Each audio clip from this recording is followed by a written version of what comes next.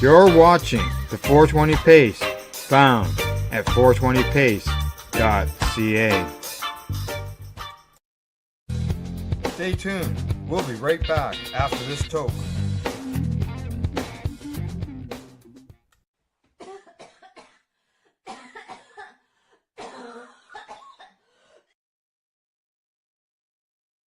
You're listening to the Pace Radio Network here at paceradio.net.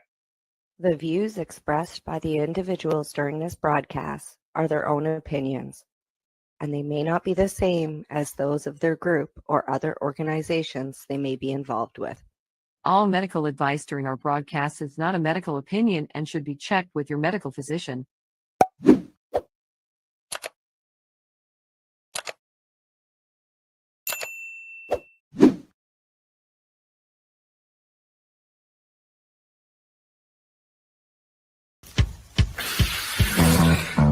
Baby, lovely.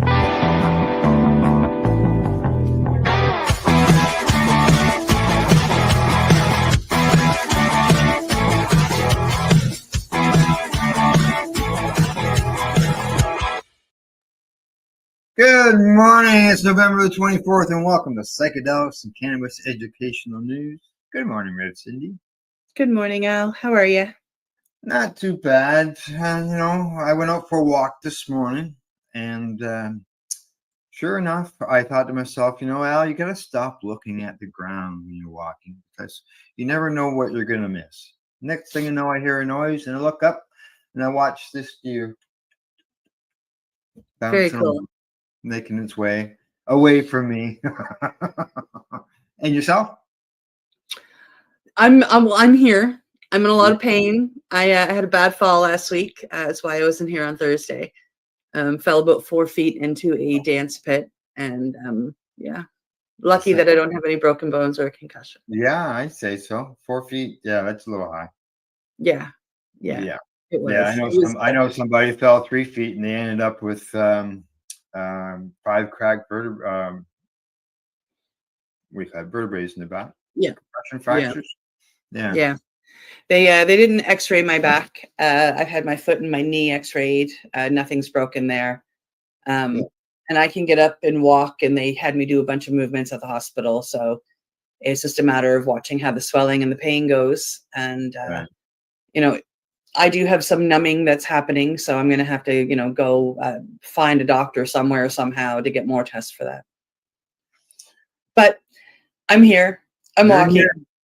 Right. Yes. Limping probably. I'm limping, but I'm not in the hospital, and I don't have a big old cast on my leg, and so I'm at least pleased with that part. Good. You're good. Yeah, casts are a pain in the butt. Yeah. As far as weather-wise, I'm looking out the sky. I see some blue sky, and I know sometime over the next week or two, they're talking about 11 degrees high. I go, yes.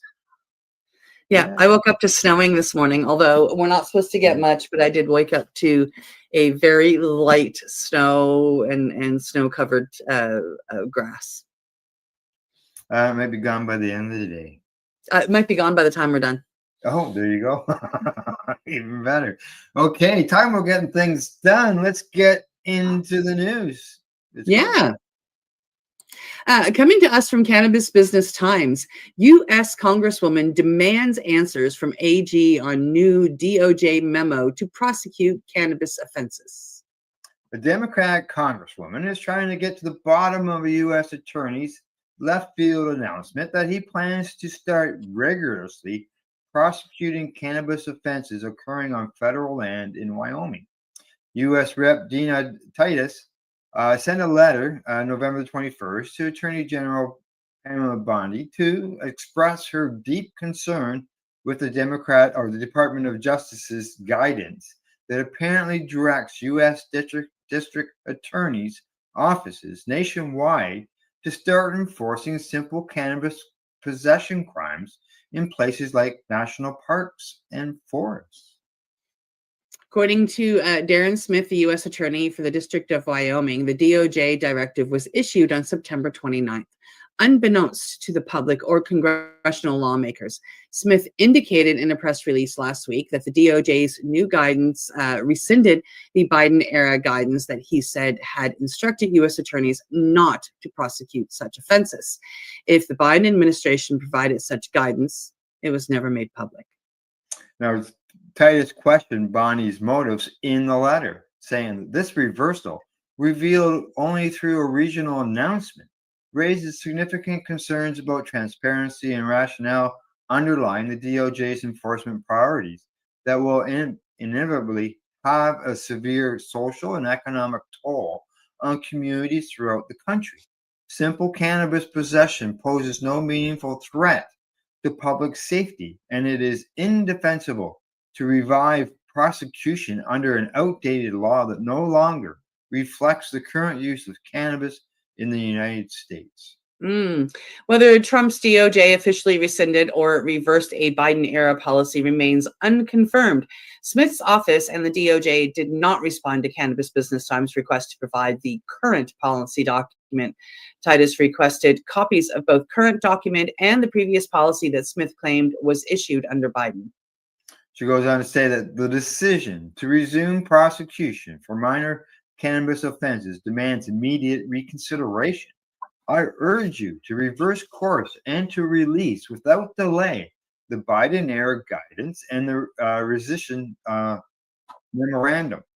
The public deserves full transparency regarding the policies that shape federal enforcement priorities and determine how tax dollars are deployed. Titus also asked Bondi to answer the following questions by December 3rd. What has the DOJ specifically instructed U.S. attorneys to do as it pertains to cannabis offenses on federal lands? What specific cannabis offenses will the DOJ prioritize for prosecution on federal lands under the renewed enforcement posture?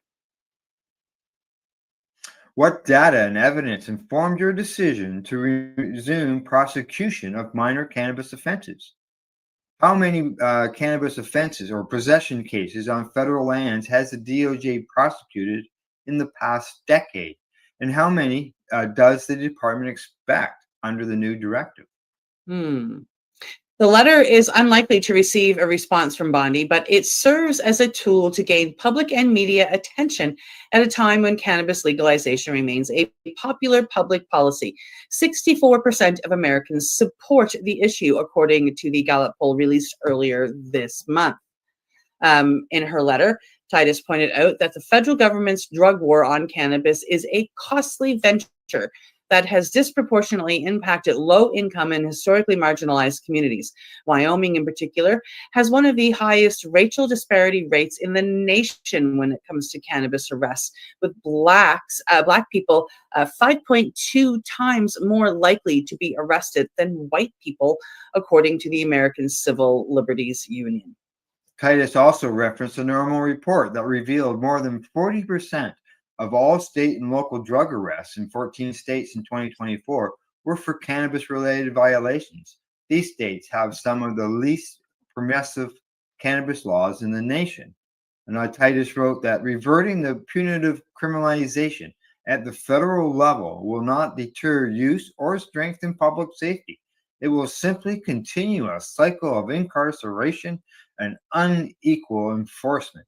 The ripple effects of a charge for simple possession of cannabis can have a life-altering consequences. Smith's announcement of the policy change in Wyoming hasn't been reciprocated publicly among other U.S. attorneys' offices. The Associated Press reported last week that spokesperson for the U.S. attorneys in Arizona and Montana did not return messages seeking comment, and the U.S. Attorney's Office in Colorado declined to comment. There are 93 U.S. attorneys' offices covering 94 federal jurisdictional districts in the United States. And Smith, from his office, says that cannabis possession remains a federal crime in the United States, irrespective of varying state laws. The detrimental effects of drugs on our society are undeniable, and I am committed to using every prosecutorial tool available to hold offenders accountable. Imagine walking through the woods, enjoying a nice hike in the woods at a park, and next thing you know, you get busted for smoking a joint. Wouldn't that suck? No, I'm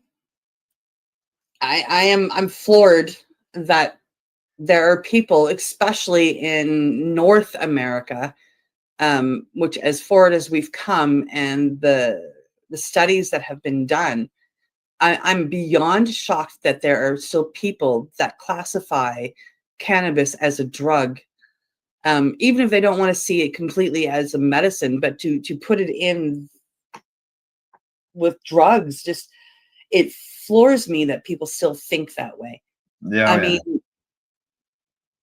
with all of the good that it does, I'm just like that one line from that floored me. Like I can't believe people still think that way. WTF? WTF? Yeah, exactly. All right, let's go from cannabis to psychedelics. Yeah, coming to us from Health Day, the popularity of psilocybin psychedelics hasn't increased ER visits. Good stuff. Now, there's some key takeaways. Increased use of psychedelics hasn't caused a rise in emergency visits and hospitalizations. Psychedelics account for fewer than 2% of hospital visits related to substance use. And after a small increase early in the COVID pandemic, hospital admissions declined through 2023. Wow. Mhm. Increased use of hallucinogens like psilocybin hasn't created an increase in ER visits or hospitalizations for bad trips, researchers recently reported in JAMA Network. In fact, after a small rise through 2020, admissions declined through 2023 with no correlation to decriminalization policies. This is coming from senior researcher Dr. Kevin Zhu, an assistant professor of psychiatry at Washington University School of Medicine at St. Louis, Missouri. And he said this in a news release. Yeah, hallucinogen use is rising in the United States. Researchers said in background notes. Now, Oregon, Colorado have decriminalized the use of psilocybin, along with several cities such as Massachusetts, California, and Michigan. However, it's not clear how that increase has affected the health of the users, or researchers say. Mm. Mm-hmm. Yeah, for the study, researchers tracked ER visits and hospital admissions for substance use involving people 16 to 64 between 2016 and 2023. Among more than 1.3 million people treated for substance use, fewer than 2% had taken hallucinogens, researchers found. The monthly share of hallucinogen-related emissions ranged from 0.6% in January of 2016 to a high of nearly 1.2% in January 2021. ER visits and hospitalizations currently have stabilized into a pattern that's slightly above pre-pandemic levels, the results show. Hallucinogens continue to account for a small fraction of substance-related hospital admissions, outweighed by alcohol and opiate-related encounters, the research team concluded in their report. The findings add important context to other studies showing rises in hallucinogen use.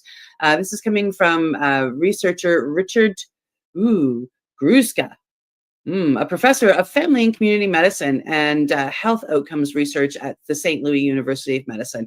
And he said this in a news release. And he goes on to say that those increases don't seem to be contributing to rising ER visits. And if anything, alcohol and other drugs seem to be driving adverse consequences of psychedelic use. There you go. And it says, what this means for you, decriminalization of psychedelics has not caused a surge in hospitalizations related to those medicines. There you go. Mm-hmm. Good to know that it hasn't increased any hospitalizations. That's always, those are part of the fears, right? So. Oh, it always is. Yeah, that's good that has not transpired, and people, there's so many people that are finding health reasons to be using them and improving their lives. So. Okay, next story. Yeah, coming to us from Cannabis Science and Technology. Updates on cannabis research for Alzheimer's disease symptoms. Oh, we got show more button. Oh, a bunch of stuff there. Okay, I'm just scrolling down. How can medical cannabis affect symptoms of Alzheimer's? This month's Healer webinar, hosted by Dustin Solak, included analysis of recent in vitro and in vivo research on how cannabinoids can moderate various dementia symptoms, including those for Alzheimer's disease and even the core issue of memory loss and cognitive decline. Now, Dr. Sulak also briefly discussed how new federal legislation passed earlier this month may affect hemp products, stating there's still a lot of questions up in the air, but I think the most important thing for all of us to know is that it gives us a 12-month runway to find a way to make more sensible regulations. Yeah, exactly. Yes. Now, the first study discussed in the webinar randomized a clinical trial of low-dose cannabis extract in Alzheimer's disease. And that was published in the Journal of Alzheimer's Disease in October 2025. This study built on previous preclinical and clinical research on cannabinoids for Alzheimer's symptoms. In this phase 2 randomized double-blind placebo-controlled clinical trial, 28 participants diagnosed with Alzheimer's consumed either a placebo or a low-dose THC CBD balance extract daily for 26 weeks compared to the placebo. The participants taking the cannabinoid scored higher on mini mental state exam. Though it was a small sample size, Dr. Sulak included the study because of its potential implications. These are small groups, but still quite significant numbers, he explained, noting that most other dementia studies do not include a placebo. But this study is really asking the question, what happens if we just kind of nudge the endocannabinoid system? Now, what happens if we really treat and titrate the treatment to observable symptomatic improvement? But this is like cannabis as a tonic, just a little dose. He also noted that cannabinoids could be a more affordable treatment compared to the FDA-approved treatment involving an infusion of antibodies. And there have been 2 rodent model studies. Yeah. I think it switches over to a completely different thing, but we'll go through it anyways. Sure. It says the next study identified of cannabinolic and CBG acids, and there's a bunch of words there, inhibitors against Alzheimer's disease. So this is the second study on Alzheimer's and cannabis. Was published in Phytotherapy Research in January 2025. Researchers tested CBDA and CBGA as compounds for multi-target directed ligands to slow the progression of Alzheimer's disease by targeting multiple variables. Both cannabinoids were found to act on enzymatic targets relevant in the disease progression and symptoms. The rodent model portion of the study tested the cognitive performance in mice injected with beta amyloid peptides to induce Alzheimer's-like symptoms. The cannabinoids were found to improve hippocampal neuroplasticity and cognitive function, and CBGA also demonstrated reduced depressive-like behavior. They're quoted as saying, "I think these compounds have a lot of promise, probably beyond dementia," Dr. Sulak noted. These are just kind of a glimpse of what might happen in humans. Dr. Sulak also briefly discussed the third study, which is cannabinoid acid reduces deficits in hippocampal long-term potential in models of Alzheimer's disease. And this was published in the International Journal of Molecular Sciences in May of this year. This was another rodent study with CBDA, with researchers analyzing hippocampal slices and protein analysis in cortical tissues of mice with Alzheimer's-like symptoms. Basically, what these folks found was that CBDA in vitro at low concentration reversed the attenuation of long-term potentiation. These are really looking at upstream factors in Alzheimer's disease. How much energy does the mitochondria of the cell produce? How are the proteins handled? How are they sorted? And then how can the nerves make new connections with each other? Now, according to Sulak, the main takeaways from the 2 rodent model studies are that CBDA and CBGA join other cannabinoids as proven multi-targeted directed agents in Alzheimer's disease, though this effect in humans still needs to be researched, particularly for effective doses for humans. A main question for future research is, can we get these effects at doses that are likely for humans to consume? And even though it's very hard to extrapolate that, these studies suggest that the answer is yes. So I'm quite excited. Yeah, the final study, Can Cannabinoids Alleviate Behavioral Symptoms in Older Adults with Dementia? A systematic review. It was published in the Journal of Psychopharmacology in October of this year. Researchers analyzed studies related to medical cannabinoids used for managing behavioral and psychological symptoms of dementia. In total, 10 studies with a total of 278 participants were examined. Through multiple mechanisms of actions, cannabinoids demonstrated abilities to reduce agitation and sleep disturbances. Oh, that's huge. Improve functional abilities and increase caregiver satisfaction while exhibiting good tolerability. Dr. Sulak concluded with a message on the potential of cannabis in alleviating the multiple stresses of dementia. Dementia, not just Alzheimer's dementia, but dementia in general is a huge problem, he stated. We don't have good treatments for it. We have an aging population. It requires a lot of care. It's a big financial burden on the economy. We need cost-effective and overall safe and effective treatments for this. We have them in our beloved plant, cannabis, and we need to continue to get these people to unlock their secrets. Mm-hmm. There we go. Now, I told you before the show that I had a little bit of information on the cannabis and Alzheimer's that I would talk about when we got to this point. This Wednesday night on the Pace Radio Show, our guests are Kim Saltarsky and James Tripp. Kim does the Healing Conversations, which is a series of patient stories about cannabis and how cannabis helped. On Wednesday, we're going to be talking about cannabis and Alzheimer's disease. Exactly that. And wow. The documentary is released. It's on Kim's YouTube channel. Amazing, Ain't It? That's what this YouTube channel is called. And you'll see it there. And the stuff that we were reading through there, I can confirm that James has seen as a result of that. We're going to find out more on Wednesday. Yeah, I was excited when I had the opportunity to be able to talk to them about this, because we've had people in our family have died of Alzheimer's. So same.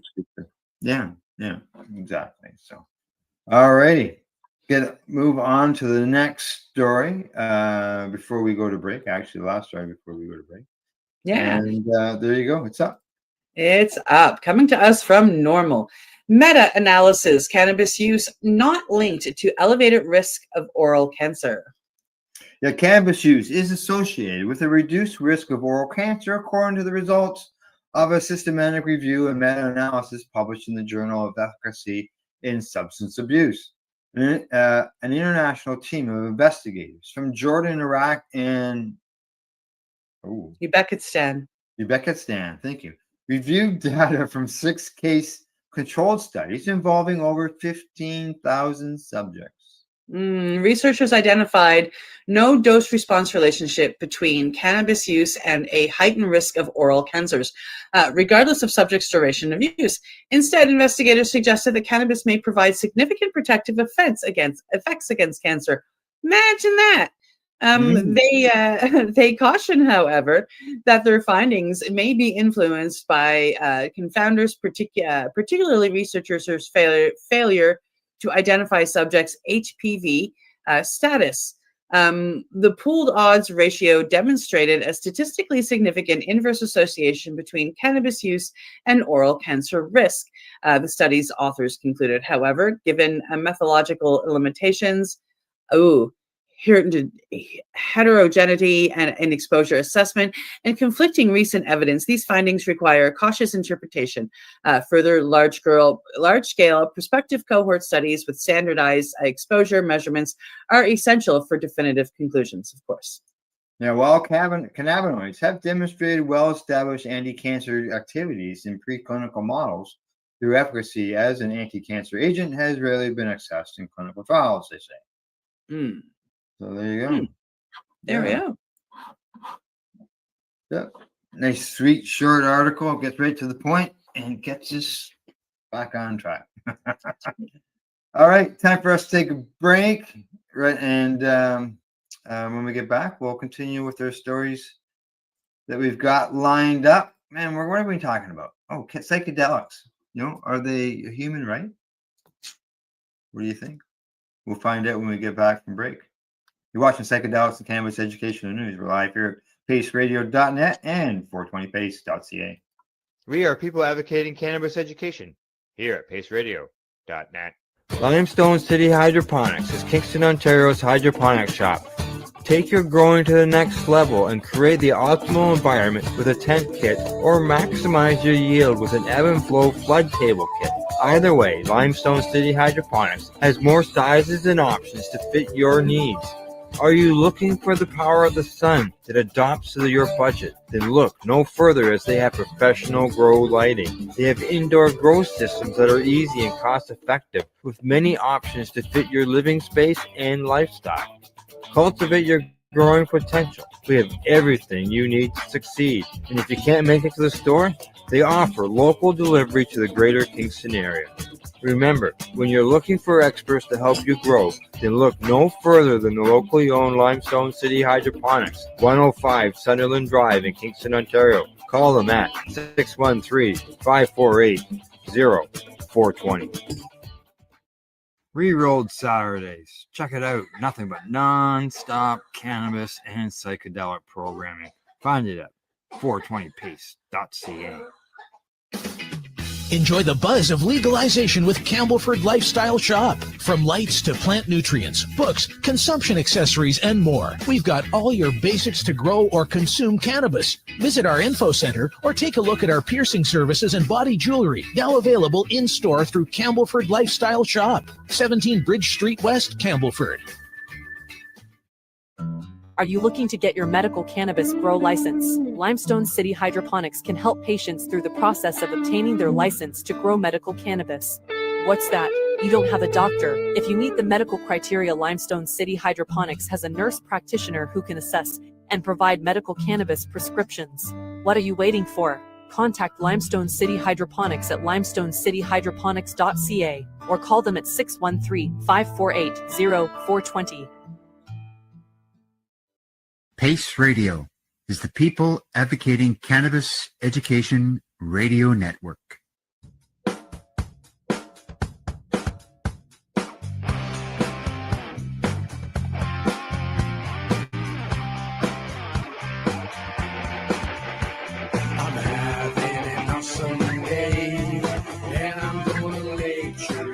That way. I'm having an awesome day, and I'm gonna make sure it stays that way.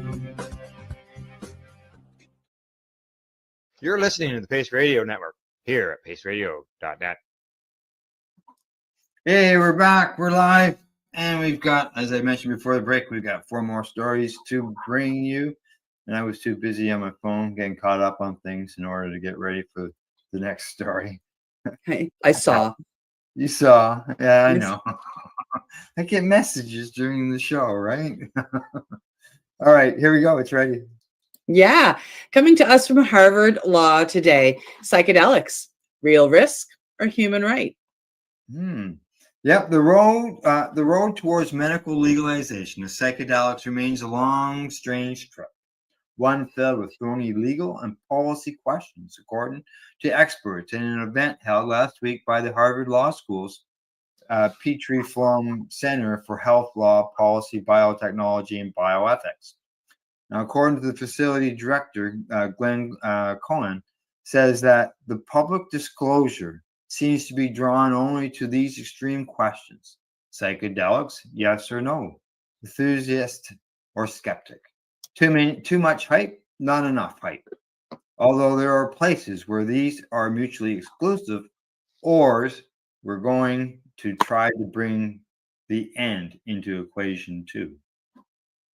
In his introductory remarks, Cohen, the James A. Atwood and Leslie Williams Professor of Law at Harvard, pointed out that the center launched the Project of Psychedelics Law and Regulation in 2021 to examine the numerous gray areas in the debate over psychedelic research and access. Moderated by Slate Political Gabfest co-author David Plotz, the panel Towards Psychedelic Access, Go Faster or Slower, brought together fervent advocates for psychedelics access with those who favored a more cautious approach. In the latter camp was David B. Yannon, a professor at psychedelic research at Johns Hopkins University, referring to the caustic psychedelic drugs, LSD, psilocybin, and DMT. He noted they have inherent dangers as well as medical benefits in treating mood disorders.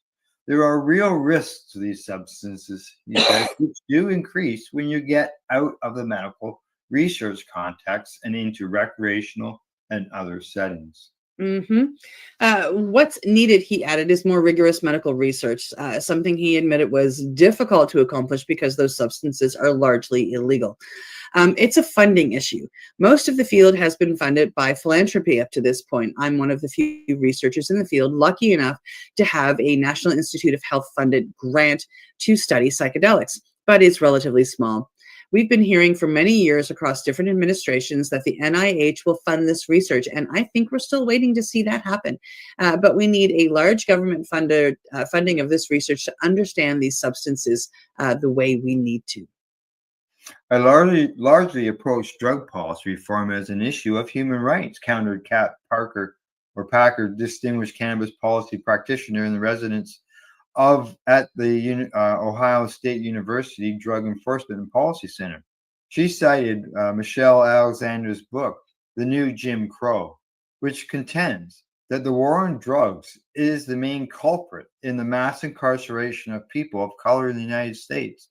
Thus, Packer says, the drug policies themselves can be just as harmful as the drugs, and there are risks that we have an opportunity to mitigate.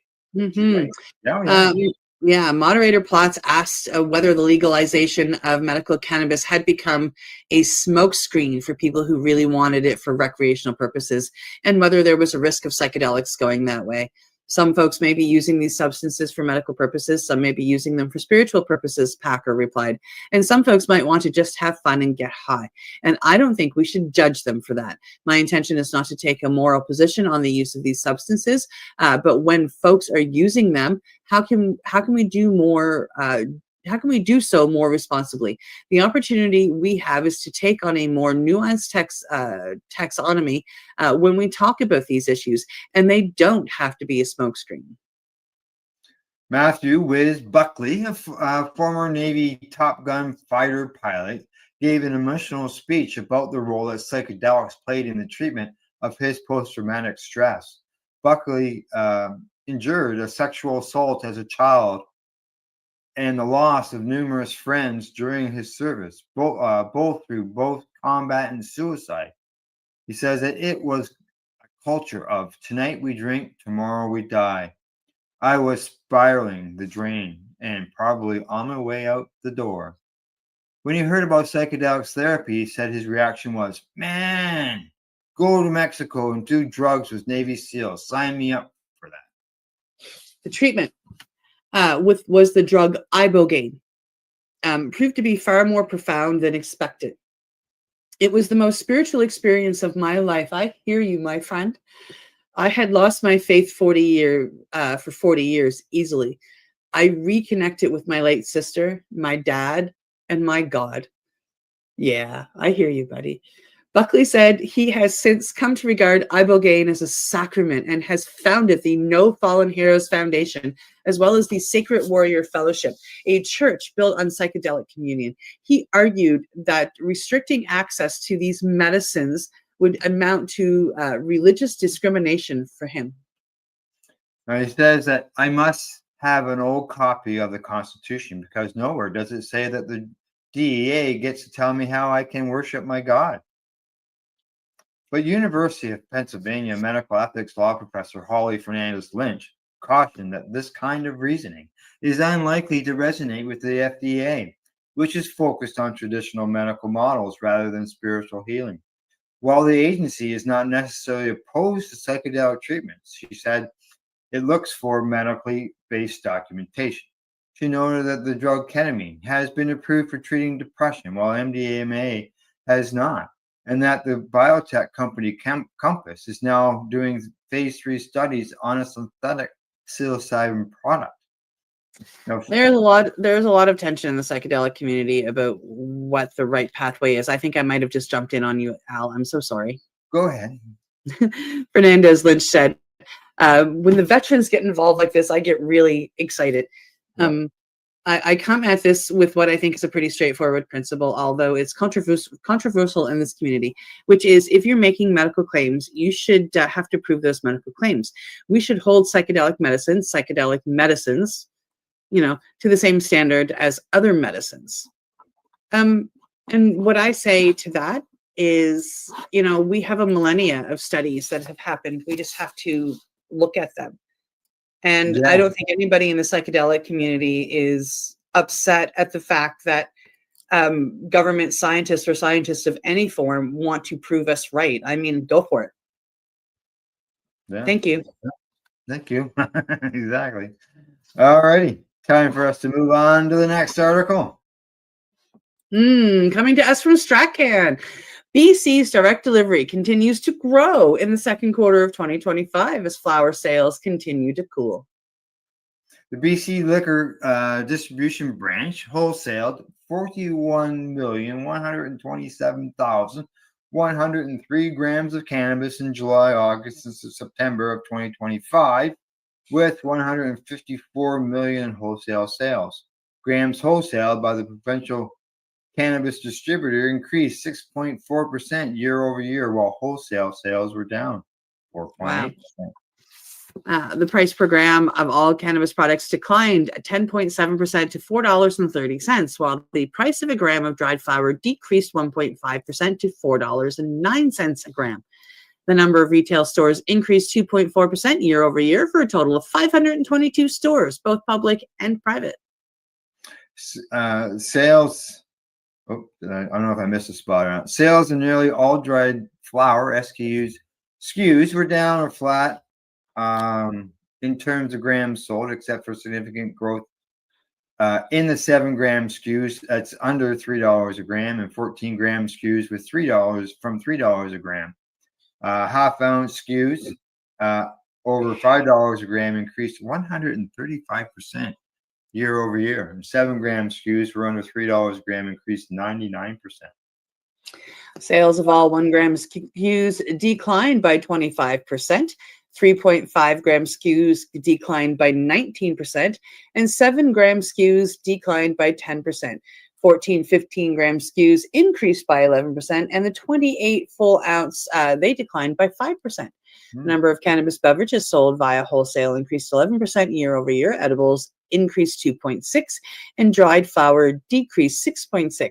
Ingestible extracts decreased 20%. Inhaled extracts increased 3.4%. Pre-rolls increased 8.4%. Of course they did. Nobody wants to roll anymore. Seeds declined 64.8%, and topicals decreased by 9%. For inhaled extracts, the growth was entirely from disposable vapes, which saw a 72% year-over-year growth, with 389,581 sold through wholesale. The number of cartridges sold actually declined by 8% to 902,000. Sales for most concentrates, such as hash and resin, rosin, and wax, all declined in terms of units sold.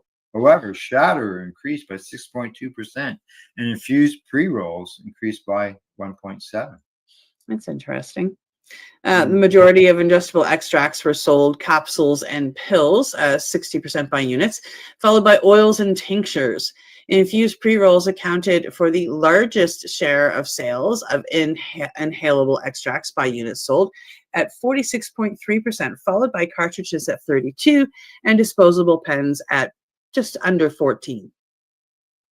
Sales in BC's direct delivery program, which allows some smaller BC-based cultivators to sell through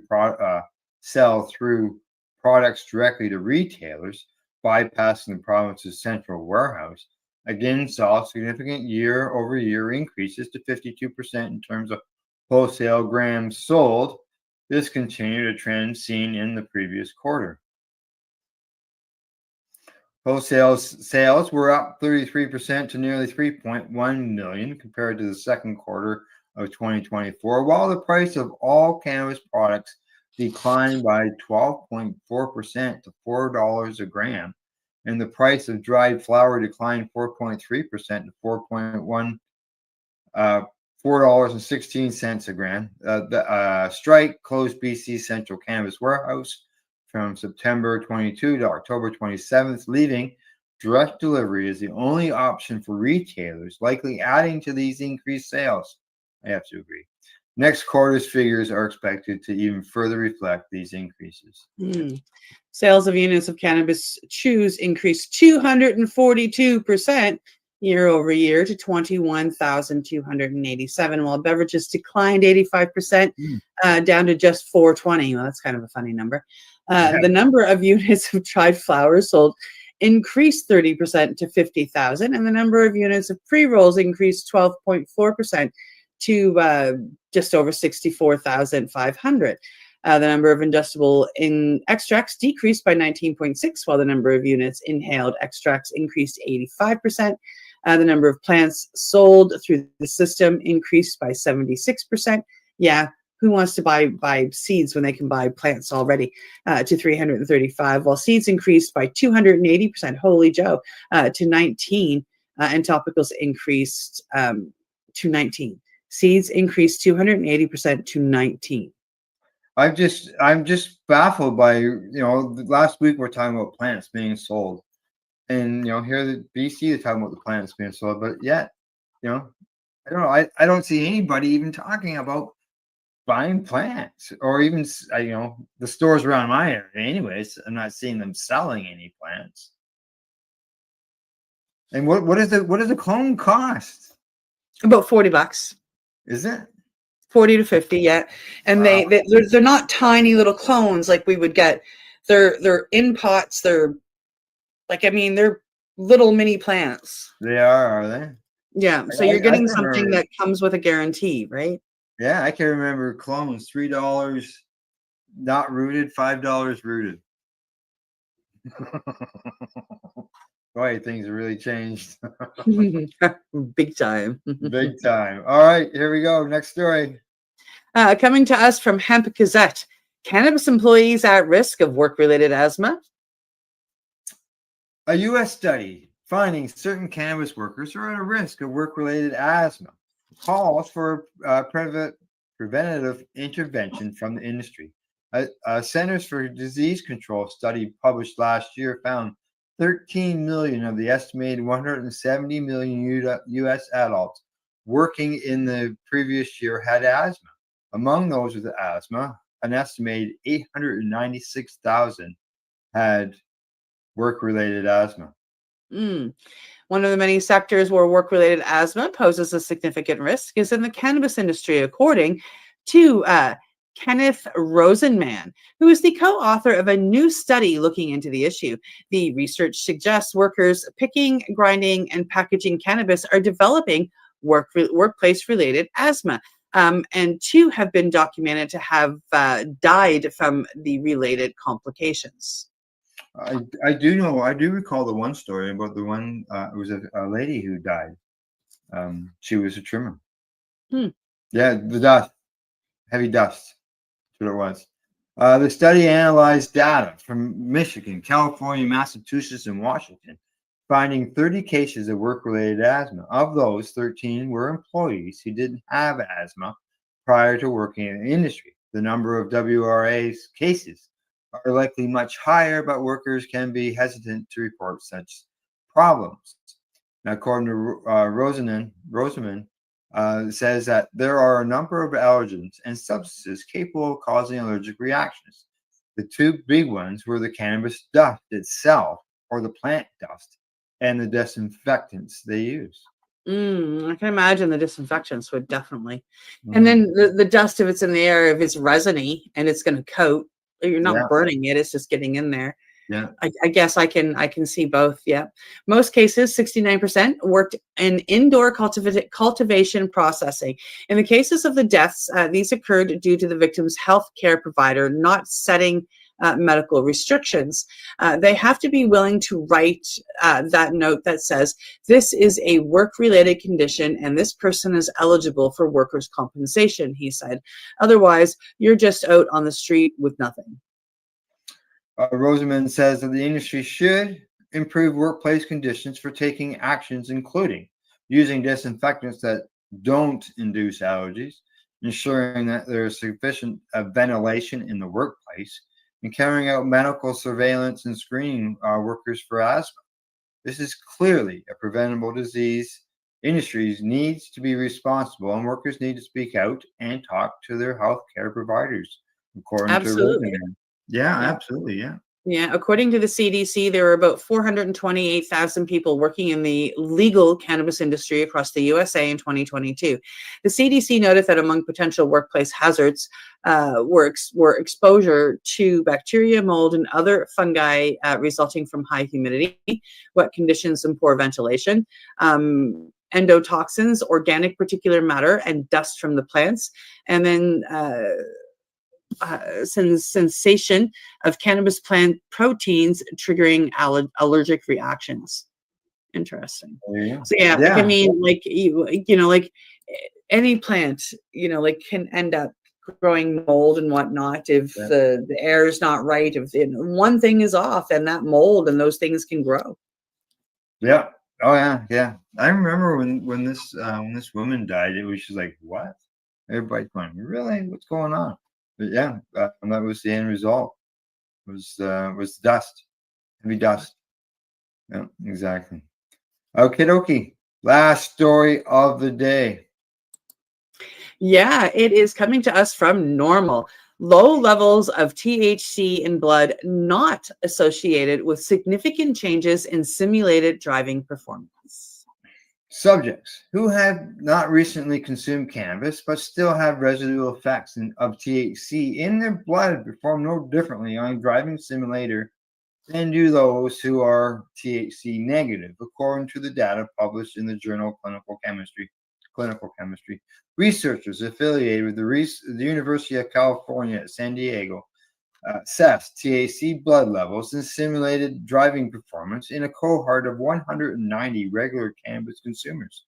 Study subjects were required to have abstained from cannabis for 48 hours prior to participating in the study. Post-abstinence, and nearly half of the study participants had detectable levels of THC at baseline, with 1/4 of participants testing positive for more than 2 nanograms per milliliter of THC in the blood. However, those testing positive for THC showed no significant differences in their baseline driving scores as compared to those with no quantifiable THC concentrations. Our data argue that the concentrations we measured at baseline likely reflect steady state THC concentrations in this population several days after last use. The study authors concluded, we also show using quantitative data from the driving simulator that participants who exceeded the zero tolerance and per se cut points 2 and 5 nanograms per milliliter performed in a similar manner as those below the arbitrary values. These results add to a growing body of evidence that per se THC blood statutes lack scientific credibility as prima facie evidence of impairment. The findings are consistent with those of other studies reporting no collaboration between the detection of either THC or its metabolites in blood, urine, saliva, and breath, and impaired driving performance. Nevertheless, several states have enacted laws criminalizing drivers who operate a motor vehicle with trace levels of THC and THC metabolites, regardless of whether the driver is impaired, which is so wrong. Right? Like, it doesn't make sense. If you're not impaired, why are you getting charged an impaired driver? Exactly. Yeah.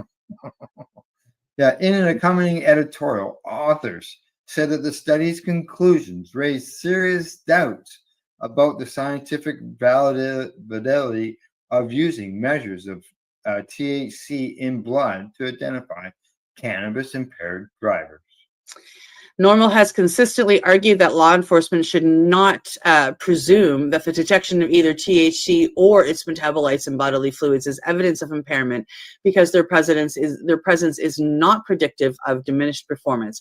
Alternatively, NORML has called for the expanded use of performance-based tests like DRUID or predictive safety alert meter, which compares subjects' cognitive skills to either their own prior performance or an aggregated baseline. There you go. Yeah. Now, all it's proving is that there's THC in the person's system. Yeah, It's just it's only proving consumption. Consumption. That's it. Nothing more. You know. But yet there's a lot of people, that have had this charge, fighting the charge. And you got to hope that maybe some research like this, you get, the whole research, not just the quick article that we have, but the actual research. You take that and fight your case. It's got to help. There's been a lot of it. I mean, we've read a lot over the past year, like just in 2025. Like, I mean, at least once a month we have something about driving and cannabis. Yeah.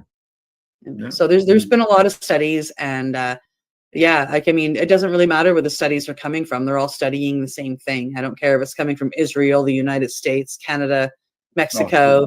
Yeah. It doesn't matter. It doesn't matter where it's coming from. It's all human condition, and we should be able to, call on that research when we go to court. I know here in Nova Scotia, there have been a few people that have been charged with impaired driving using cannabis.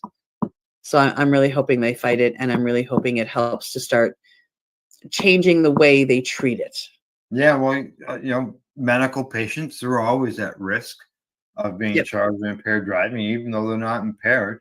I had an article on Thursday while you were away on New South Wales in Australia, where an MP has put a motion forward or a bill forward, which medical patients can help use as a defense. They will still be charged, but they're allowed to go to court, use medical defense, so on and so forth. Whereas right now, you can't.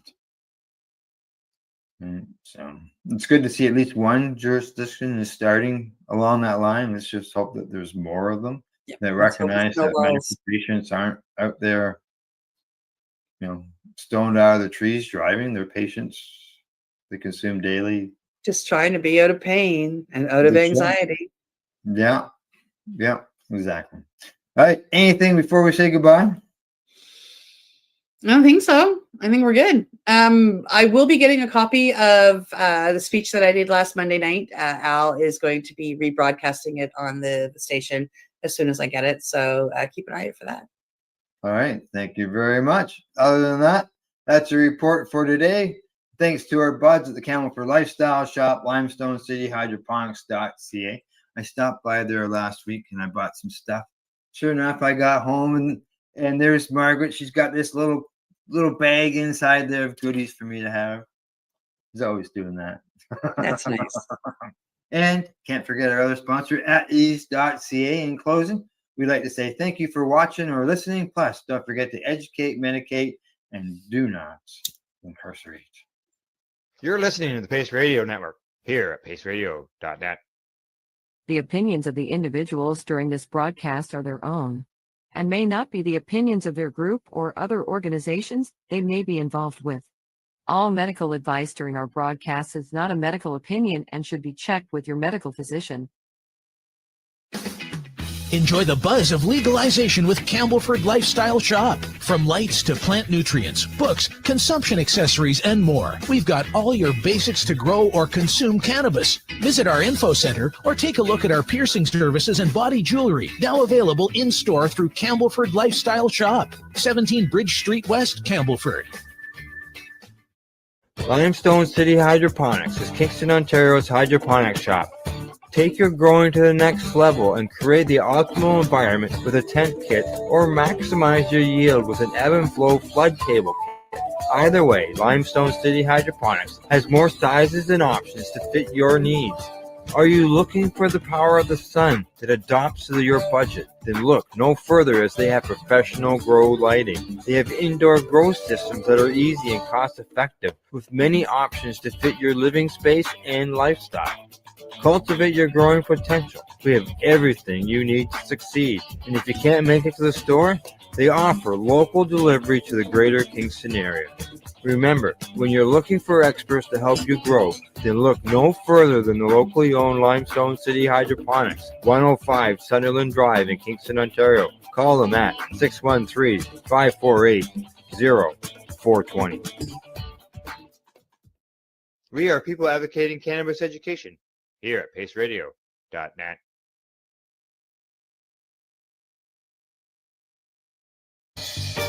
You're watching the 420 Pace, found at 420pace.ca. You're listening to the Pace Radio Network here at paceradio.net. The views expressed by the individuals during this broadcast are their own opinions, and they may not be the same as those of their group or other organizations they may be involved with. All medical advice during our broadcast is not a medical opinion and should be checked with your medical physician.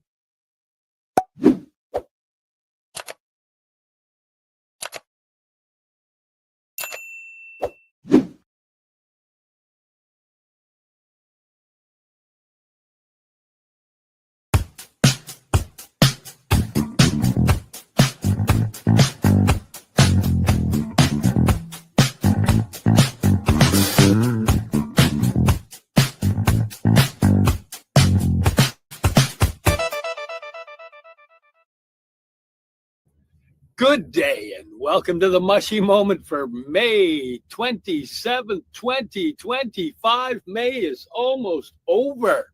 Can you believe it? Wow. Summer's almost here. Summer's almost here. Oh, the song's done. Sorry. I was going to keep dancing. Looks like you already got summer going there. Look at the fan going on.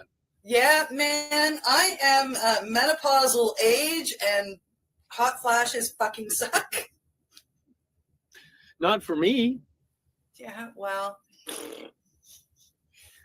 Yeah. How you doing? Besides really warm at the moment, I'm pretty awesome. How about yourself? I'm doing awesome myself. We started out with rain today. It became beautiful sun. Took my little, come here, Chikachoo. I'm just waking her up from a dead sleep.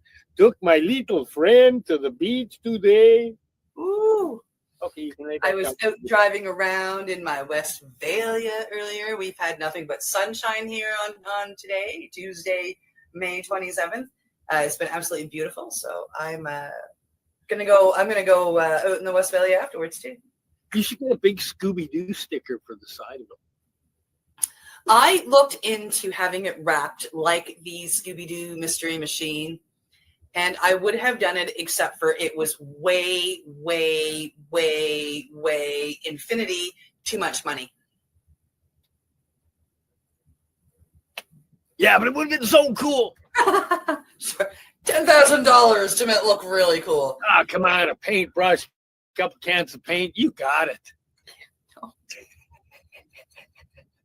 Canadian Tire sells But I did look into it. It was but it was quite expensive, even to have it wrapped instead of painted, which used to be something that was much cheaper, was incredibly expensive. It was about $4,000 more to get it wrapped versus painted. Yeah, they just saw that you could afford a Westphalia and figured you were Little Miss Moneybucks. Right. People only think that because it costs so much to get fucking parts. Like, it's insane. They have a new Westphalia out. They have remade the Westphalia. It does not have a pop top, and it's electric. There's one that drives by here. Yeah. There's a little yellow one that comes by here every once in a while. Oh, right on. I've seen it. It is so cute.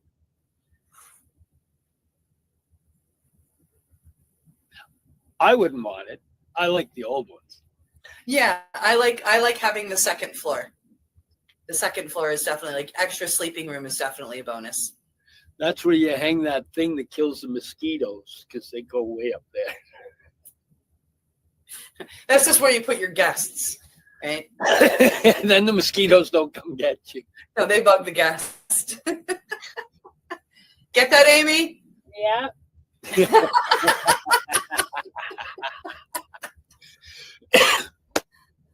Hey, what is that above your shoulder on the wall there? Above my shoulder. The other one. No, the other way. The other way.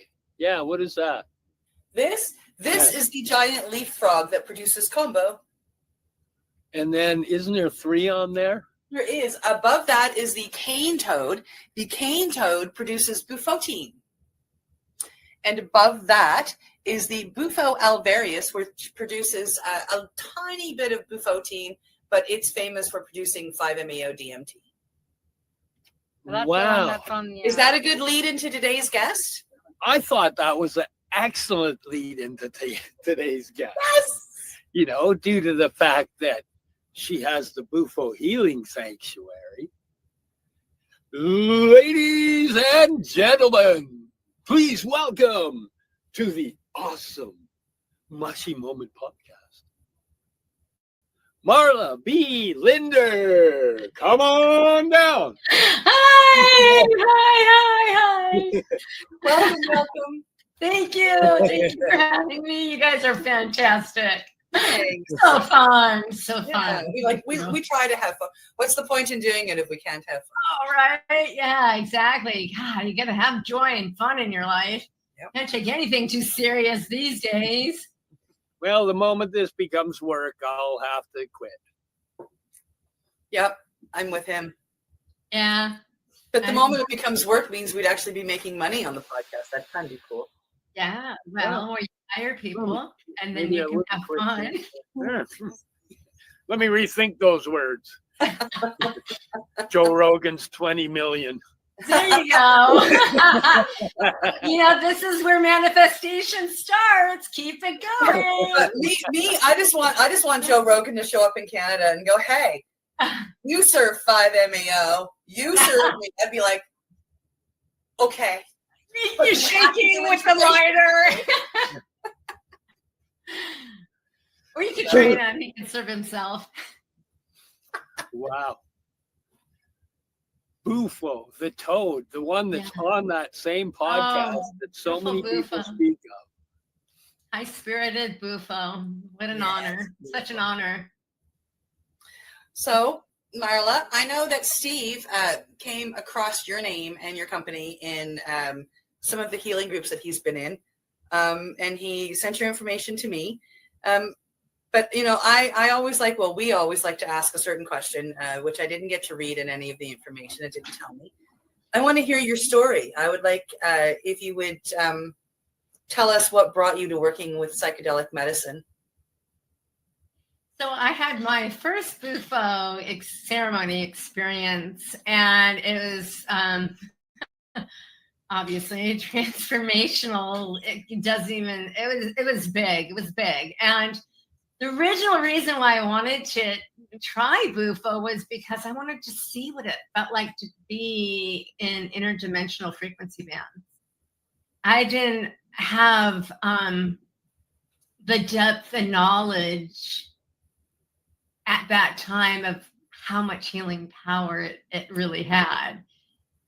So I was taken back, like, whoa, okay. I was so nervous the first time I did it. So I met this guy on Facebook, and he was taking his daughter out. You know, he had a video of taking her out for shooting at the shooting range. And I'm like, what a cool dad, you know, to show his daughter how to protect herself. So I messaged him, and he explained what he did and who he was. And he was a former special ops and went through addiction and pain, and it led him to Ibogaine and then to Bufo. And I'm like, well, I want to hear more.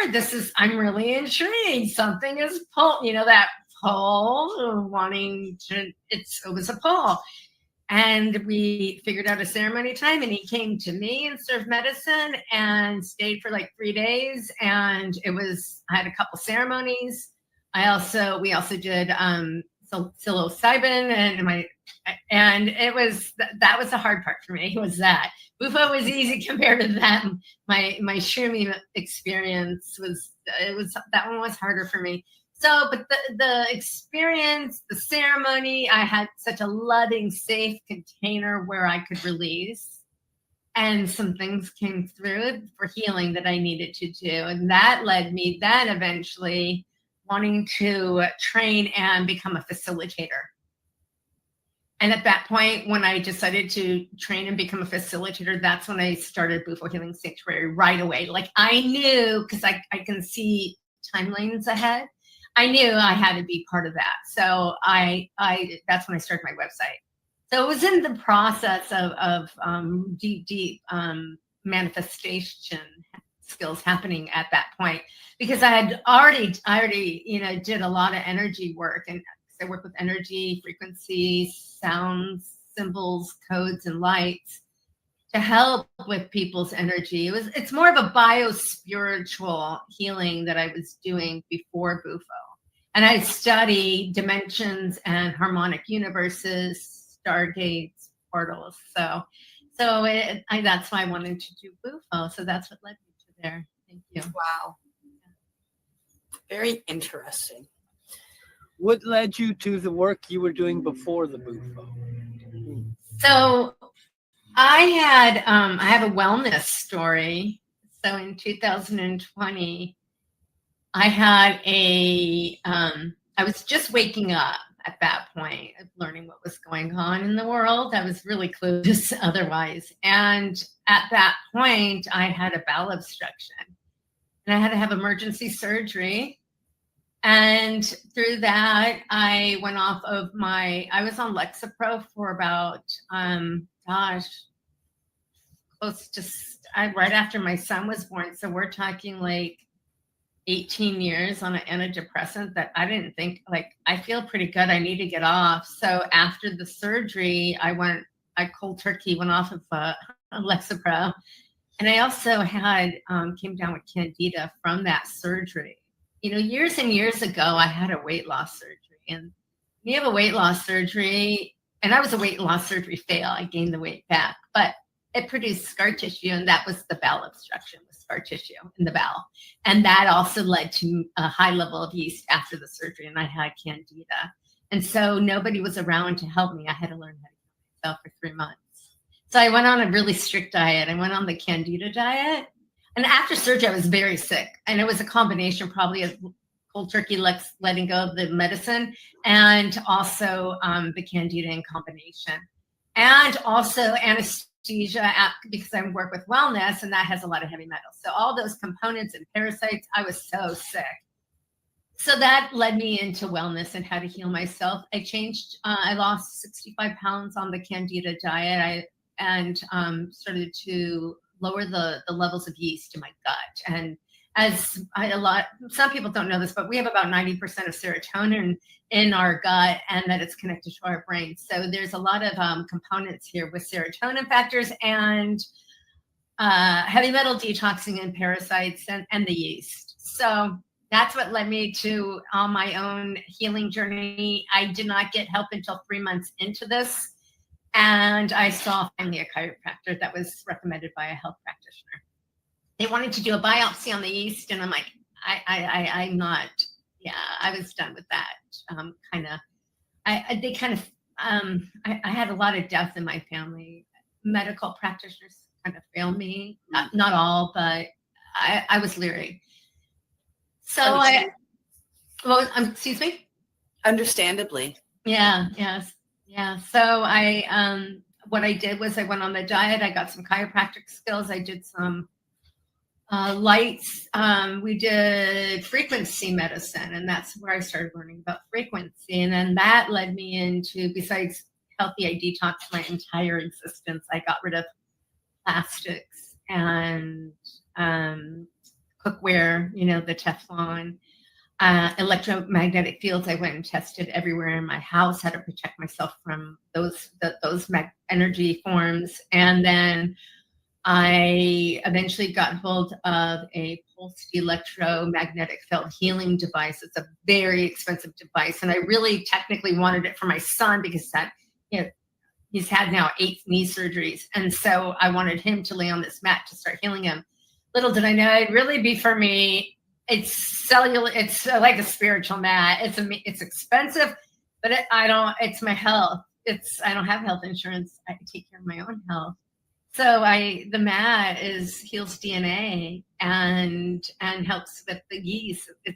I brought the frequency up. High frequency is for health, as you know, because you've worked with frequency and vibration and sound therapy too. So I just kept growing and growing into. I had DNA activation while I was healing, and that started. I started to hum. This humming started to come out of me. And then I realized, oh my God, I did some research in a spiritual sense.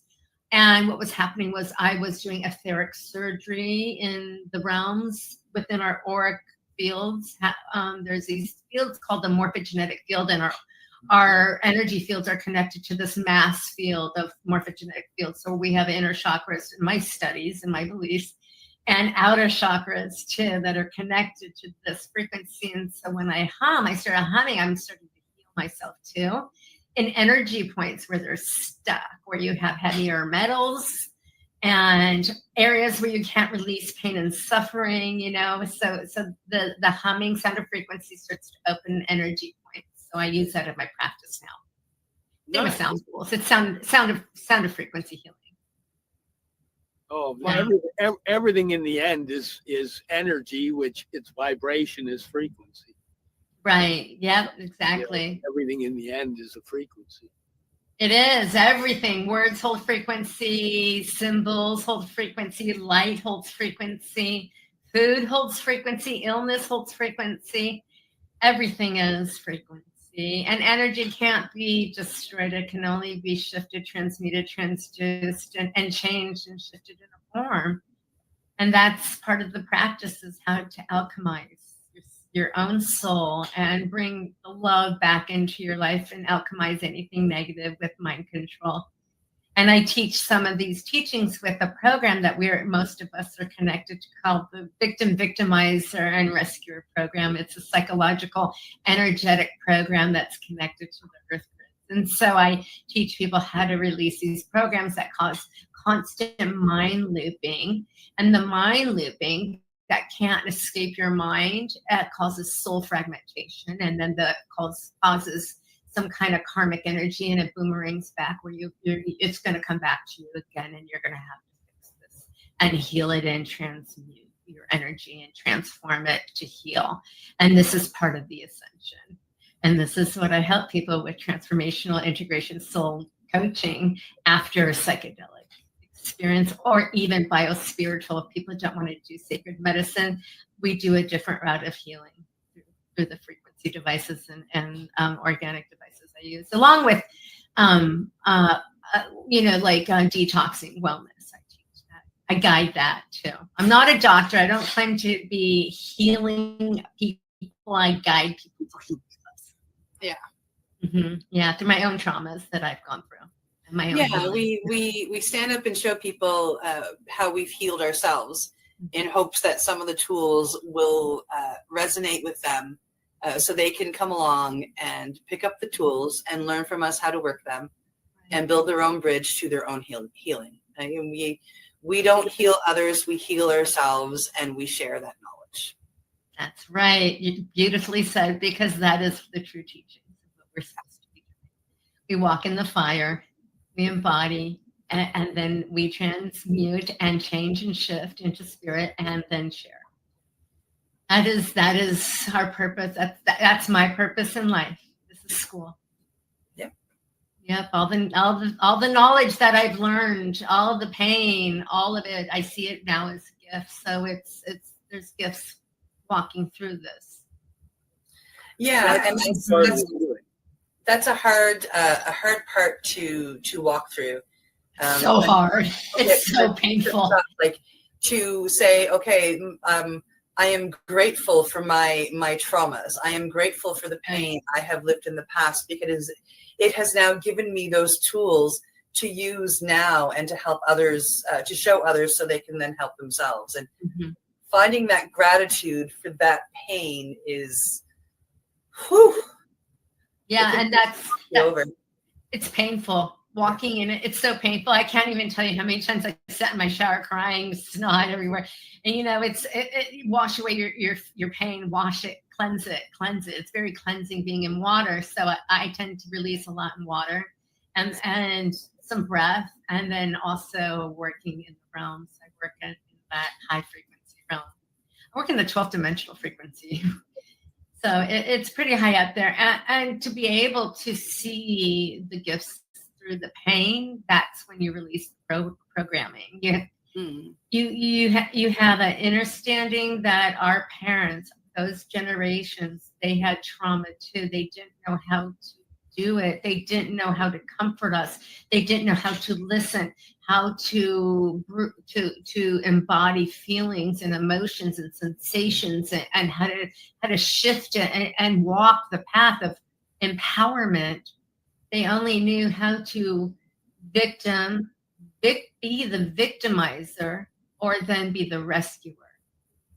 And so I have found these components to be very healing for people, and working with coaching, integration coaching, with that foundation of the deprogramming people, pretty much, and how to do that energetically. And because I've walked it, I've done it, it worked. Yeah. And I use medicine, but initially I didn't use medicine, so sacred medicine, but now I do. So, and it ebbs and flows. I've heard people start doing their medicine journey and then they stop and switch, so life is very fluid. It is. Especially in this matrix, and the whole, we make it what we want. When you have high frequency, you can manifest quicker too. We all need to manifest what our hearts desire. And that's part of sacred medicine. It pulls you to what your heart desires, doesn't it, Cindy? Well, it helps to open your eyes to your true self. And, speaking from my own experience and my own self, I've spent a lifetime wearing masks because of my traumas, and, which led to my addictions, and et cetera, et cetera. And I find it even hard these days to not wear a mask. My first stage in learning and being my true self is just like, okay, when I am home alone, that's when I can take them all off. There's nobody here to try and, tiptoe around their feelings or accommodate for them, or I can just be me for me. So I've spent the last, I'd say 6 to 8 months working on that, and sitting in observation of who is Cindy. Right. Mm-hmm. And it's incredibly healing and eye-opening to sit with yourself alone in silence and listen to yourself and say, okay, tell me who you are. Tell me what we should be doing. If I'm to speak to all of my parts, and if we can take the hurt and the fear and put it aside, who am I? And it has started to come out, and it's really beautiful. And then it takes courage. It takes courage, and it takes determination, and really confidence to say, okay, I'm ready to show the rest of the world. And that takes a lot. And that's the very hard part. It's one thing to open up to yourself, but then to turn around and say, okay, I know who I am now, and to put it out for the rest of the world to see it's a scary step. And we do that when we step into service. Okay, we've done some medicine, we've done some healing, we're working through it. We've heard a call that says, share your knowledge, share your tools, hold space for others. And we are discovering that as our true self. And now we've got to go put ourselves out there in a world that kind of looks at this stuff, like kind of goes, huh? Mm-hmm. Because we really are in the 3%. And I think I'm over exaggerating that 3%. We might be at 2% now, 2.5% of the human population follows this way, does this medicine, believes in this. And So it's a hard battle. We are walking uphill, and I think it's an incredibly important battle to have, and to have people with the true heart in it, truly wanting to help others is what is definitely needed in this industry. Yeah, and you hit the nail on the head. You're alone. We're alone. It's a lonely path being in shamanic medicine. It really is, because it's very unique, and it's a real honor to do it. But you give a lot. It's a very selfless type of service to humanity, and I'm never alone. I feel very guided, and I know you do too, or we wouldn't be here together. So finding communities that are similar in your beliefs, finding those communities where you have a lot of love and a lot of support, and because it's growing, and the ones that truly hold the medicine so sacred in my eyes and have strong spiritual integrity and code of conduct and safety protocols in place are the ones that will be the leaders in this, that eventually could be the protocols for the future governments. We create the protocols for them, because where else are they going to go? Are we going to have government protocols? How are they going to know if they haven't walked this? Not only that, it's bringing in tribes. That's a big thing for me, is bringing in the ancestors of medicine, because like tobacco was the first medicine, and I honor the different tribes and all the four directions of where all the different medicines come from, because of I'm a believer of the eagle and condor prophecy, and it's getting close to that prophecy has been fulfilled, but it extends from what I've been taught is 5 years out of the prophecy. So it extends out when the earth is woken up, and all the medicines come together, and each medicine holds its place too, and needed at specific times. I'm getting to know Wachuma very well. Wachuma is a beautiful medicine, and for your viewers, because you guys probably know this, your viewers probably know this too, the grandfather medicine, it's heart expansion, it's kind but bold. I just went through some really deep healing that brought, after I went through this traumatic pain. Wow. It humbled me, and I had like a birthday, a spiritual birthday, and I heard the words. I heard it loud and clear. And what happened was, after this experience and releasing so much shame and guilt from me being the victimizer for a while in my life, I let go of the shame and forgave myself. And I woke up and heard, and I've never read the Bible ever in my entire existence, you guys. I heard Corinthians 43 in my ear, and I'm like, okay, what's sight? Because I have the clairaudient, clairsentient, clairvoyance. I have a lot of clairs, so I'm like, okay, let's go to Google. I looked it up, and 1543 Corinthians came in. It was about a death and a rebirth, and I knew I had arrived. And so it was a very significant moment, and it just happened recently. And so that embodiment, I can feel full love for people, and I don't have to do it myself. I let go of that programming. My program is ended, and so now I've stepped in full embodiment, and I can start walking side by side and guide in fullness. It's amazing. Yeah, it's big responsibility, but I'm not scared. I feel I'm excited for the future. Yeah. Steve, it's a good time, Steve. Oh, hey, it's time for us to take a break, visit our sponsors, and maybe smoke a joint if you want to. We'll take that little break right now. See you in a few minutes. We'll be right back. You're listening to the Pace Radio Network here at paceradio.net. Camelford Lifestyle Shop, open Monday to Friday from 10 till 7 p.m. or by chance. Check out our flags, our t-shirts, plus our hats, and look of that supply of rolling papers, plus much more. We've got bongs and your favorite herbal vaporizers. Look at all the incense we have, as well as for those who collect knives, check out these knives in our collection. And while you're here, stop in to see Shay at the piercing room, where you can get poked by Shay. Daily deals, check them out. Camelford Lifestyle Shop, 17 Bridge Street West, Camelford, Ontario. What do you find at paceradio.net? People advocating cannabis education.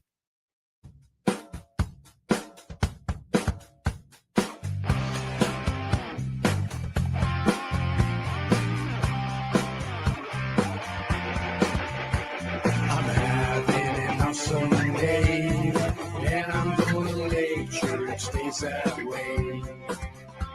I'm having an awesome day, and I'm gonna make sure it stays that way. Limestone City Hydroponics is Kingston, Ontario's hydroponics shop. Take your growing to the next level and create the optimal environment with a tent kit, or maximize your yield with an ebb and flow flood table kit. Either way, Limestone City Hydroponics has more sizes and options to fit your needs. Are you looking for the power of the sun that adapts to your budget? Then look no further, as they have professional grow lighting. They have indoor grow systems that are easy and cost effective, with many options to fit your living space and lifestyle. Cultivate your growing potential. We have everything you need to succeed. And if you can't make it to the store, they offer local delivery to the greater Kingston area. Remember, when you're looking for experts to help you grow, then look no further than the locally owned Limestone City Hydroponics, 105 Sunderland Drive in Kingston, Ontario. Call them at 613-548-0420. Rerolled Saturdays. Check it out. Nothing but non-stop cannabis and psychedelic programming. Find it at 420pace.ca. You're listening to the Pace Radio Network here at paceradio.net. And we're back here on the Mushy Moment, May 27th, 2025, with Marla B. Linder from the Bufo Healing Sanctuary. That's right. Healing one life at a time, right? You know what? Guiding them to heal themselves. Your story. I got a question about your story. You said the mushroom part was tough, and I got. Oh God, man, Steve, that was okay. So my first experience was fantastic, and I was like in my 20s, and then I had another experience. I was probably I was still in my 20s, getting a couple years out, and then this last one, and that was okay. It was just okay. It wasn't the greatest. And then this one was so painful. So we had my second Bufo ceremony. He's like, okay, do you want to do shrooms? I'm like, sure. And I had some. My son's really cool. He's into psychedelics too.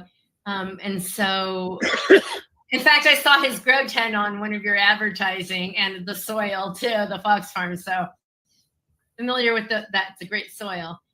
So my son was there too when I had my bad mushroom trip. So what he did, we had I think it was is it golden ruler, golden teacher, yeah, and then penis envy. I think he might have mixed the two, and then he did it in lemon juice, so it would be 3.5 hours.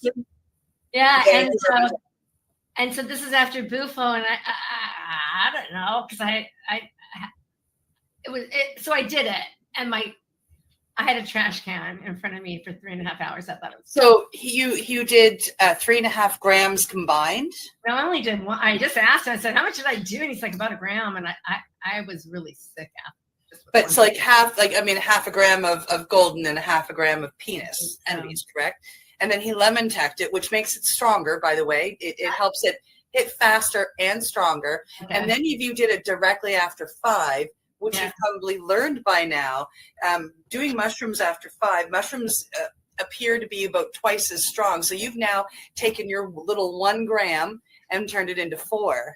So that was a heroic dose. Almost, yeah. You were about the equivalent of a gram off of a heroic dose. Yeah. I said to my son, I go, Jonas, you got to stop. He's like, Mom, I'm so sorry. I'm like, this is. And I did see the devil there, and I had a trash can. Nothing would come out. I'm like, I just want relief. I was in so much pain, and it could have been because of the candida in my gut. Yeah, it could have been that. So I'm like, oh gosh, and I felt so bad for him because, he's doing his experience too, and I'm like, I'm sorry, I'm having a bad trip. I'm dying here, and I couldn't leave the room because I couldn't even walk. Nothing would come out. Nothing. I couldn't. You're making me think of my combo experiences, right? Oh my gosh. By the time I'm like, how much longer? How much longer? And then I'm like, okay, something's changing. Now I can walk. I can go outside. But it was I'm looking at the grass and I'm like, it was just not a comfortable feeling. The lemon juice, I can't do it ever again. But no, I did actually. What I did was I did microdosing. So I did microdosing. And that was okay, but if I did too much, then the stomach aches happened.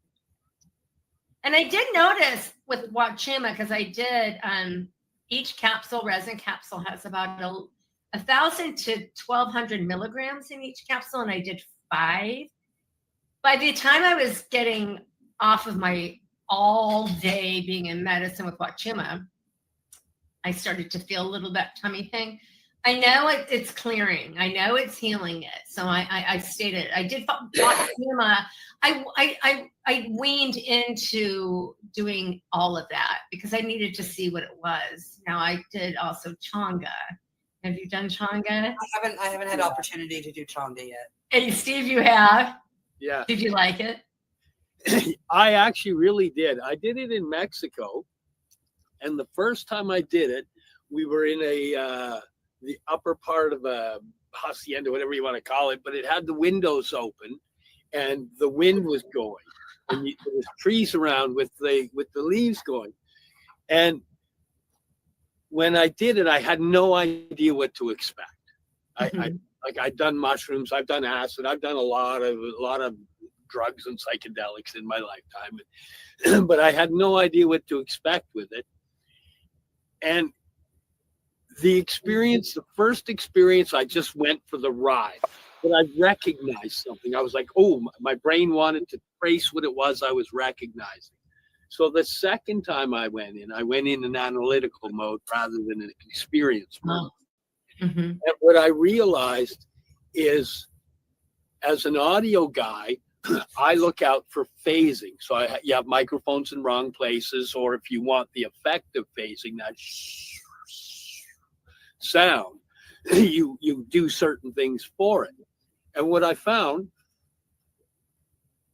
was, with the wind going outside and the leaves and the waves and everything, as soon as I'd smoked it, I could hear the phasing. I recognized it was like, oh, that's the sound of phasing. So in my own concept, I was shifting my frequency, or the medicine was shifting my frequency, which is changing the phasing. When you shift that frequency, that's the phase sound, right?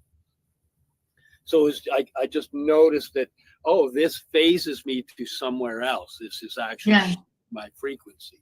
Yeah, it's shifting you to a different dimensional frequency band. And you felt it. Oh, it was amazing, actually. Yeah, it's cool to see.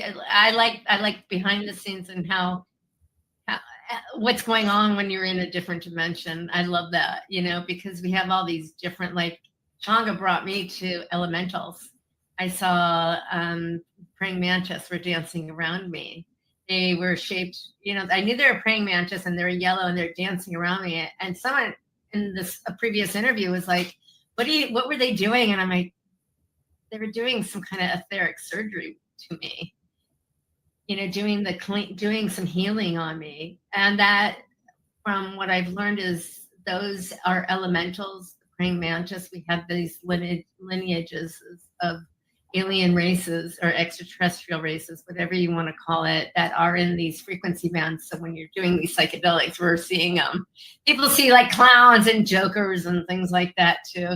So, but I heard, I've only done Changa like 5 times, and it's never gotten back to the praying mantis, and I did like that.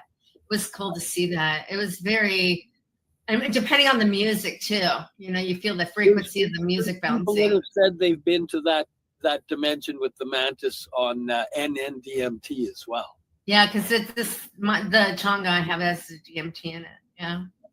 Yeah, the NN will definitely show you or allow you to see the entities. And what was that at the end? Did you say NDMT? Oh, and yes, that's it'll allow you. It'll open up that third eye, so you can actually see the entities that walk with you. It's incredible. It's so true. It's like you don't know them because we're in a lower frequency band here on Earth, but we're on a rise. Consciousness is rising, so it is happening, and it's really amazing times where we're at. I found we picked great ones. We picked a great time in medicine, and we picked a great time through music as well through our lifetime. Oh yeah, I agree. Absolutely. What were you saying, Cindy? Oh, I was just going back to the NN. I usually see spirit animals when I partake, but now I'm onto the music realm with Steve here. Yeah, music is really important for psychedelic. Each type of music holds its own, like with ceremony and for Bufo, is very different than Changa. And same with like breath work is very different with, breath is medicine too. So people that are no longer doing psychedelics or don't feel connection, then breath is a good medicine. And other modalities too. I just stumbled. I went to a 4-day retreat myself where it was so healing, and then it went into leadership skills and coaching too, and it was transformational, that breath work. It was it a Groff, one of the Groff's teachings, or it was I went through Aurea, and I went through they had a lot of speakers there, that are well connected to a lot of different things with ancient mystery schools. And one person that I feel very drawn to with the teachings, because I follow Keylontic science. I don't know if you've ever heard of Keylontic science, but Dr. Samuel Lee, he's in psychedelics. He's a psychiatrist. I think he worked in psychiatry or psychology. He has his PhD nonetheless, and we studied the same Keylontic science. So I knew that it would be my kind of crowd when he was supposed to be talking. So I went. This was in Austin. What is Keylontic science? Excuse me? What is Keylontic science? Keylontic science is the study of light, sound, frequency, codes, energy. It's also just the beginning of that is just a portion of Keylontic science. These are teachings that were given to us from our original ancestors. These are hidden teachings of the galactics. This is we're talking the Emerald Order. You've heard of the Emerald Tablets. Yeah. We're talking in that category of galactic history. We have electric wars, we have a lot of different galactics that are, you look out, use your own discernment with different councils and things like that. But we are getting to the point of disclosure here of a lot of things. In these teachings, we learn about sun lineages, because a lot of the tribes say we come from the sun, and this is sun lineages. And there are certain type of lineages called the indigos. And the indigos, I'm an indigo. And these teachings are not part of any type of, they're not New Age, because New Age teachings are kind of spiritual bypassing. They don't teach how to heal and go in. This is actual teaching you how to heal on your own. With light, symbols, codes, frequency. It brings you into different visuals with meditations. And so this is actually bio-spiritual healing, because I've done it. it works. I do it. And so I teach it. And it resonates with people. It doesn't, so be it, right? To each their own. But that's what key logic science is all about, the history of our galactics and how ancient teachings of the Maharata. You've heard of Lionsgate Portal? You know the Sphinx in Egypt? Yep. That's Stargate 4. So we're talking stargates, we're talking portals, we're talking ascension codes, we're talking about human DNA. This is activation. This is what I study. It's all that. So I help people activate their DNA, their dormant DNA that was taken away from them. So there was a energy force that came in and recoded us. It scrambled our DNA so we couldn't get activated, but now we can with specific teachings. So that's what I do. That's one of my passions. This is who's my guides, part of the guides that are Wow. to this system. It's really interesting. You had us both just sitting here watching and listening when you were explaining that. Just listening to it can be activating. It's deep. It's complex. Some people need to, when they want to learn about it, you have to go kind of slow because it's complex. To actually comprehend the teachings is in itself activating. So where are you in your activation and everything? These teachings are the teachings, the original teachings. They're connected to the Essene tribes, the 12 tribes of it's called the Christus realignment mission. It's bringing our DNA back. It's teaching you how to have a Merkaba. You've heard of a Merkaba? It's your interdimensional. A Merkaba is your new words for me. Yeah, Merkaba is your interdimensional travel system. It's how we can travel, because this is the study of consciousness as well. And so this is why I wanted to try Bufo, because I wanted to go interdimensional and see how it felt and compare my teachings with sacred medicine, and it's there with our ancestors too. And so there is your DNA is getting activated in sacred medicine, guaranteed. There's no doubt about it, and this is why people are healing through it. We're connected to the grid systems. We have a lot of grid systems in the earth, like ley lines and. Yeah, I'm familiar with that. I'm familiar with sun activation on the DNA. Yeah. Between the eyes being an extense of the brain and the color activation of what it does within our body and the codes it tells for mitochondria and testosterone and the mechanics of how it works and putting it. Yeah, exactly. You're stepping into an area I'm not familiar with, but I will be soon. Yeah, it's fascinating. I just went and did a massive TikTok live. One of my videos went viral. I had close to 150,000 people. It went viral, so now I can go live on TikTok and start my teaching. So I'm really nice about it. Yeah, because this is part of my leading is to share these teachings. They're all over the social media, these teachings. So I finally get to be able. I did teach a group or guide a group free about some of these teachings. We're connected in consciousness to different planetary systems and lineages, and there is only oneness. We're connected to everything. We're just connected. Yeah, we're all connected. I hurt me, I hurt you. And this is why it's important to heal, because we love one another. Yep. Yeah.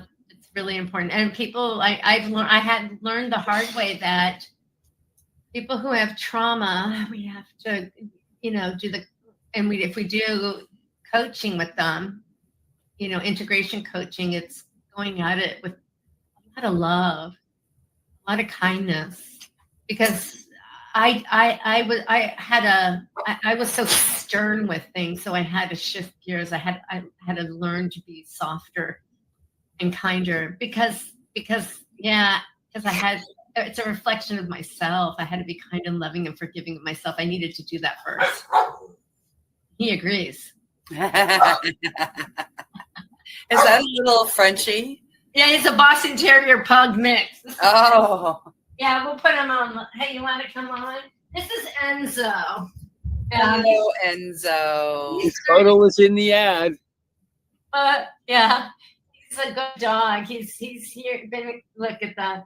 It's hard because with working with Memorial, I work with people who have have gone through a lot of loss with my Memorial jewelry business. There you go. So it's hard to detach from our animals, our loved ones, and rightfully so, because we're connected still in our fields. We'll always have a connection to them. So I don't talk about this with my customers. That heaven's right there.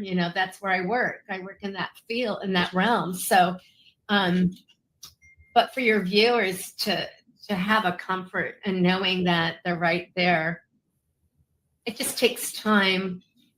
What they want is you to heal so you can feel the frequency of them. Yes. Yes. Because if you're still in your own trauma, it's harder. Your frequency is lower, and so you won't be able to feel the energy as much. But you're deep in spirit. They're right there guiding you. And this is part of letting go of control. And medicine and healing does let you have some trust, have some faith. Let go of the control so you can be led. Our ancestors can see ahead. They want to guide you to your soul and what your soul needs. Wow. Can I ask you about this one? Sure. So sacred flower tokes came from my experience when I moved here to Texas. I was going through a trauma response, and I was in a really bad place emotionally. I had just lost my dog, another dog, and I was selling my house. I was worried about my finances. I was renting this house and then paying for another mortgage. And I was still working with another church that I was creating, and I was leaving that church too. And I was learning to focus on my boundaries with people. And so with everything in unison, I was using THC, but it was too many chemicals in the vape pen. And I was having a reaction, and I needed some kind of soothing, because we know this addiction is about self-soothing. And so I'm like, I want to do something that soothes. So, and I wanted it to be this, I'm like, I don't smoke cigarettes, and I was doing the THC, and I wanted to feel a level of euphoric. I wanted to have relief. So I created the sacred flower tokes and herbal blends of organic, non-GMO flowers and herbs to smoke instead. So they're pre-rolled, and I have over 25 different blends. It's now on Bufo Healing Sanctuary, all those tokes. So eventually I will phase out some websites. Got it? You got it? There you go. Oh, you got it. Okay. So is this stuff that can be shipped? I mean, can we order some of this, some of these up here in Canada and have them shipped, or are they? Yeah. Do they have herbs that can't go over the border? No, they're not psychoactive. They do have, Blue Lotus has a euphoric feeling, but they're not. That can be shipped. Yeah, they're not psychoactive. There's no THC. There's no cannabis in it either. And so it's all flowers and herbal blends, and they're pre-rolled. So and some are. So, and I wasn't sleeping well either. So when I started doing the tokes, I was getting relief, and I'm like, okay, it was just whatever chemicals in some of these vapes, aren't good for you. No, they're not. I'm going to do a vape, and it has to be the pure THC, which I do have, and I use, but sometimes it causes anxiety with some people. So this was another way. And it also helps for quitting smoking too, like regular chemical cigarettes or regular chemical vapes too. So that's why I did this, to help. But there, there's risks involved with anything you put in your lungs out of smoke. So, I post that. People use their own discernment and what they need and what they want. Yep. Well, I love some of these. There's a place out in Vancouver where Steve lives, that they sell some, like I think there's 5 different blends that they have. And I'm an ex-smoker. I haven't had a cigarette since good Lord 2012. No, earlier than that, 2009, I think. Good for you. Yeah, and that was I've been addicted to a lot of things. And it was one of the hardest ones to quit, to be honest. But I still love getting these, like they look like a cigarette, but they have Blue Lotus or Amanita or some beautiful herb or flower that can be smoked and give benefit. And right, see, that's the key. Is I wanted it to have benefits. Like mullein is good for the lungs, so you're like inhaling. So, and there's lavender. I do use some with a little bit of vanilla. There's peppermint. There's spearmint. There is chamomile. There's so many different blends that I have. Nice. Yeah. Really excited. Yeah. Yeah. So I have sacred flower tokes and what was that? Oh, okay. Oh no, I'm talking to him. But yeah, I thought you were talking to the toad. It's funny you pointed that because when I moved here to Texas, like the second night a toad showed up. And my neighbors like, toads never show up here, and so it showed up 2 nights in a row, and then it went away and it showed up reading my door sign next to my little gnome I had, and then the next toad was at the front door waiting to come in. Wow. And then just recently, I'm like, gosh, I really miss my toads. I would like to see another toad. The next night, I got my toad. So, one of my best friends bought a house very, very close to me, and she moved from like a 40-minute drive to like a 5-minute drive away, right? And the first night that she moved in there, that I went over to visit, there were toads in her driveway, and it was these are not toads that I can get any medicine from, but they're right. They look like little tiny miniature versions of bufo. Do you know what I mean? Yeah. It's just a standard toad. Yeah, it was just the cutest thing, and it was so cool to see the toads there when she was moving in. It is. They're really cool, and I think that I spiritually, yeah, their DNA in us. They kind of recognize. Oh, yeah, but we do have plant and animal DNA already in us. Even if we didn't do bufo, we have those markers in us. Same with nicotine. Yep. So it makes me wonder our DNA, what we're made of. We're made of. Well, it was so easy to get everybody addicted to those Virginian chemical cigarettes, right?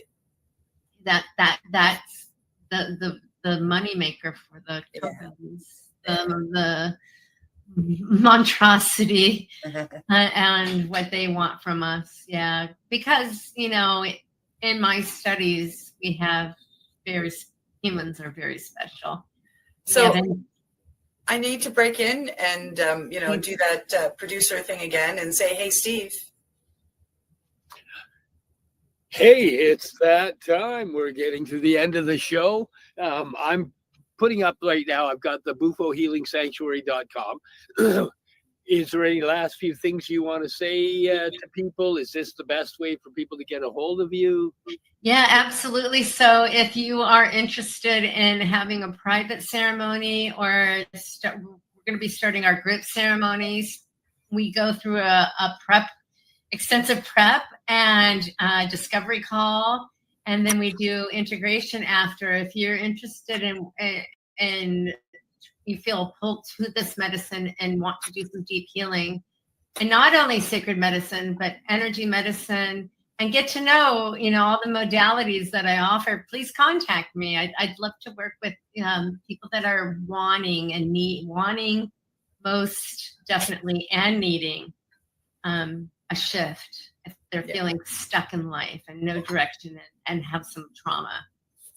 Yeah. Thank you for having me on the show. You guys are really cool. Thanks so much. Yeah, Pleasure. Thank you for And, coming and on the stick show. around. We'll have a chat after we end the closing credits and whatnot. Okay, sounds good. Thank you very much. Thank you for coming on. Thank you, Cindy, for hanging out with me. Thank you, everybody else, for coming on and logging on and saying hi. We'll see you next week. Much love. Happy healing. Bye. You're listening to the Pace Radio Network here at paceradio.net. The opinions of the individuals during this broadcast are their own and may not be the opinions of their group or other organizations they may be involved with. All medical advice during our broadcast is not a medical opinion and should be checked with your medical physician. Enjoy the buzz of legalization with Campbellford Lifestyle Shop. From lights to plant nutrients, books, consumption accessories, and more, we've got all your basics to grow or consume cannabis. Visit our info center or take a look at our piercing services and body jewelry, now available in-store through Campbellford Lifestyle Shop, 17 Bridge Street West, Campbellford. Limestone City Hydroponics is Kingston, Ontario's hydroponics shop. Take your growing to the next level and create the optimal environment with a tent kit or maximize your yield with an ebb and flow flood table kit. Either way, Limestone City Hydroponics has more sizes and options to fit your needs. Are you looking for the power of the sun that adapts to your budget? Then look no further, as they have professional grow lighting. They have indoor grow systems that are easy and cost effective with many options to fit your living space and lifestyle. Cultivate your growing potential. We have everything you need to succeed. And if you can't make it to the store, they offer local delivery to the greater Kingston area. Remember, when you're looking for experts to help you grow, then look no further than the locally owned Limestone City Hydroponics, 105 Sunderland Drive in Kingston, Ontario. Call them at 613-548-0420. We are people advocating cannabis education.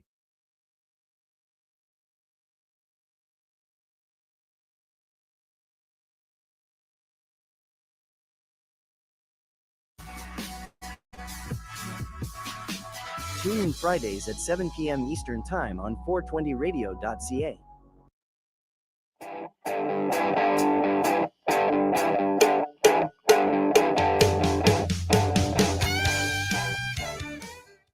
And we were dealing with Mom and her Alzheimer's.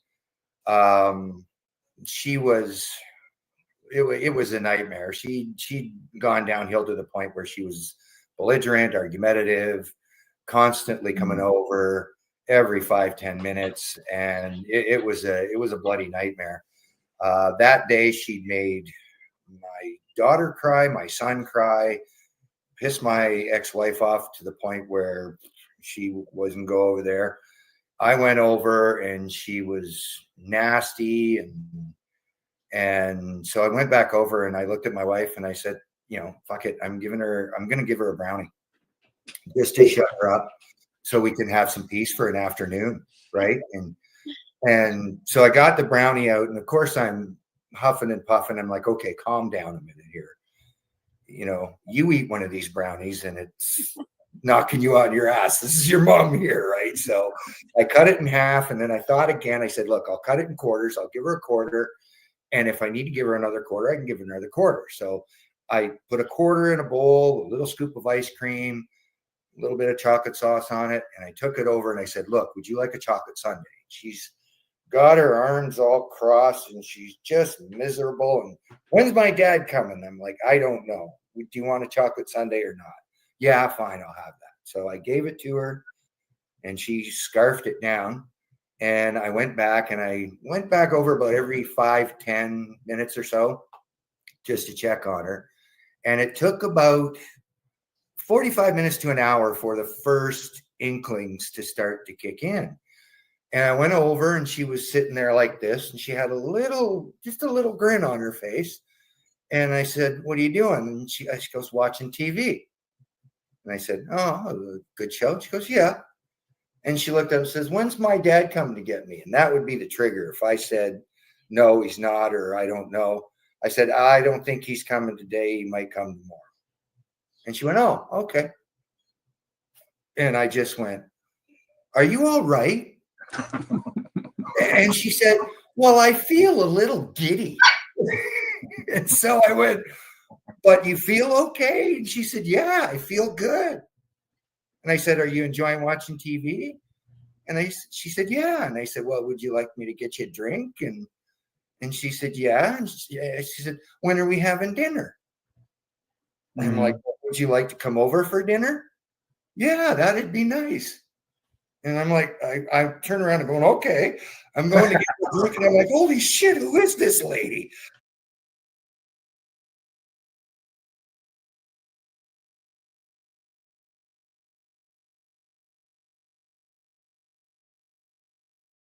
The opinions of the individuals during this broadcast are their own and may not be the opinions of their group or other organizations they may be involved with.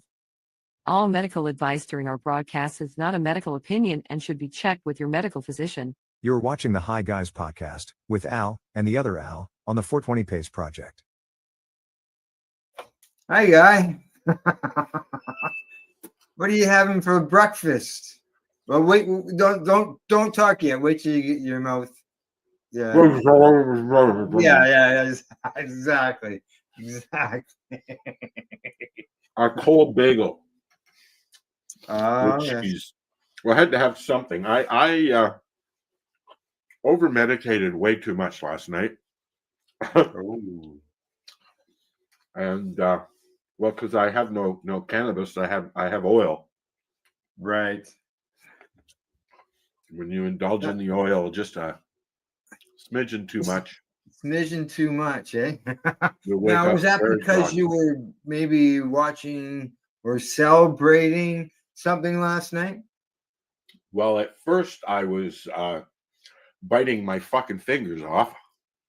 And then all of a sudden, Mr. Springer decided to pop one out into the field. Yeah.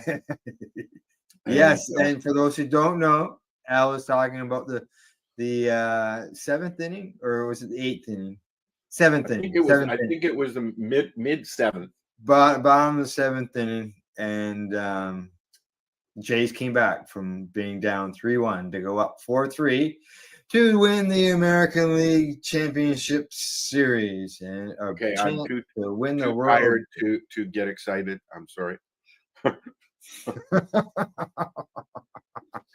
Yeah, we we haven't watched. I haven't watched a lot of the Blue Jays this year, and one time we were avid Blue Jay fans, going all the time. I used to watch with my mom. Yeah. She was alive. She was a super fan, Mm-hmm. and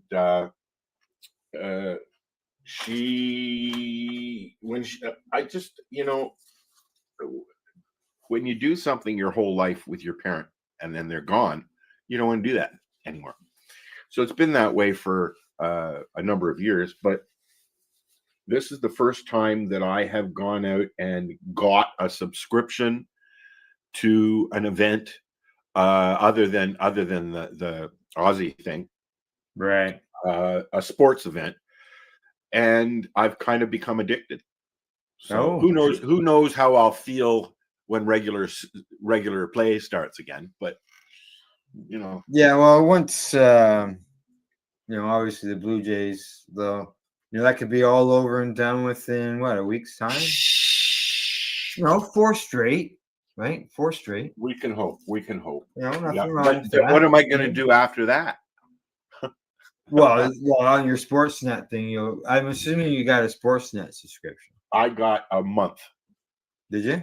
Yes, I did. It's so what's that worth offhand? $33 and change. Yeah, because I had somebody who sent me a message this morning wondering how they're going to watch the World Series. Who was that? A friend of mine. Oh, a friend. Okay. A fellow reporter, I will say, former reporter. She's not retired. And she wanted to know how to watch the Blue Jay games and the World Series. So I made some suggestions to her, but I didn't know that you could do a month subscription on Sportsnet. I'm not, I like to watch tennis. I don't mind baseball. I fall asleep with golf, but I don't mind golf. Don't you get a sore neck watching tennis? Tim Daly is fucking hilarious when you're watching golf. If he's playing, he don't give a shit. He'll walk right through a primetime game with a joint in his hand and a beer before he goes and hits the ball. Yeah. So there was like I watched it. It was it was 1-1 when I started watching it, and then next thing you knew, it was 2-1 and then 3-1. Well, that's what happens during a game, Al. It grows. I know. Well, it was going the wrong way. Yeah. Yeah. Just a little bit, and that was a nail biter. Sure was. Until, like I said, until George decided to whack one into the out and outfield and right into the bleachers, and it just the whole stadium just erupted. I know Mary Jane and Timmy were there. I know that my sister-in-law and her son and family were there. They were down the first baseline somewhere. And I don't know where anybody was. I know a few people that went. I know that Cindy's daughter was at the game on Sunday. Oh, cool. Yeah, she went to the game Sunday. So, but yeah, there is an event. It's just, believe me, to be there and all that cheering and all the energy and all that would be one thing. It'd be fantastic to experience. But what I would not enjoy was trying to get home. Did you see the crowds? Oh, just be massive. Yeah. They were. Yeah, I saw one picture I saw on the news. I saw a clip of people coming out of the stadium in front of the CN Tower, that big open area. Yeah. And it was like a wave of people. Now, I was when the Argos won way back when, I went downtown with my sister and her boyfriend, and that was an experience like the same. I went to the Sky Dome when they opened up the Sky Dome when they came home. The Blue Jays came home in I was 97, was it? I think it was 97. Well, the last they won the 35 years ago or 32 years ago or something. 32 years ago. So you're looking at 93. I think it was 97 though. So I think it was 35 years ago. Yeah, we'll just look it up. We'll just look it up. I keep forgetting we can just look it up. It's not dial-up anymore, people. That's right. That's right. But yeah, no, it was. I'm looking forward. I don't know what I'm going to do with myself all week. I'm looking forward to Friday. Yeah. We'll obviously be watching the game in the background during the 420 show. 93. 93. Okay. Yeah, 93. And the reason that sort of why I remember that is that was really hot time in sports in Toronto because Dougie Gilmore and the Leafs were hot. The Blue Jays were hot. Oh, and I won an All-Ontario championship for a hockey team. Oh, cool. I was involved with. I was coach of the team. So, it was a big sports time for me back then. So, just a little, yeah, just a little. So it's good to see them win last night and come back and do that, and look forward to watching. Now, I know this is a sports thing, and we're not really at that point yet. But I just want to mention: did you know that Vladdy is the highest paid athlete in Major League Baseball? They call him the $500 million man. 14 years, I think it was, or 17-year contract for Vladdy at 500 or some odd weird number that I'll never see $1 million. I mean, he is the highest paid athlete in the world right now. Yeah. Yeah. And he fucking deserves it. Does he? I haven't followed a lot of the Blue Jays over Every the last few fucking years, game that I've but watched, I know his name. game I know he's the star of the team. So I've watched every post game. Okay. yeah. So I don't know really what happened in the regular season, but every single fucking game gone when he needed. Yeah. You know. Yeah. Kirk Thanks, did the same thing. So did Thanks, Springer. Scott. You know, it was just I'm learning the names. Well, Springer sprung last night. Oh, and the place erupted. There's no if he had not done that, we would not be talking about it right now with a happy face. No. I watched the well, you know, they might presentation. have. Yeah.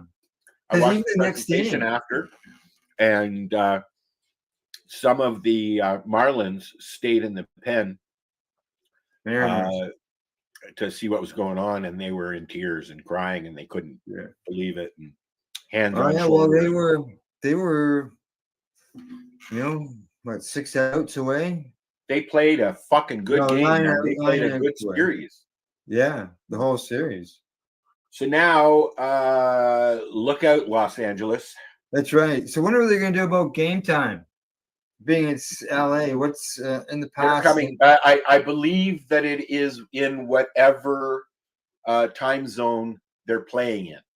Right. So the Dodgers will be here first, from what I understand, and then I think for 2 games or 3 games. I don't know how that works, but we'll find out. 2-3-2, I believe is what. Is it 2-3-2? Yeah. Okay. So they'll if the Jays win it, they'll win it in Los Angeles.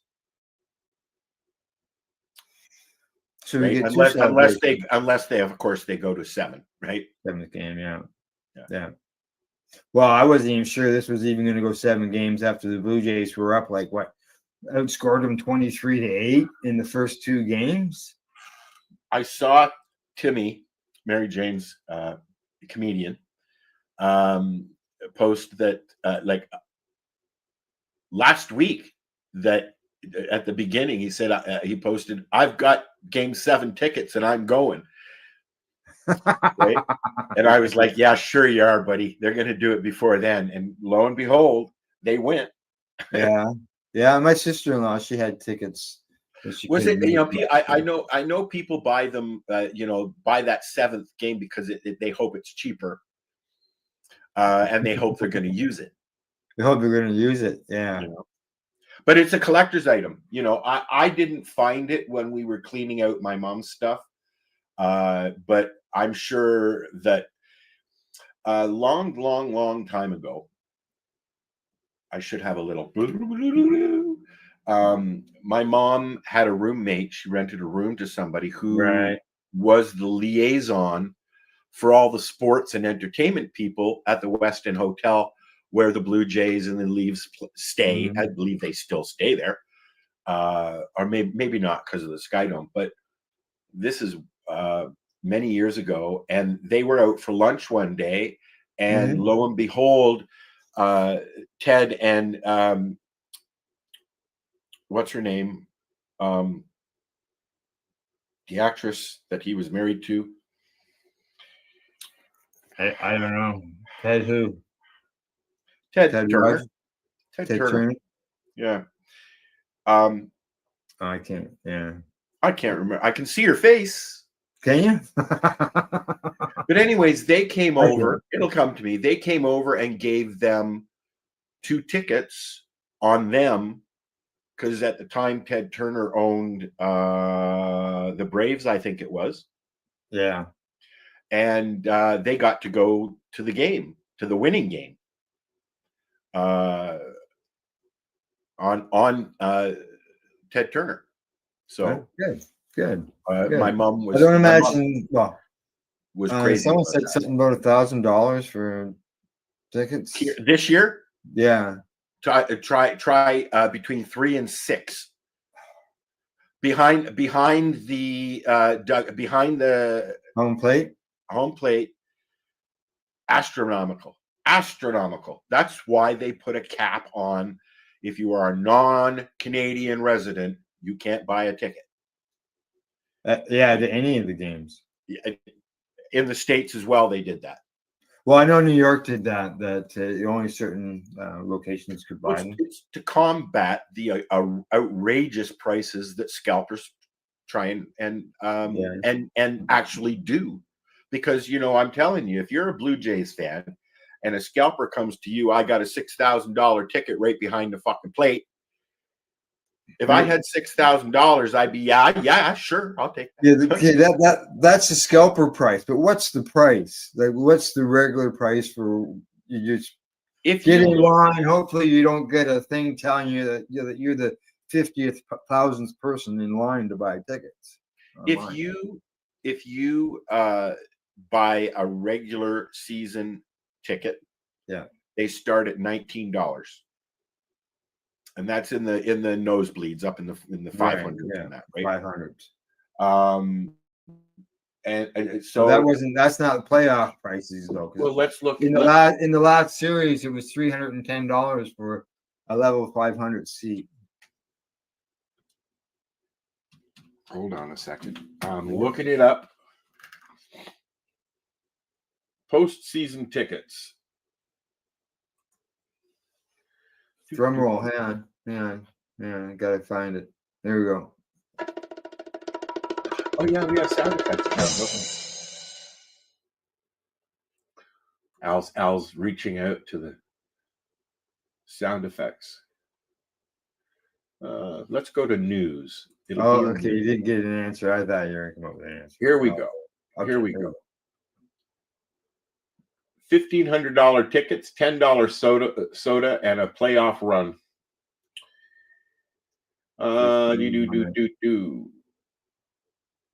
I'm just looking here. All right. Keep looking. $250 for merchandise in some cases. Yeah.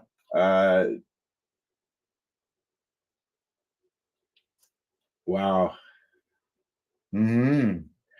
I gotta say the food is amazing at the Sky Dome, which I still call it. It'll always be the Sky Dome. It'll always be the Sky Dome. It'll always be the Sky Dome. Sorry, Rogers. I don't know why they changed it, but whatever. Well, advertisers, man, advertisers.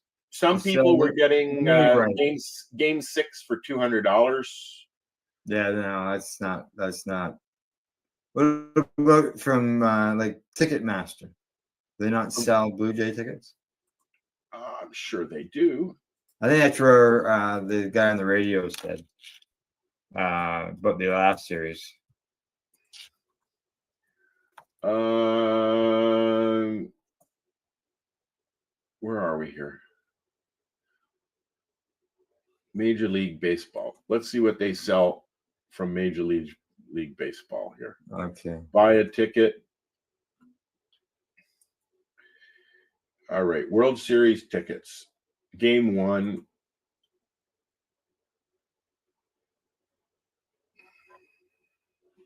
Mm-hmm. Yeah, it's loading up. I'm sure it's very busy. Yeah, I'm sure it is, but it doesn't give you any. You don't. No, it's still loading. Almost there. It says. Oh, they're a little busy. All right, here we go. Here we go. Oh, this I got is the dates. I got the dates and everything. I got the date, but you know what? Right. I have to sign in, and I have to join the queue, and it's on. This is Ticketmaster here. All right, let's join the queue. View tickets. All right, here we go. Holy smokes! This is still loading. Oh, is it? Mine's not. Mine's not. I got mine right in front of me. Tickets are selling fast. It says. This is what I've got. Yeah, it's not letting me log in. You've got a Ticketmaster account, obviously. No. I'm at gotickets.com. Oh, okay. So how much? And How much? Okay, this is in US dollars. Wow. Okay, section, well, 2 tickets, section 526, $1,700 US. So, yeah, I know. Buying tickets, high, low. Here, actually, it's so price. as much as you paid for a fucking concert ticket. Okay, now I'm going back the other way. Him, we got 40. What did you pay for that concert ticket, Al? The one that fuck up. that I went to in the spring there. Yeah. That was holy. That was $600 after they did all the fees and exchanges and stuff like that. Yeah. Here we go. I've got it right here. It says row 6, section 513. That's nosebleed. That's nosebleed. $171,963. Excuse me? Yeah, this is what it says. Here, I'll bring it up on the screen. You know, I think there's more to it than just that, though. There were 2 major celebrities, Canadians, Yeah. that they kept showing during the games. One being Eugene Levy, who's an Uber fan, and of course, the biggest fan of them all, Geddy Lee from Rush, who, I don't know if you know this, Al, he has the largest baseball memorabilia collection almost in the world. Oh, really? He's got Wow. some balls and tickets and jerseys, and yeah, he has a whole museum set up in his home. Okay, here we go. Right here. What's this? Oh, wow. Holy fuck, eh? Yeah, right there. $171,963, section 503. Now, section 110, there you go, $60,000 for 2 tickets. You will be seated together. That's fucking better be. 36,500. That's behind the behind the premium club seat. That's behind I can see where the red mark is there. That's where you're looking, right? Right. Yes. You see how it's moving around? Actually, Yeah. it's supposed to be. So what is it directly behind home plate? Okay, hang on. 13. Yeah, I see that. Yeah, there you go. 3 listings from. So that's not bad. Obviously, I don't buy your tickets through Go Tickets. Yeah, really. Eh? Go to Ticketmaster like everybody else. Well, that's what I googled, and it didn't give me it. You'll find tickets if you want to go. You'll find tickets down on the floor down there when you're going around there. I'm sure there'll be a lot of scalpers out there. I'm sure there'll be some scalpers that get arrested too. Go tickets. Now this is ticketsales.com, Rogers Center. Ticketsales.com, Rogers Centers. Los Angeles Dodgers at Toronto on October the 24th. Please wait while we load available tickets. Only 3 days until the event. We expect prices to rise. No shit. Buy now.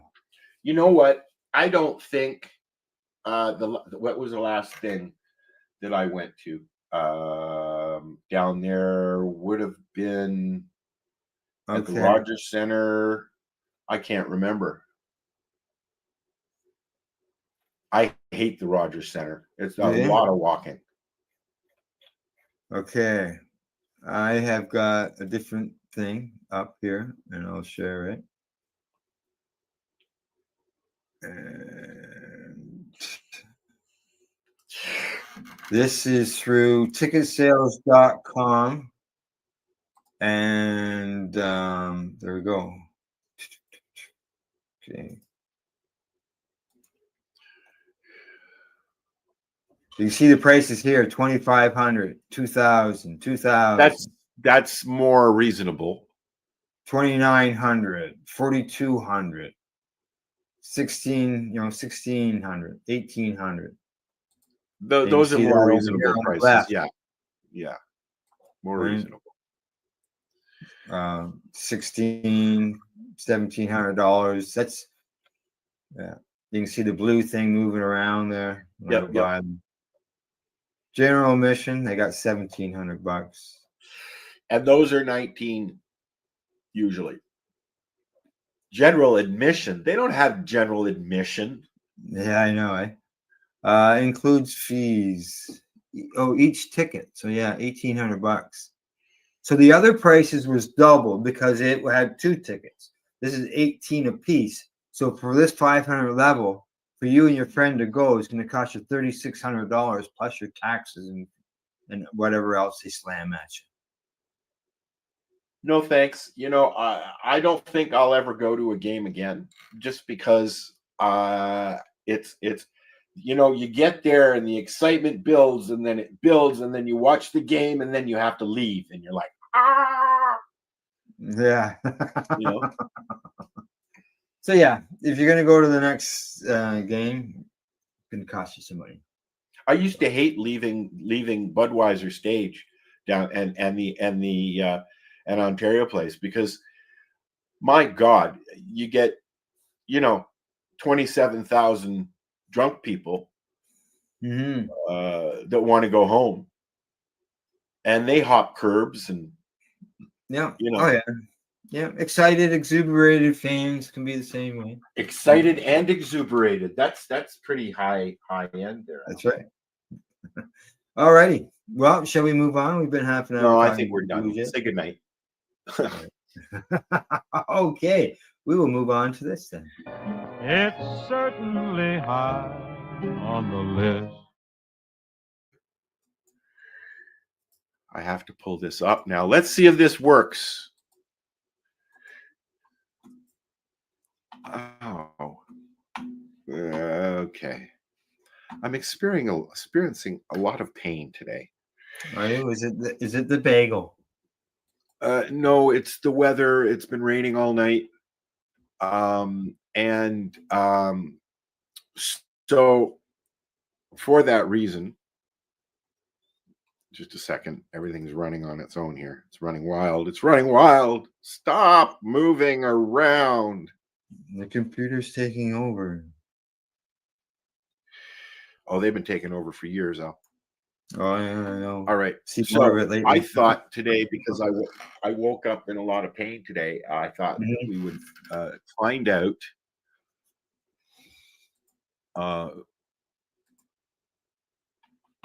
five things about fibromyalgia, which is in the news a lot lately. Now, one thing that I know about fibromyalgia is most people think it's women who get fibromyalgia. They call fibromyalgia for men chronic pain. Okay. My doctor says that's not the case, but it's what I've seen. So anyways, let's watch this and then we'll talk about it. Fibromyalgia flares can be unpredictable and overwhelming, but understanding what triggers them can make a real difference. Here are 5 common causes of fibromyalgia flares. First, weather changes are a big factor. Shifts from warm to cold, sudden drops in barometric pressure, or low humidity can all make symptoms worse. Second, stress is a major trigger. It can intensify pain and fatigue, making flare-ups more likely. Finding ways to relax and manage stress, like yoga or prioritizing self-care, can help. Third, overexertion is a common cause.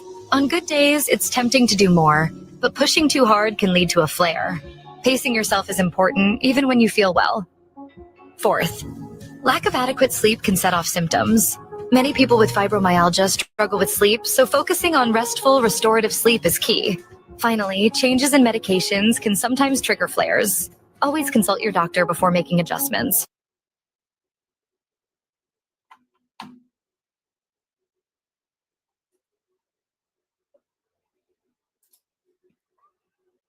There you go.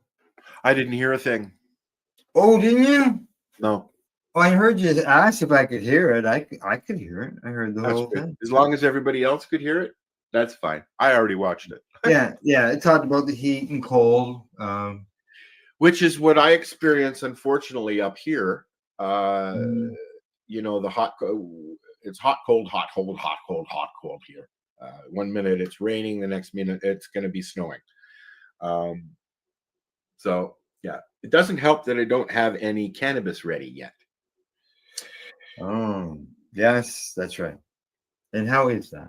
How's It things is. I'm enjoying watching it grow. going? They're out in the greenhouse, all speaking, and I've been, you know, I've talked with you. I've talked with the guys on my show, Marcel and Darcy and Mary Jane about it, and I've read some articles about frost, and you know, it's frost season. Oh, yeah. Going into frost season. But you know, a lot of the articles and a lot of the comments that I read is they need that. It's part of the growing process. As it gets closer to harvest time, they're very used to experiencing frost and snow and stuff like that. It is a weed after all. I like to call it a herb.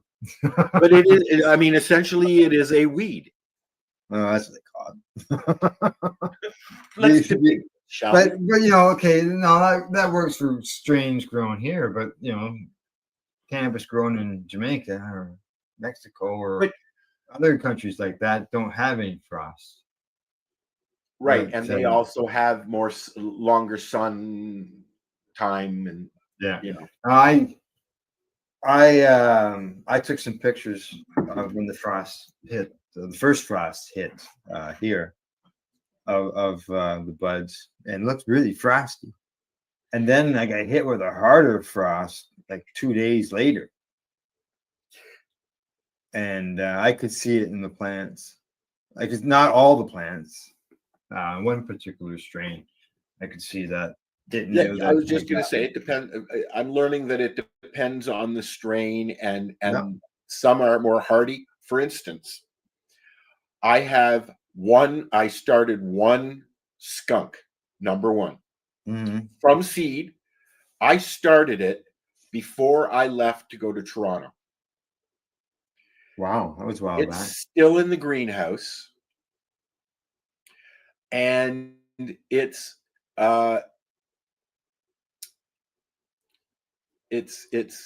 very slow.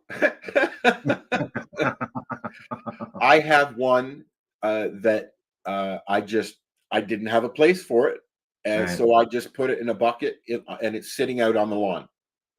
Okay, it's this big. Oh, okay. It was a top of that plant. Okay. It's And this cloned big. it. And no, I put it in a pot and left it outside. It's still sitting outside. It's only grown an inch. Okay.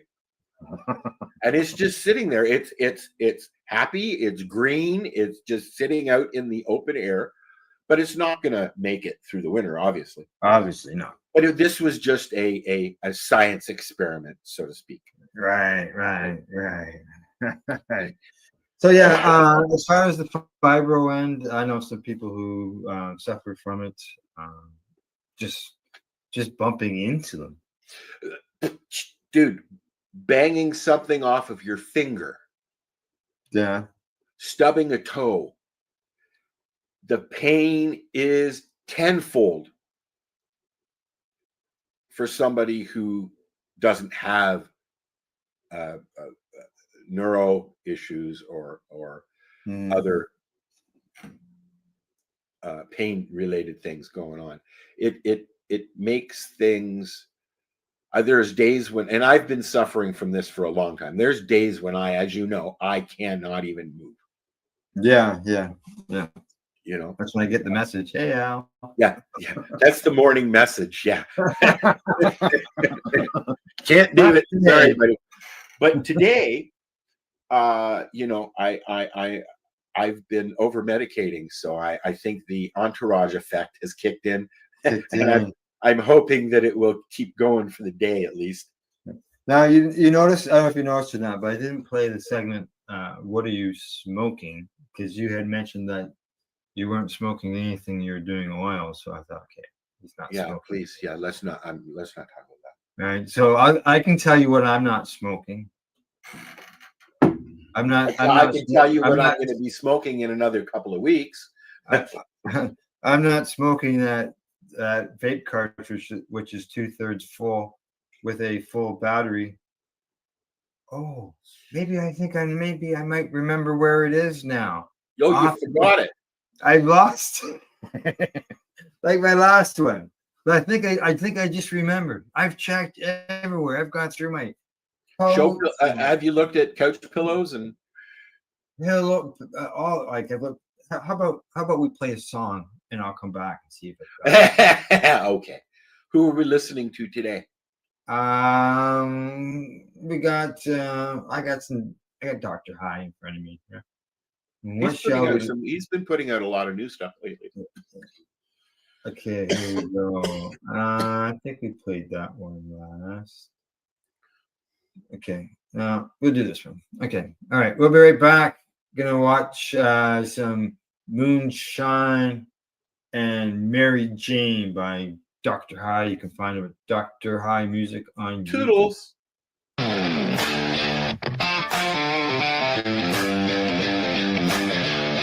ones who run the fire and the ones who burn the fuel. Granddaddy ran whiskey through the Georgia pines. Joints made them thick as vines. Me, I got both running through my veins. Born to be wild, got that outlaw name. Back road smoke and flask in my hand. Kicking up dust, I don't need no plan. Pass me that blunt, pour me that shine. We gon' be outlaws till the end of time.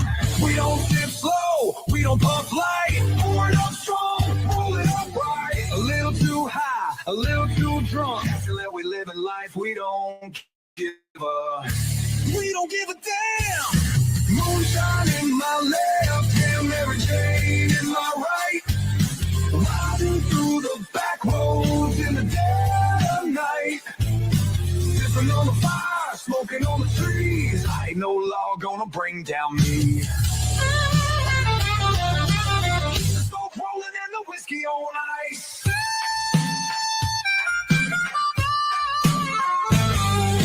Blue lights flash, they're trying to chase me down. Man, I'm pedal to the floor, I ain't slowing now. Hide the stash, ditch the jar. Keep my boots running till I'm out this town. Back at the bar, we still going strong. Smoke in the air, whiskey in my song. The preacher said I need to change my ways. Told him I'll pray, but not today. We don't give a damn. Moonshine in my left, and Mary Jane in my right. Riding through the back roads in the dead of night. Sipping on the fire, smoking on the trees. Ain't no law gonna bring down me. Smoke rolling and the whiskey on ice. Raise your jars, raise your joints. Here's to the rebels, here's to the noise. Here's to the ones who ain't afraid to live. Take a sip, take a hit, and let's do it again.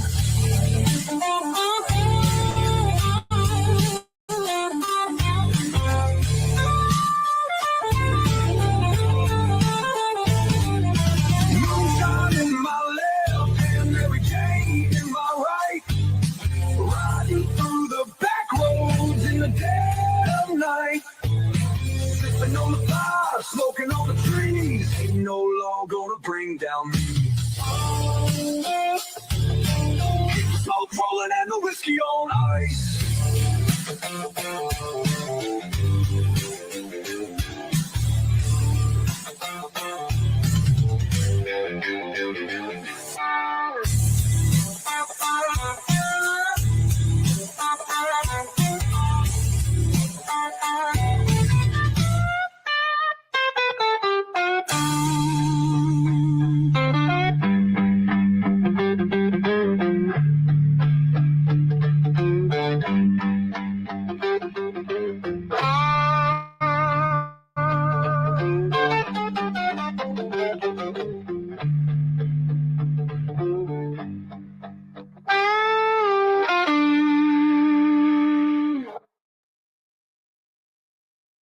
There you go. Wow. Moonshine and Mary Jane by Dr. Hahn. Yeah, man. All right. Good news. I found it. Was it in a pillow? No, I was charging it. And I put it in a window ledge where I didn't see it. I went through my coats and my hoodies. So it was right in front of you. Yeah, basically, just out of sight. Sort of. All righty. From that, where are we going to next? Let's see. Okay, here we go. Come here, baby. Moses' nose is poking around.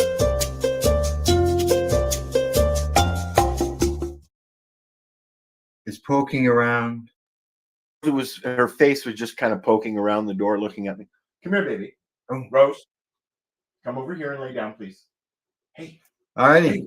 I've got some recipes. Lay down. And we'll start with this one right here. Okay. Once again, this is coming to me from CannabisSherry.com. And just in time for the World Series, a 420 party Chex Mix recipe. So you can fill up your bowl full of Chex Mix and have the munchies. Okay. Roll down to the bottom where it is. So for equipment wise, for this, you need an oven. Right? You gonna pull this up? Yeah. I'll pull it up for you. All right. You can pull it up. All right. So you need an oven. As far as ingredients, you need 3 cups of Chex cereal, 1 cup of bite-sized cheddar crackers, 1 cup of thin pretzel sticks, 1 cup of roasted peanuts, 1/4 cup of cannabis infused butter, melted or olive oil will work at room temperature, 2 tablespoons of Worcester sauce, 1 teaspoon of seasoned salt, 3/4 of a teaspoon of garlic powder, and 3/4 teaspoon of onion powder, and 1/8 of a teaspoon of cayenne pepper. It's optional if you want. Yeah. No, thank you. Yeah. Preheat the oven to 250 degrees. Combine cereal, crackers, pretzels, and peanuts in a large bowl and stir to mix. Spread on a large baking sheet. If using butter, melt on the stovetop over low heat or in the microwave. Combine the melted cannabis butter or oil with the Worcestershire sauce. Season salt, garlic powder, onion powder, cayenne pepper, and whisk to mix. Pour over the mixture on a baking pan and stir to coat the ingredients well. Bake for 50 minutes, stirring every 10 to 15 minutes. Wait a minute. Bake for how long? And then yeah, I know. I was going to question that as well when I got there. I don't want to question Cannabis Sherry on her thing, but yeah, it said 50 minutes. Yeah. Every 10 to 15 minutes, during that 50 minutes, you will stir it. That's what it is. So you have to pull it out every 10 to 15 minutes and stir. Oh, stirring every 10 to 15, yeah. But I just wonder why 50 minutes. So I don't know. Let's ask her. Okay. I just I've known Sherry now. for years. Just so you know, the dose is only a suggestion, so you can always add more to it or less. It's like the meatballs I tried to cook last night, Al. I bought a bag of the bulk $10 bag of Italian meatballs. Yeah. And it said 20 minutes at 359, and they were hard as rock in the air from the air fryer. That's not good. No. We'll try again today. That looked yummy. I've had that before. Somebody made that. One of the vendors at the lounge made that. Can't remember who. Right. Okay. I'm gonna put a comment in here. Chex Mix. Chex Mix. Recipe. Might even have had Sherry's. I don't know. She's in the States, isn't she? Yes. Yeah, I think she is. Yeah. All right. Click. Although I Paste. think I have met her because she's Oh. been at one of the events or several of the events over the years. Oh yeah. Okay. What do we got? What else do I got here for recipes? One more. And I haven't Another heard you one. complain. I haven't heard you complain about these. Peanut butter. Not that I know of. Oh. But here you go. From Cannabis Sherry again. Weed donuts, recipes for Canadian style cannabis beaver tails. What do you think of that? I don't know. Let's keep going. All right, here we go. To the information on the recipe. They look So yummy. here we go. You can use this for breakfast, brunch, or dessert. Okay. Ingredients for the dough. You need a quarter cup of warm water, 1 package of active dry yeast, half a cup of warmed milk, 2 tablespoons of cannabis infused butter, 2 tablespoons of granulated sugar, half a teaspoon of salt, half a teaspoon of vanilla extract, 1 large egg, 2 3/4 cups of all-purpose flour, and about 3/4 of a cup or 3/4 cups. Oh, no, sorry, let's get that right, Al. 3 cups of vegetable oil for frying. Toppings: 3/4 cup of granulated sugar and 1 tablespoon of brown sugar. Stir together. A lot of sugar. Yeah. Stir together the warm water, warm milk, yeast, and 1 teaspoon of sugar in the bowl of a stand mixer. Can I ask a question? Sure. What's a teaspoon? 1 teaspoon. What's a teaspoon? A teeny tiny spoon. Oh, okay. Let it sit for 10 minutes or until foamy. Stir in the melted cannabis butter, sugar, salt, vanilla, and egg with the dough. Hook on the mixer. Add flour and mix until the dough comes together and no longer sticks to the sides of the bowl. Increase mixer speed to knead the dough for about 5 minutes until the dough is smooth and elastic. If dough is sticky, add a little extra flour. Now transfer the dough to a lightly oiled bowl and cover with a clean kitchen towel. Let it rise until doubled in size. They say it takes about an hour. Now punch down dough, right? Needling it, we call it, I think, and transfer to a lightly floured surface. Cut into 8 equal sized pieces and shape each piece into an oblong. Flatten a rolling pin to use a rolling pin to flatten and roll out each piece of dough into an oval. Use a knife to score a crisscross pattern on top of the dough and transfer the donuts to a lightly flavored baking sheet. Cover with a kitchen towel and let it rise for 30 minutes. Now mix the sugar and the cinnamon together in a large bowl. Set it aside. Add about 2 inches of oil to a large skillet and heat to 350 degrees or until a small bit of dough dropped in the oil floats to the surface, sizzling. Keep an eye on the oil during the cooking process and be sure to lower the temperature if you see it smoking. Fry beaver tails for about 30 seconds per side or until golden brown. Remove the bowl and cinnamon, sugar, and turn to coat. Serve it immediately. There you go. Beaver tails. Beaver tails. Beaver tails. Okay. Sounds like something you'd get at Tim Hortons. Does it? Okay. I've only had 1 beaver tail. Do they use that as 2 words or is it 1 word? Beaver tail, 1 word, I believe. Oh no, two 2 words. Yeah. So you're loading that, are you? I'm going to show you Yes. something. I am going to take that off the screen. While you're loading your whatever you're loading. I'm putting the recipe in the This is while you're doing that. Yeah. This is my latest visitor. Oh, he doesn't even have tags. Yesterday, no, this is not two tags, not Tony. Yesterday, I was making lunch and I looked out the window, and lo and behold, this young feller was just literally sitting in my neighbor's driveway eating some garbage. And he was there for, I watched him for about 20 minutes. You'll see all the different pictures that I've got here. It was interesting sometimes he was just laying there. But I pulled out the camera, and as you can see, I took some pictures. Yeah. And then he noticed me. What are you doing? Stop staring at me.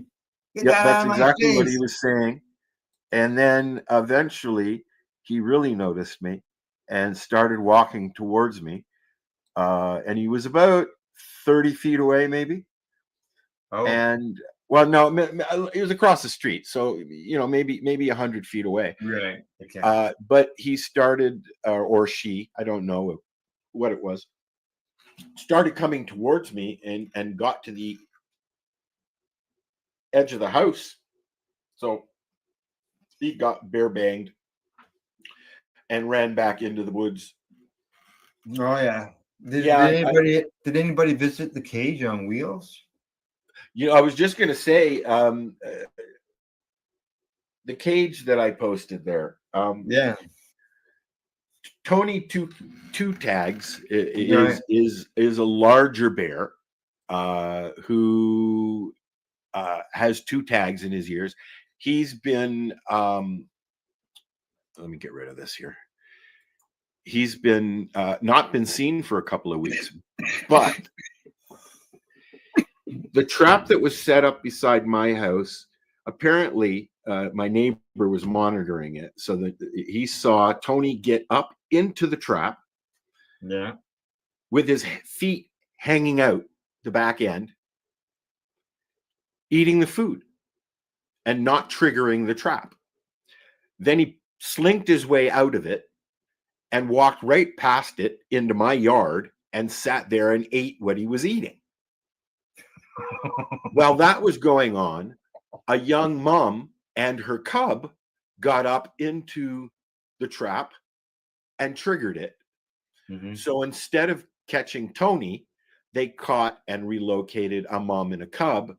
But now nobody has seen Tony in, like I said, about a week and a half, 2 weeks. Oh. Since I haven't seen him since he was in my yard, but he disappears now and then anyways. Sure. We've got travel, right? We've got bears here in town to the point where, and I've mentioned this before, walking out of the grocery store, you could walk into a bear.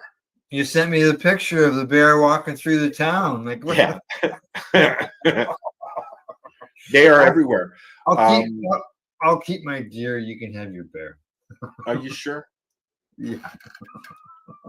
You get a lot of deer. I know my deer run the opposite direction than me when they don't like what they see. The deer at the farm used to just walk right up to my front door. Yeah.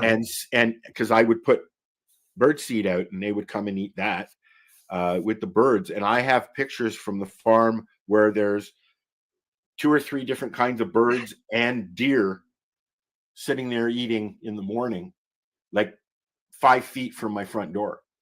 Yeah. Gail sent me a message this morning about the deer outside the window at our daughter's place. This morning? Yeah, this morning. Yeah, she was there dealing with the grandkids, and there was the deer and the baby right outside the window. So this morning I was out in the field, just out for a walk, and there's deer over there as well. Last night after dinner, before sunset. We've got a lot of young cubs that are parentless roaming around. Yeah. Generally, the rule of thumb, I've been told by the bear wise people, the rule of thumb is they will not capture a mama if the babies aren't with it. Oh, But, yeah. but now, the last week or so, we've been getting reports of little guys running around town mummyless. So obviously their moms have been captured and removed. Now, this guy, Tony, has been captured twice and come back twice. Yeah. And when they relocate these bears, they take them 150, 160 kilometers away. And they come back. Yeah, it looks that way, doesn't it? With Tony, especially with Tony. Like, yeah, he's been relocated twice, I was told. So, all right, we shall move on as I got the next segment covered. Here we go.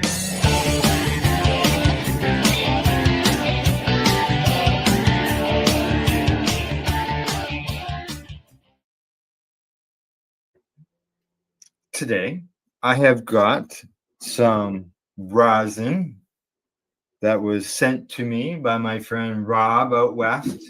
I've had his product on the show before.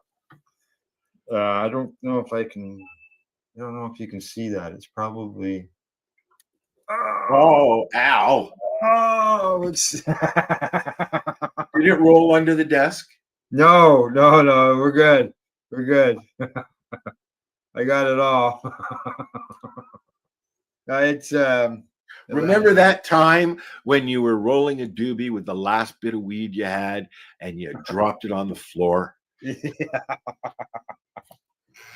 Okay, so this stuff, like I said, it's rosin, grown in a non-till organic garden. And it's a nice light color. I saw that, yeah, before you dropped it. Before I dropped it, yeah. So I'm just loading some right now into my shadowizer with its new ceramic. It's a shadowizer kind of day. It is. All righty. I'll load it up. New tip on the shadowizer. Do you use I've tried this. Do you like to use a new cartridge every time you change up a strain? No, not all the time. Yeah, me too. This one, yes, because I wanted to make sure that was all that was in it, right? At first, anyways.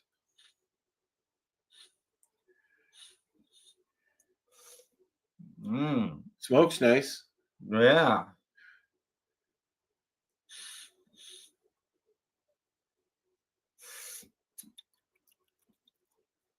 Tastes good as well. Bit of a pepper taste to there as well. Nice and clean. I can taste it on my tongue. Weed beaver tails, something you'd find in the 70s. Sorry, that was rude. All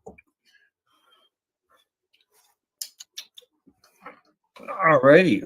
Well, I'm sorry that you can't get it in the store and try it. But it's really good. It's not like a fruity tasting product. It's got a bit of a zing taste to it. It's too bad you can't try it.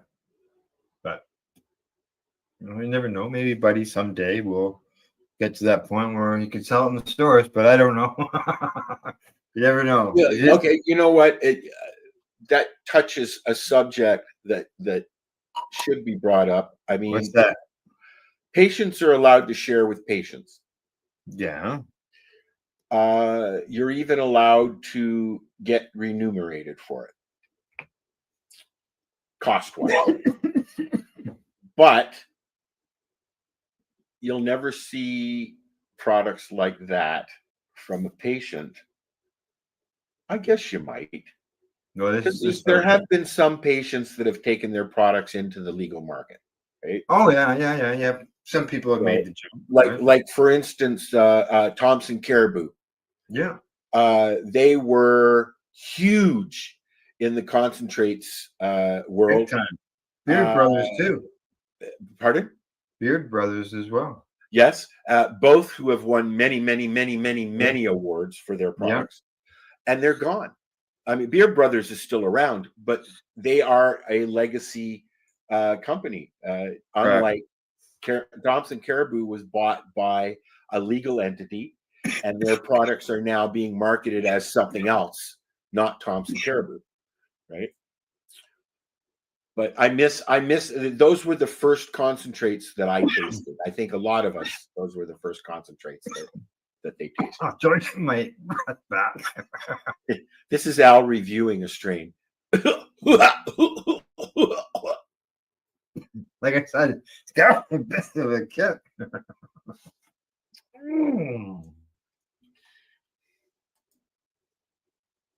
All right. Well, it's yummy. It's very light colored, like I said. Lots of flavor, lots of taste. And as usual, it make you cough. You got anything to say before I go on to the next subject? I don't think so, but no. No. Okay. All right. Yeah. So there you go. Black lime. If you're seeing black lime rosin in stores, give it a try. But this is a friend of mine. He grows it himself, like I said, in his living organic garden, no till. And have you squished any of yours? Yeah. No, not yet. I'm still harvesting. Are you going to try and do some live resin? I'm more worried about getting it all off before winter gets here. So, but I am looking at trying to maintain some that I can. You got all winter. So yeah, exactly. So, all right. You probably have stuff from several years ago still. I do. I don't. I smoke it all. hey, oh, here's a perfect example. This package, brand new, not even opened yet. I've had this for a year and a half. I got this at Can Expo as a sample. Oh. Yeah, that just shows you how long that is. And now I've got some cannabis still from my last indoor garden, which was 2022.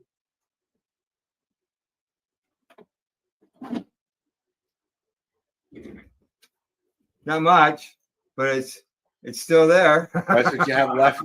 Huh? That's what you have left of it. Of this particular strain, this Bubba Gelato. Ooh, that would be nice. I like Bubba. Yeah, I like gelato.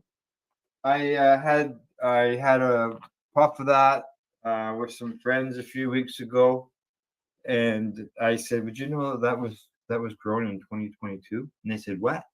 And I said, "Yeah." And they said, "Well, boy, it still tastes really good." And I said, "Well, there you go."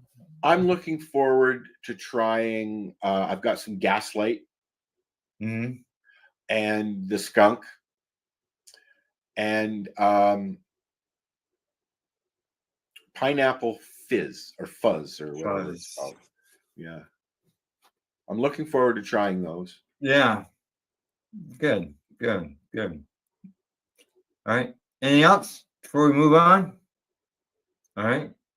On we move. So, I was reading this article this morning, and you won't believe what happened.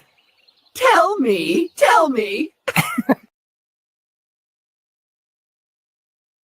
I will tell you if the spot closes off. Are you lagging, Al? No, it was a tab. Just wasn't doing its thing. All right. So I've only got one news story today. And that is because this one just doesn't make sense to me. But it happens. Okay. La Crosse County Board. I'm not sure where La Crosse is.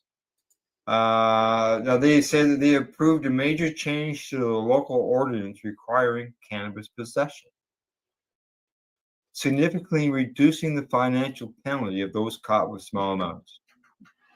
Under the old provisions, anybody caught with 25 grams or less of cannabis faced $100 fine plus court costs. Now it's $1. Where is this, in Canada or in the States? I'm not sure where. Probably in the States. Low Crows can. I'm gonna say States. Yeah, Because $1. it's 28 grams here. So why even have a law? I know. To charge someone $1 just to make money. Like $1. Yes. They wouldn't have the court costs if they didn't have the silly fine of $1. Well, you know who you have to talk to about that. Yeah, they say it doesn't make it legal. It just lowers the burden. We could lower the burden by removing the law. Let's see. They say that several of the board members opposed the change, warning that lowering the fine might send the wrong message to the public. Sure, it will. Yeah. Sure, it will. But it shouldn't be there in the first place. So, critics of the ordinance also raised the long-standing debate over whether cannabis possession acts as a gateway to more serious drug use and community issues. Drugs are bad. Yeah, that connection's been debunked. Let's see. They're trying it again now with all this cannabis hypermesis syndrome, or what is it called? Cannabis dependency, or whatever it is. They're pushing that as well. Well, it's not only that they're only collecting $1, but in the end, that $1 can cost them every day of their lives because they have a criminal record. Yes. They may not be able to get loans. They may not be able to rent a place. Who knows? Might not be able to get a job because they got a fine for $1 for cannabis. So even though it's only $1, it costs much more, I would say. Well, they call that part of the punishment. Yeah. Punishment for what? What are you being punished for? You're trying to, your patient's trying to get better. So, all right. You got anything in news that you wanted to bring up? I think I did, but I can't remember what it was. Okay. I was thinking you had something there ready that you had picked out in the chat. But if not, I'm looking.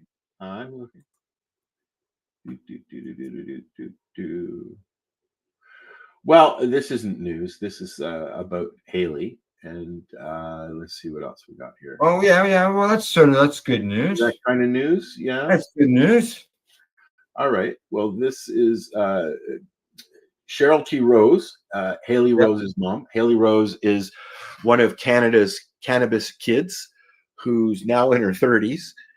And was sent home when she was 16 and said, "Enjoy your last Christmas." To die. Yeah.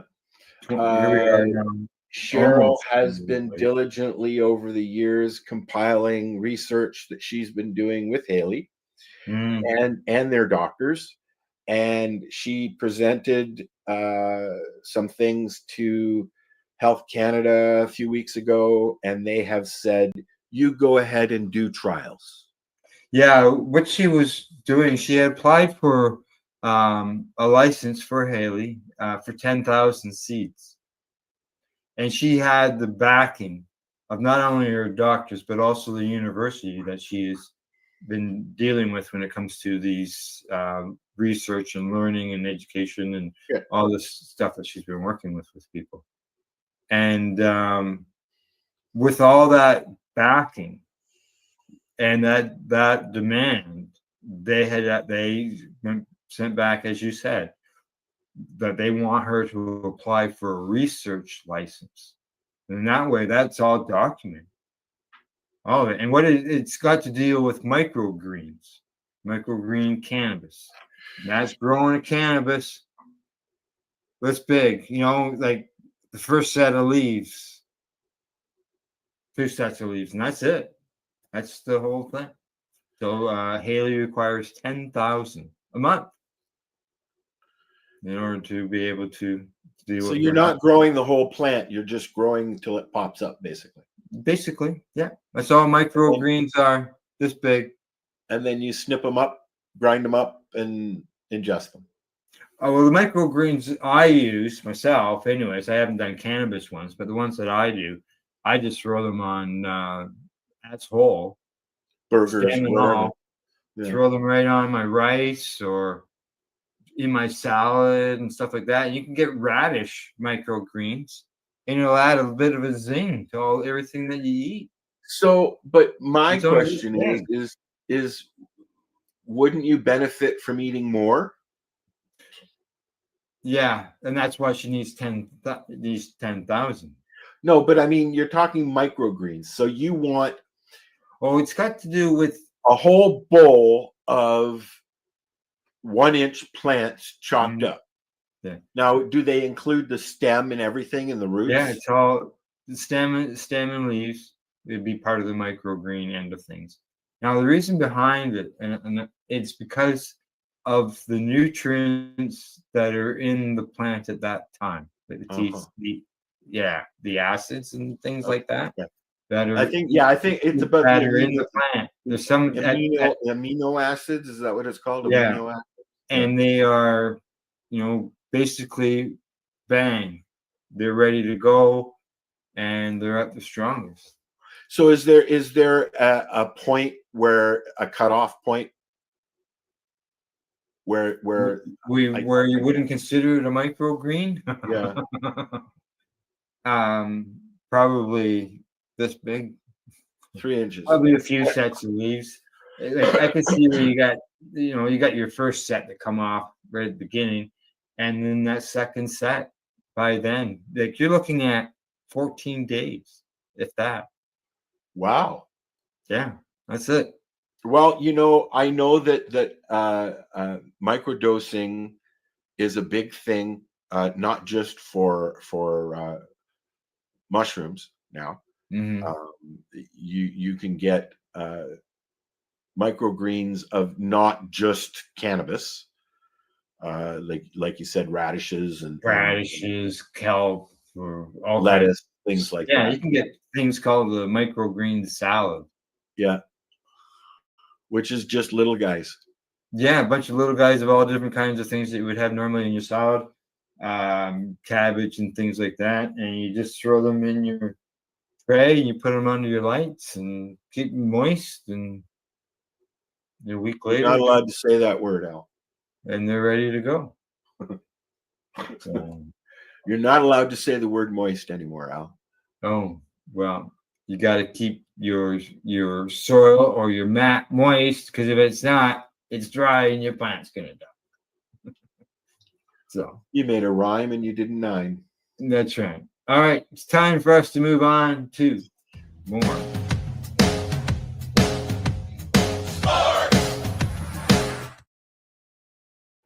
All right.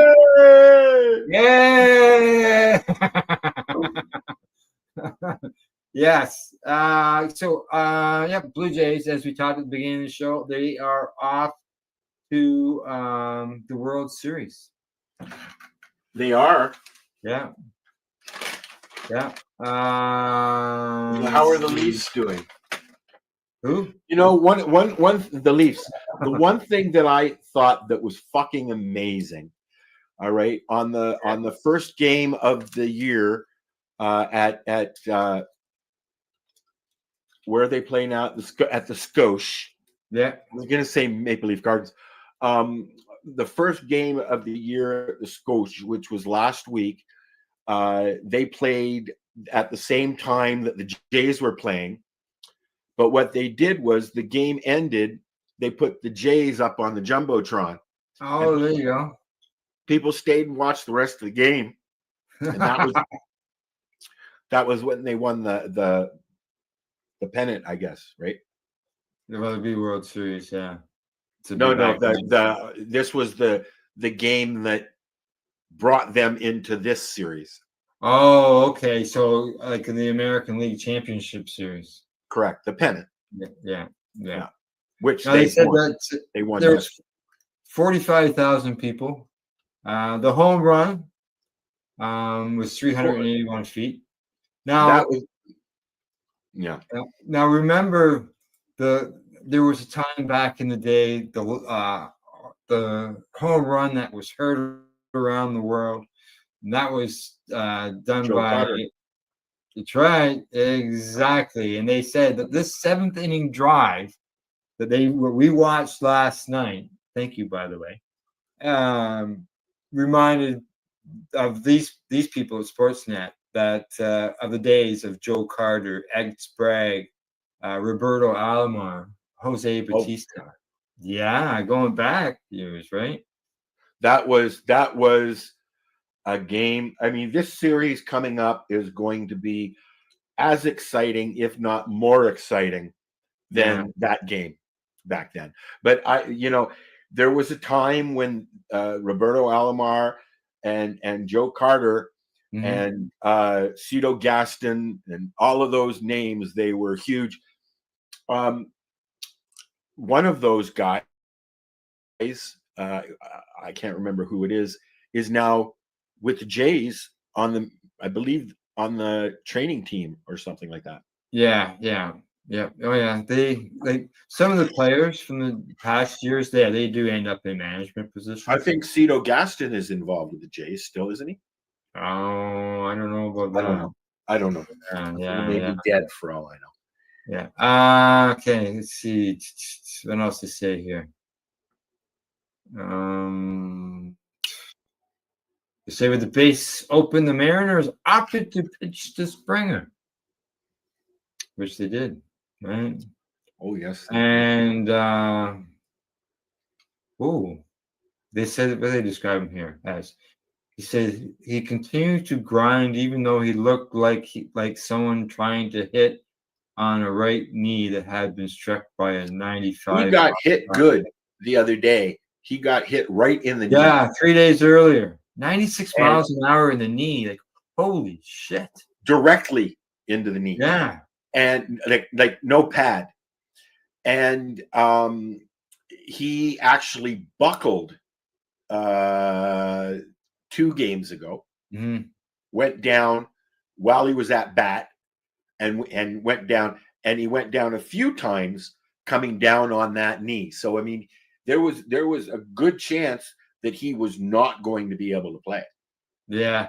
And afterwards, they were doing the interviews and stuff.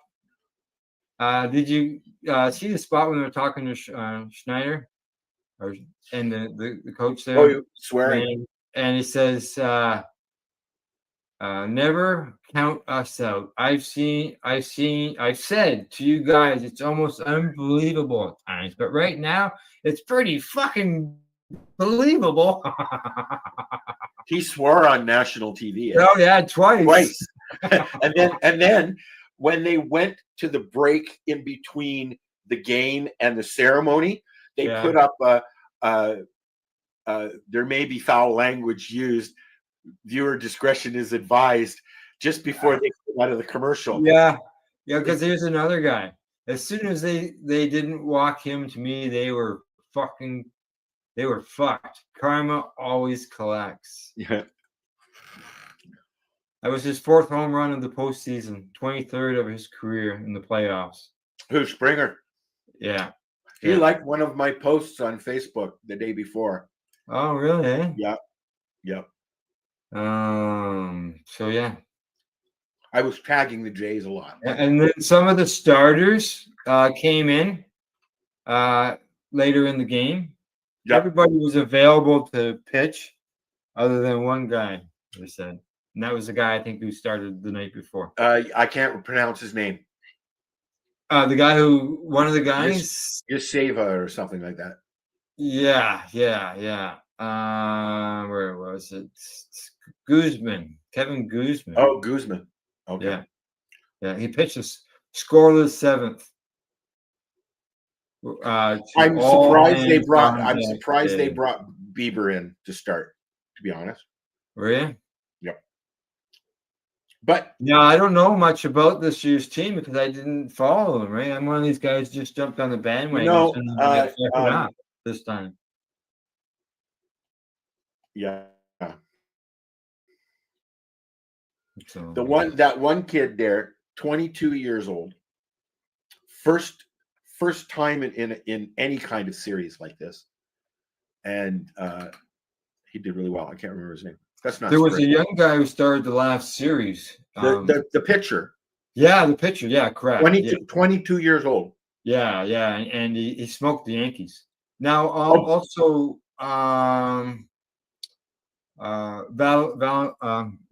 Guerrero there. Yeah.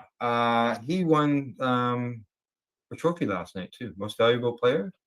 MVP. Yeah, MVP. That's Mr. 500 million.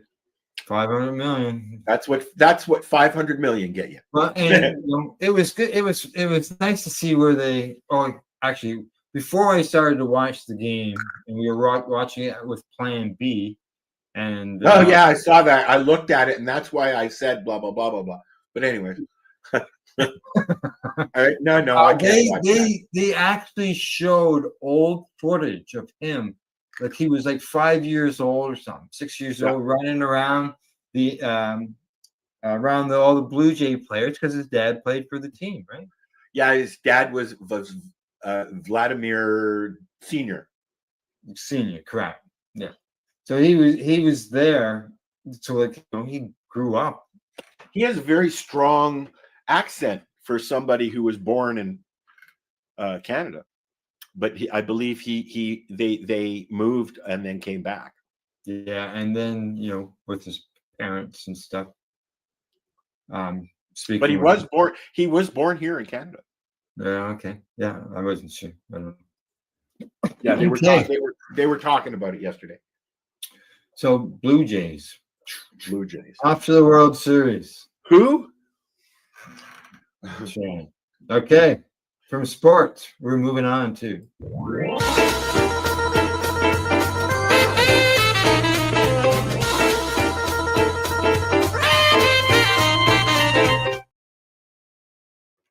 All right. You really need to redo those, Al. I'm working on it. Yeah, we missed that on a dinner last weekend. I had it sent to me, but as far as I couldn't talk about here on the show. But going forward, there is a cannabis business event going on. These are all business stuff, I would say. Very limited Halloween 2025. This is in Welland, Ontario. And it's a very lit Halloween 2025. Never heard of it. Okay, here we go. It says, here, I'll bring it up. Click, click, click, click. Very lit. LIIT. So that'd be the lit research end of things. So there you go. Third annual. Huh? No, I'm just thinking out loud. Okay, the third annual Very Lit Halloween is a spooky night of networking, creativity, and celebration. This in-person event blends industry connections with festive fun, bringing together brands, artisans, attendees for unforgettable evening. Highlights include ambient spine-tingling beats, costume party with killer prizes, complimentary caricatures and photo ops, tasty treats, eats, and beverages, spooky swag bags for all guests, surprise giveaways and pop-up fun, craft and artisan market, magic tattoos and piercings by special guests will be available, community donation drive supporting milk and cookies. Now, where do you think that is? Ooh, I'd like some milk and cookies. I would think the only person I know that's doing milk and cookies. What'd you say? Milk, it says at the bottom. Community donation drive supporting milk and cookies. Oh, gee, I wonder who that is. There you go. First name AA. Yeah, that's right. That's right. Yeah. Yeah, and Amy's been doing that for years, and kudos to her. As long as I've known her. Yeah. Speaking of Amy, the first she used to be my co-host on the 420 radio show. So, but the first thing she said, she wanted to send me some samples of what she makes. Mm-hmm. She sent me titties and penises. Chocolate, of course. Yeah. I remember those. Okay. And is there anything else on this list?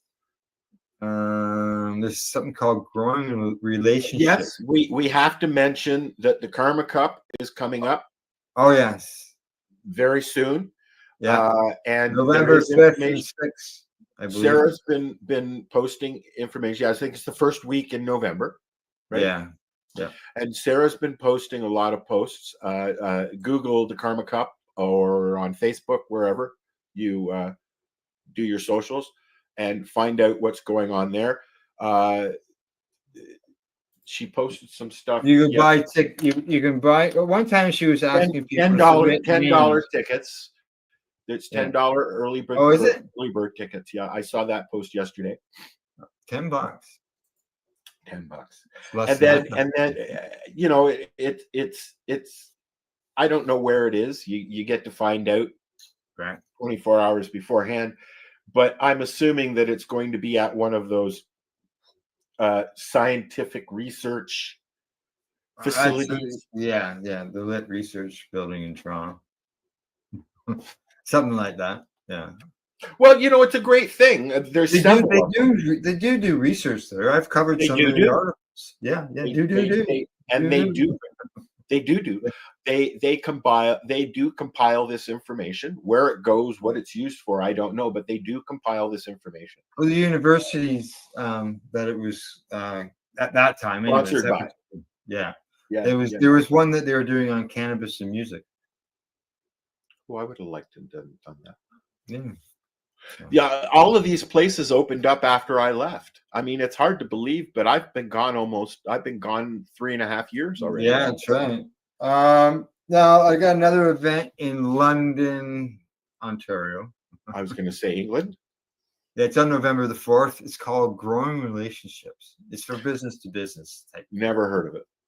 Neither have I. They say the event offers attendees opportunities for networking, brainstorming, discussions, learning sessions aimed at fostering business. So it's all business related. Yeah. Key growth of the roundtable discussions. Attendees can look forward to engaging presentations, networking activities, and a catered lunch. So, in other words, it's a nap time in the afternoon. And you got to be 19 years of age at all. Oh, no, I can't go there. Yeah. So there you go. All right. So that's some events. I don't have any legacy events to. There, you know what, Al? There really has. Had this conversation with somebody else, and I can't remember who it was, but there really has not been. It was probably you. There has not been a lot of events this year. ICC, the Indigenous Cup, happened and didn't happen at the same time. Correct. The events that we were going to go to were canceled twice. Yeah. Lift's gone. Lift's gone. What's the other one? Grow Up happened. Oh, the grow up is still going. And then you've got the one, the one that happens in Niagara Falls as well, and that's that happens at 420. It's also a grow up though. That is probably yeah. Well, I know we moved to Toronto.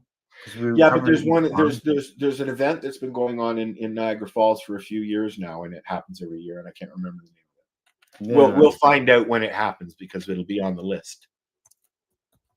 Why? Yeah, it'll be on the camera list, is moving. You need to secure your desk, Al. Every time you type, your camera moves. It jiggles. Niagara Falls 420 Expo. It's like watching Al doing this. You know why? You know, if you knew at my desk, it's not a desk, man. My laptop does not sit on a desk. Oh, you're sitting. My laptop sits on a dining table, not even a table. It's think of a hospital table. You've got Marco's desk right there. Why aren't you using that? Right, sitting right here beside me. You can see it in the video. That's the desk. So why aren't you using that? Because I have it shaped like an L, so I'm not sitting there facing the wall. At least this way I can look around. Yeah. Right? I'm in a closet. That's my computers are in a This closet. is a hospital dinner tray type thing with the wheels. Underneath the bed. Was that from Marco too? No. This is my daughter's father-in-law's. Yeah. And there's a spot over here for my mouse. Whatever works, buddy. It works. That's right. It angles, it tilts, it goes up and down. But I know, it does shake. All right. As far as entertainment, I've got two sad stories.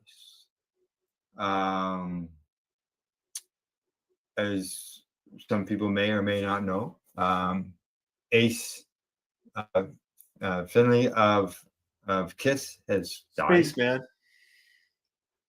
Passed away. They called him Spaceman. Space, yeah. Spaceman or Space Ace, they say here. He's Spaceman. He passed away at the age of 74. He had a brain bleed. Did he? He was admitted into the hospital the night before, I believe, with a brain bleed or something, or a little while before, but eventually he passed away at the hospital. Yeah. Original lead guitarist and founding member of Kiss. Correct. And also one of the troublemakers of the band. He had a life. You think Gene Simmons had a life? Look at Ace Frehley's. Oh yeah. Trying to see what all I just. Some of the comments that I saw about his passing was, I bet you Gene Simmons is looking for a way to profit off of this. Yeah, I think so. Yeah. Well, Mr. Simmons likes to make money. So he began playing guitar at 13. He grew up in a musical family. He played in local bands around New York City and was a roadie at the age of 18 for a guy by the name of Jimi Hendrix. Oh, wow. Yeah. And he was one of the original founding members, the founding four. This year he left the band in 1982. Because of addiction problems and alcohol. Then he rejoined Kiss in the 1990s. And then left again. He's been in and out of rehab for a long time. Yeah. So there you go. And what's the other? Who's the other? Oh, and the other passing, Sam Rivers. He's the bassist of Limp Bizkit. Limp Bizkit, yep. Yeah, he passed away. He's only 48 years of age. That was just a couple of days ago. Saturday. Yeah.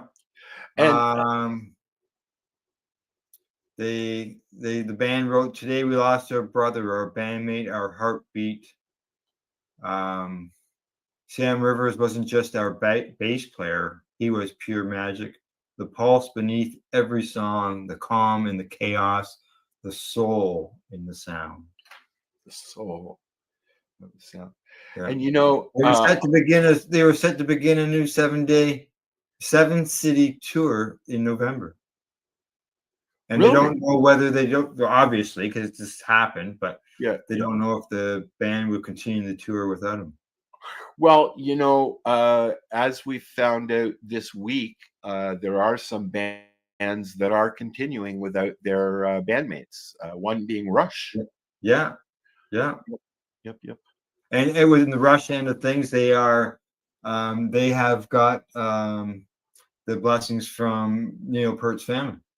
Correct. Yes, I was just going to say that his daughter, his kids have said yes, please, because this conversation, this conversation was had with Neil before he died. As with Gord Downey, before he died, tragically hip has not continued, but they've still played. Yeah. Together, now, as far as Mr. Rivers here, it says that the band didn't provide details about the cause of his death, but according to one report, Rivers left the band back in 2015 after being diagnosed with liver disease, but returned to the stage following a liver transplant. And he said that he got that disease from excessive drinking. Well, yeah. Yeah. Yeah. So there you go. 48 years of age, gone. It's too And, bad. I'm thinking that I know of a fellow who was probably about the same age and same thing, liver, excess drinking. My mom's ex-boyfriend had to have an operation, and because of his drinking, liver related, and he didn't make it off the table, unfortunately. No, yeah. All right. Well, got anything else you want to discuss? Oh, I thought there was something that I wanted to bring up. Sure. I know what it was. We used to when we started doing this, and when I say this, I mean us, Al and I, because we've been doing this together for a while. We used to take notes. We used to sit down and have a pad of paper in front of us with notes on it and stuff. I don't know where my pad is. Let's put it that way. When I first don't have a started calendar thingy doing on my desk, radio, unfortunately. I can remember writing 9 pages of notes, questions, and information. Yep. And then I usually have a like you do, a big calendar thingy on my desk, and I would each square would be full of stuff. Nothing. It's blank. Nothing. I don't even have a pen on my desk anymore. Oh, here we go. I found it. All right. In entertainment end of things, if you're local to me, anyways, here we go. We have the Tea Party, Headstones, and Finger 11 are playing in Peterborough at the Memorial Center. And guess who's got tickets? I was just going to ask you if you were going to go. We are going, and I made sure that I was talking to the right person this time. Actually, I talked to a person this time because last time I didn't. It was all done digitally, electronically, or whatever you want to call it. Whereas so this you didn't time, pay $600 for these tickets? I did not. I paid $75 a piece.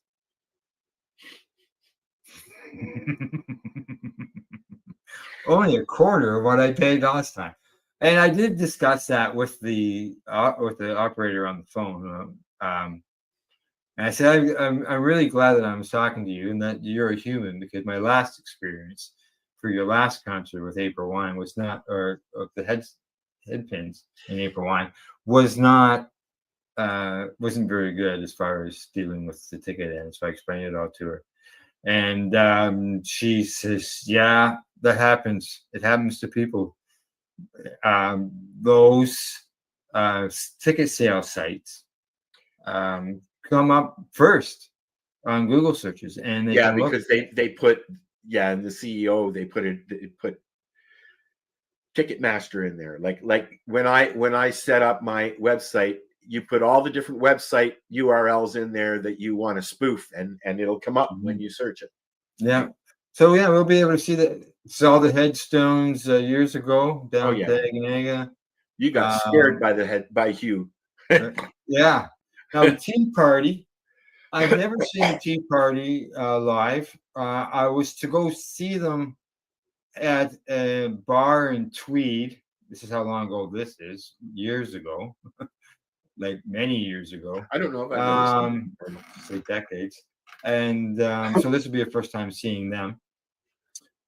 So we're really looking forward to that. Now, as far as Finger 11, I know of the music and all that stuff, but never seen them. But I've seen all of them. I used to follow them years ago when they were on Q107. At that time, they were known as the Rainbow Butt Monkeys. That was the name of the band, the Rainbow Butt Monkeys. Yeah, it's a long time ago. There's been a lot of bands that have changed their names. Correct. And yeah, I think it was probably a good decision for them, and look what's happened. So they got fingered 11 times. Yeah, that's happening in December 5th or the 7th, something like that. 7th, I think. Yeah, 7th. So, weather permitting. Thank you. That's the word. Yeah, it could be a snowstorm that day, right? Yeah. Guess that means we'll have to stay at my son's place in Peterborough if it's bad weather. We have family there now. You're only 15 minutes from there. Well, it takes a little more than 15 minutes, but yeah, we're not far. Correct. It's the next city down the highway. Gotta get down Crash Alley first. Uh-huh. Oh yeah, long weekend, 2 accidents. One because of a hill? No, there was one right on the edge of town here. It was basically right on. It was in the slowdown zone, and then the other one happened out on the open road by an old gas station on Highway 7 between Havelock and Marmot, out that way. The Monday of the long weekend, both of them going on. Near the A&W. Norwood's got the A&W. There's no A&W. Is that Norwood? That's in Norwood. It's in Norwood, yeah. I didn't realize how close Norwood was to Hastings. Yeah, it's at the other end of 45. Yeah, it's just up the hill. It's the next town over. Right. Yeah, it's just up the hill, but it's because it's windy. It takes you a little while to get over there. Yeah, actually, I have a friend of mine who's going to be here at 2:00 today, who lives in Hastings. So, well, you got anything else offhand? No, I'm good. All right, so am I. All right. Other than that, I guess we're done. Until next week, same time, same place, same channels. Same bong channel. That's right. Same bong channel. Other than that, we will see you then. We'll say bye, guys, and peace.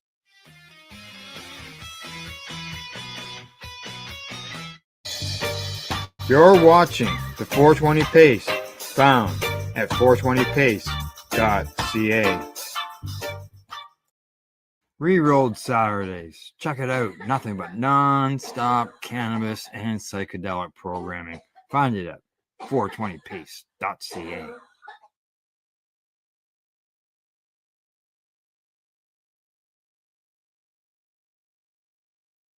BC Drug Compassion Club reduced overdose risk, and lawyer argues in constitutional challenge. Right, that's right. A lawyer for the founders of a Vancouver initiative that provided tested heroin, cocaine, and meth to drug users during the toxic drug crisis says the risk from the street supply is grossly disproportionate to any benefit of shutting down the club. Tim Dixon told a BC Supreme Court judge in his opening statement on a constitutional challenge of the conviction of the two founders that shutting down the Compassion Club, launched by the Drug User Liberation Front, violates a drug user's charter, including the right to life and security of the person. The challenge comes after Jeremy Calcium and Iris Nix were found guilty this month on charges of possession of the drugs for the purposes of trafficking, although the conviction has been suspended until the constitutional argument is decided. Dixon told the court the charges were completely out of sync with the public health goals of Canada's drug laws and that the club was effective in reducing overdoses and deaths.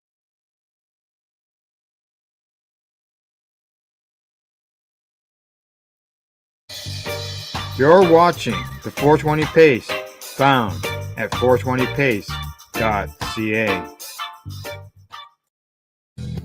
Stay tuned. We'll be right back after this toke.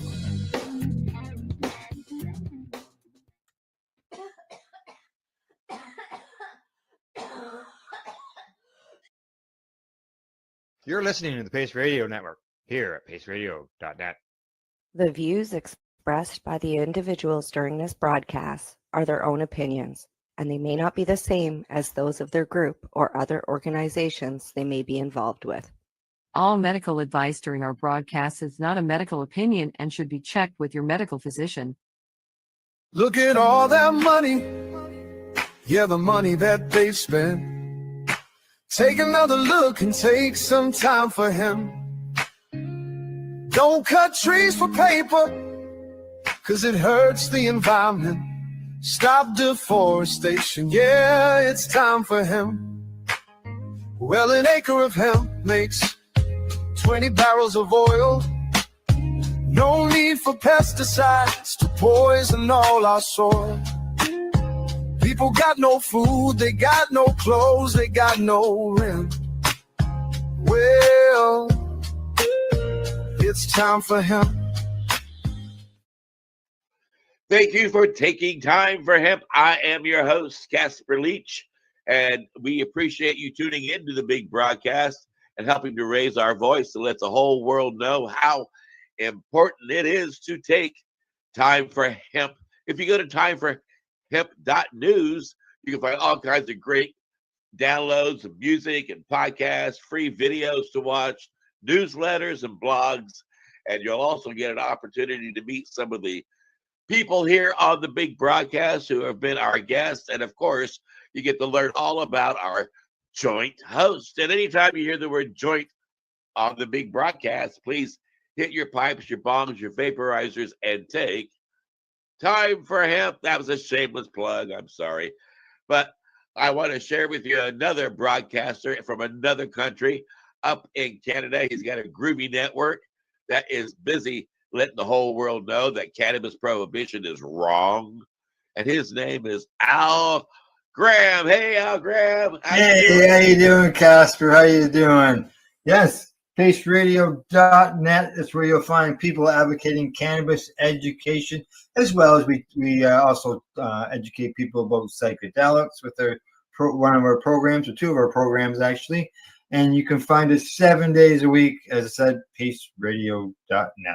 Now, Right I'd on. also like to introduce my fellow joint host, and he is an advocate, he is an educator, he is a Navy veteran, and his name is Al Byrne. How you doing, Al? I'm doing fine. Thank you so much for that invitation. I'm also the reason old women check into this program. It's pretty well known around. But yeah, anyway, I wrote a book. You see, it's on the screen. If you're listening on the radio, it's for country and cannabis. It's the how and why and who brought medical cannabis into the United States, in fact, to the world. It was a 40-year odyssey. It's a good book. If you're a patient, if you're a medical professional of any stripe, you should have that book and read it, and it will tell you where to go to find out even more information about that subject. Today, we're concentrating on hemp as a product, something that can be used by human beings in many, many ways.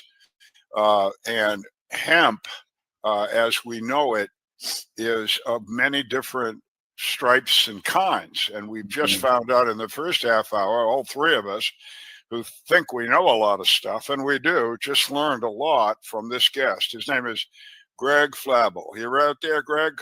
I'm right here. There he is, same guy. Hey, welcome, Yep. Greg. Yep. So what we did is we cheated in that time that we were all together and you didn't have any knowledge of what we were doing. And we decided on, we're going to have two discussions here for the next half hour. The first one's going to be about hemp products that Greg makes, other people make, but we got Greg. So Greg, let's have a show and tell. So pick up something there on your desk and tell us about it. So we take we take the dust that we collect from decorticating or separating the fiber from the inside pithy part of the plant, and we compound it with some other stuff to turn it into injection molding pellets that we then go on to make some plastic home compostable cutlery. Where I'm looking here, I've got knife, spoon, and fork. Right? What? Cool. All made out of hemp plastic, and you put these in your compost after you've used them, and in 6 to 8 months they've disappeared. Right? Not like industrial composting; it's home compostable. We also have these. We get different sizes of straws. These are like a bobo straw. They'll go into a hot cup of coffee. They'll go into a cold drink. They don't break down like paper straws do. And these are also home compostable. And we're starting to get a little bit of traction on this stuff. It takes a minute, but it's happening. We also, we do. There's another little prop here. There's a bunch of different rope, different sizes of rope that we could, we take from the bigger ones or the smaller ones. We cut them in lengths, make knots in them, and I give them to my dog to play with. Right. Well, wait a minute. That would be a great thing to send to every congressperson because if you give somebody enough rope, they'll hang themselves. Where do you come from? Boy, I'll tell you. What about food? You got what's that? That a plastic?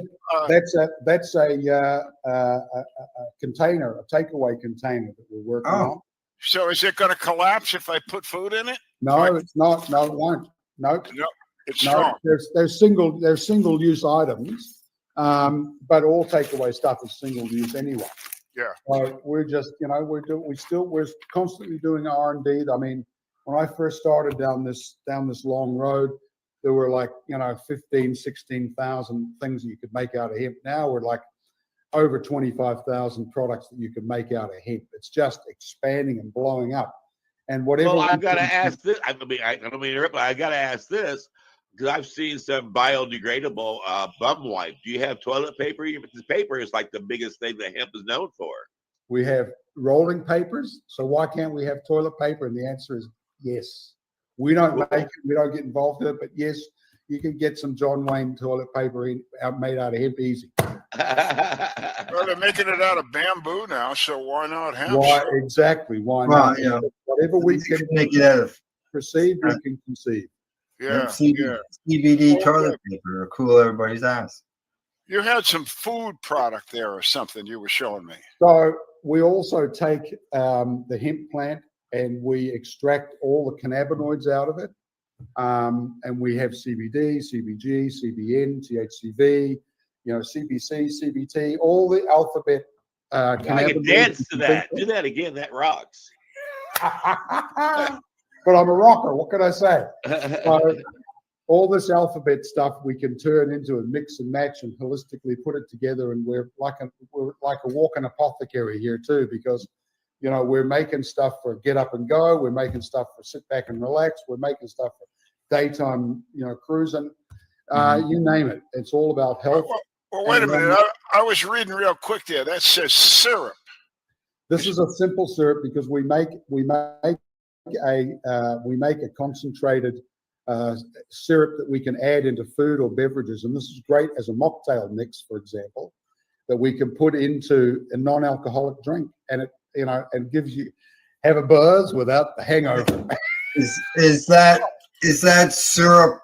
Like I know the Farm Bill is countrywide. Is that something that's available countrywide, or are you limited to? This is available countrywide, and it's available. We have a website actually, trueherbalcreations.com, which is a side hustle from that, for what we're doing with building houses. But this is the health and wellness product that you can microdose or you can take time out with, right? But this is federally compliant at 0.16 total. I repeat, total THC. And our country is being split and divided amongst total THC and D9. So we can go into all 50 states with this product because we are total T compliant. Do you use it? Daily. And he's 112 people. Yeah, that's what I was thinking. It's an old dude there, yeah. Look at him. He's 112. He don't look a day over 50. I know, but he smiles a lot, so maybe he's real happy. What do you think, huh? I love what I do. What can I say?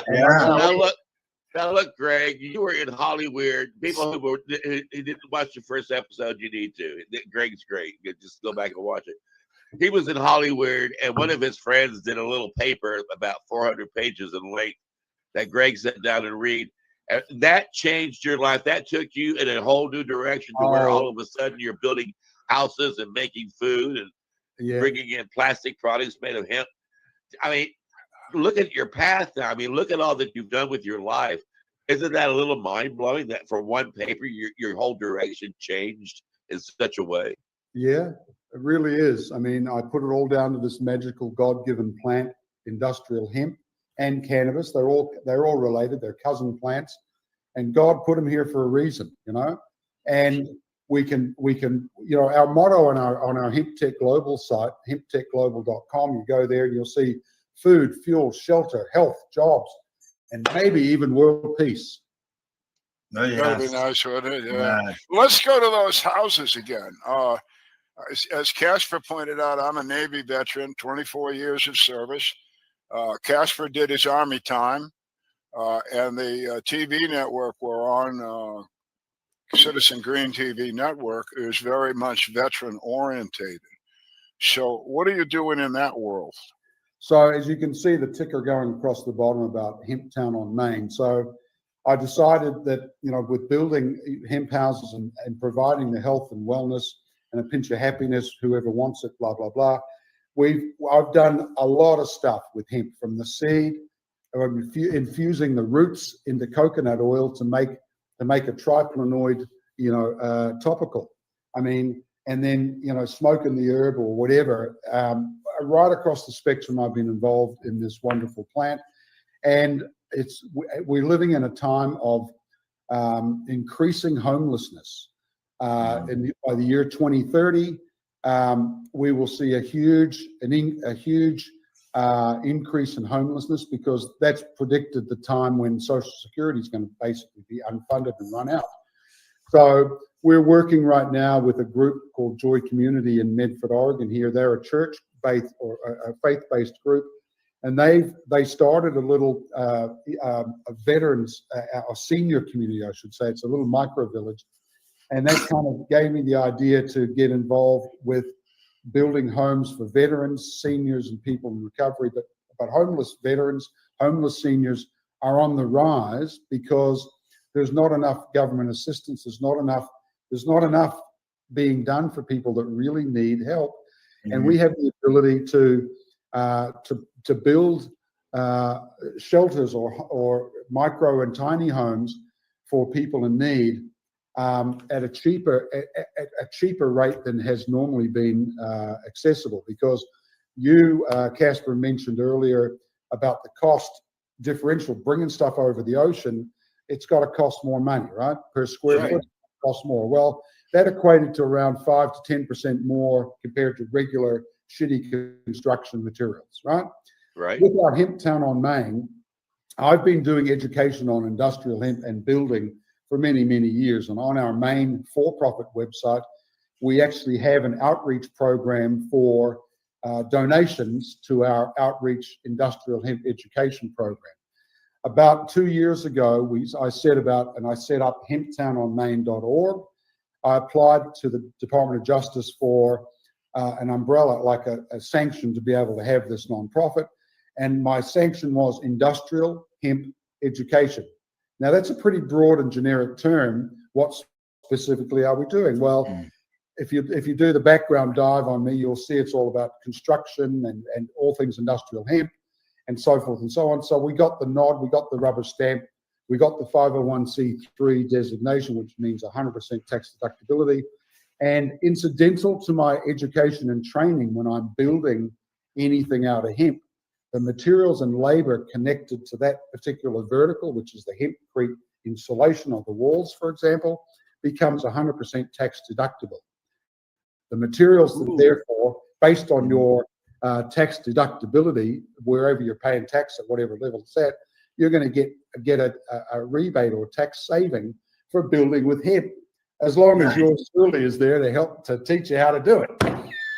Yeah. That is cool. No, I got a friend who would like to meet you. Her name is Jane Earhart, and she's got 10 acres in Arizona, and she's put together a blueprint for a thing called New Hemp Cities. She wants to 3D print homes, and she wants to build an entire town out of hemp. How cool is that? That's awesome. I love it. I'll go Is there. that doable? Is that doable? 3D printable is still very, very challenging, because here's the thing with the hemp herd. Let me show you some herd to give you an idea, because you can see this wall, this sample wall in the background. That's what it looks like all mixed up.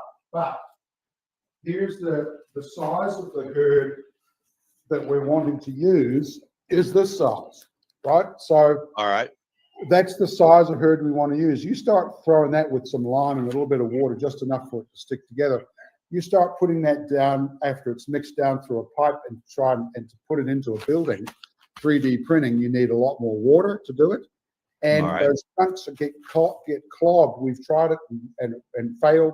Gets clogged in the knuckles of the hose delivering the material to where it's going. That's why the low-tech system works the best, right? I've done prefabricated, I've done hybrid panels. I taught the guys in the Netherlands how to build their first stamped panels to make houses over there. They kicked me to the sidewalk because I wasn't from the EU, so I couldn't get paid, blah, blah, blah. Usual story. So the fact of the matter is that the low-tech way, which is casting in situ in place, is where everybody, I mean, you go to our Hemp Tech global website and you look at some of the projects we've done, you'll see we did a hen house structure before we built the main house. I had a 6-month-old baby tamping hemp. So anybody can do it. So are you getting, I'm just curious, are you getting some of these older folks and veterans to actually get involved with the construction? No, yes, I want to, but I mean, we're pretty new, right? The website's only been up a couple of months and stuff. We're just getting out there. And I might, if I could, I'd be given a hemp structure away as often as I could, but it required, like any 501c, we're driven by donations and sponsorship. And you have your hands full, because I do remember sitting and watching a documentary in 2002 pointing out that by the year 2030, the largest homeless population would be senior citizens. And they pointed out that it will be difficult at that point to sit and watch television to see your mom and dad and your grandma and grandpa living in the streets. Yep. And then there's also the other aspect of people that age don't have a lot of relatives around. And when they get to the point where they can't take care of themselves without assistance, then they're forced to go into a home, which many just refuse to do because, well, we know how homes are. And that adds to the homeless population again. So you have seniors out there who can almost take care of themselves and many who can't. Well, how big are these houses you're thinking about? How many square feet? We're doing small structures, like 8 by 12, 12 by 12. So anything under 200 square feet can generally be built without needing permits, because they're considered movable, temporary. They're on stilts, they're on skids, they're on piers, and they're a beautiful little structure. If you go to, in fact, I can give you guys later some stuff if you like. But there was a project, a very dear friend of mine who used to own the IKEA franchises in North America, and then was forced out, a ways back. But he developed this iWood structural framing system that uses 30% less lumber. And when we've even got wood shavings in the hempcrete mix here, because we're recycling and using all the material. And we've designed these for micro and tiny communities, and they're basically a kit set that we can ship out, and people can put a workshop together, or get their buddies and a few beers together and a few smokes and freaking build it themselves in a weekend. So we're kind of pushing that wheelbarrow because I believe that the time is fast approaching, faster than anybody cares to admit, where that homelessness is going to triple, right? Quadruple. And the cost and the average Social Security check is around $13.50 a month. Right. That's not enough to pay the average rent. No. And a senior who loses the other half of their unit or whatever, they're one check away from living on the street. That's right. Right, and 30% of the population. You know that only 10% of the population have any reserve at all, any emergency fund. Right? It's like it's chronic. Nobody's been taught properly how to manage money or get ready for retirement or anything like that. It's like we've been in. Well, you got to have money to manage before you manage it. Yeah, but we've all of us been sucked into these debt spirals for so long that it comes to the time when we wake up one morning. Oh my God, I'm over 65. I got my hand out for Social Security. It ain't there anymore. What do I do now? Right now, a lot of us old codgers have got a lot of stuff up here from years and years of experience that we can go help bring, mentor some youngsters coming through and everything else. But unless we're thinking, we've got to have a roof over our head to feel secure. Everybody needs shelter, right? Yep. And so how's that working out with local governments and other? Is there enthusiasm? Is there lack of interest? Is there any what's going on?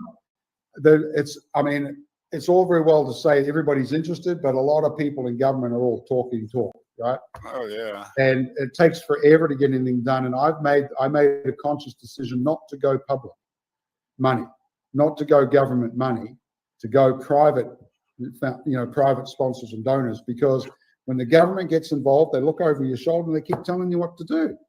Exactly.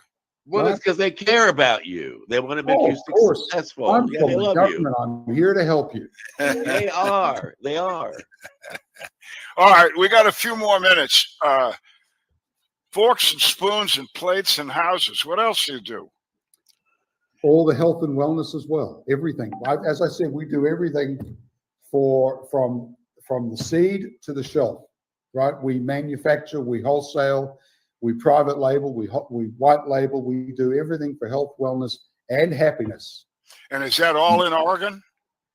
No, we've just been out back east because half the population live out there, and it's interesting. I got an opportunity to go full 360 degrees back to where we started Hemp Tech Global, back in Asheville, North Carolina. So we're setting up an alternative beverage store out there for the alcohol sober curious, sober flexible, you name it, to get people off alcohol into the good herb. They are making the switch slowly but surely. They are. Oh yeah. And speaking of good herb, I can tell you, I bet you smoke a lot of good herb at your age. You know a lot of good dealers and a lot of good people. I bet your pipe's full all the time. I'm like a one-stop shop. But actually, we know that Greg is not a smoker. He likes the edibles, right? Yeah, wait a minute, Greg, you don't smoke. I want a DNA check to make sure you're human. I used to, but I gave up because I like the edibles more. Yeah. Because I was also a smoker, a Marlboro type smoker, right? And I'm like, you know what? All that stuff is gone. And I'm because of the herb, because of the hemp, I'm healthier, and I'm feeling great. So why can't you look good for 112? You keep bringing that up. Earlier, you had mentioned about the decorticator not having that type of availability in the U.S. Yeah. What could get done in order to make that available, so that people who, makes it easier for people who want to build a hemp house to be able to do so? Because if, hemp houses are also environmentally friendlier. So by producing that stuff in the U.S., you're eliminating that ship ride across the Yeah. ocean, which obviously Yes. isn't environmentally friendly. Well, it's also about the chicken and egg situation. I mean, not enough people understand the value of building with hemp or natural materials. And then you've got the supply chain that can't keep up with that either if it really did take off. It's still very much grassroots. And I thought we started so long ago that by now the rest of the country would have caught up to the hemp. And there are a bunch of people around doing hemp houses and so forth, but Yeah. it's all still grassroots. It's not mainstream yet, you know. And that's what I'm trying to get to, a kit set style situation where we can drop in from out here where we manufacture the lumber, the framing components. We can drop in to the site wherever it's going, anywhere on the planet, basically, but particularly the US. The kit set to make the 12 by 12, right? Which has an 11-foot interior height. Perhaps another time I can show you through one of the units we've got out in the warehouse building. Yes. Work in progress. And then we can also, from the local Home Depot or Supply Yard or Lowe's or whomever you've got in your local area, we give them a shopping list for all the flat pack material.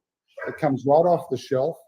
It gets drop shipped locally, so you're cutting down on that freight, right? Including the hydrated lime that comes from Home Depot as well. And we mix and we send over a few little pozzolans to add to help hydrate it quicker. And then I'll drop in, parachute in, if you like, and with my team, and do a workshop and teach people how to build the structure, right? And now it's tax deductible, baby. Oh, cool. So it's a grassroots movement to build little grass houses. Homes for homies, buddy. Right. That is groovy. Well, we're down to the last couple of minutes. You want to give a shout out to a groovy website or an organization you want to put a spotlight on? So for the hemp housing, obviously, I'd love people to get to know hemptownonmain.org, which is our 501c3 nonprofit designed. We're putting that together to help veterans, seniors, and people in need for a shelter, affordable housing and so forth. And then for our health and wellness and happiness and so forth, we've got our other site, trueherbalcreations.com, where you can get some health and happiness.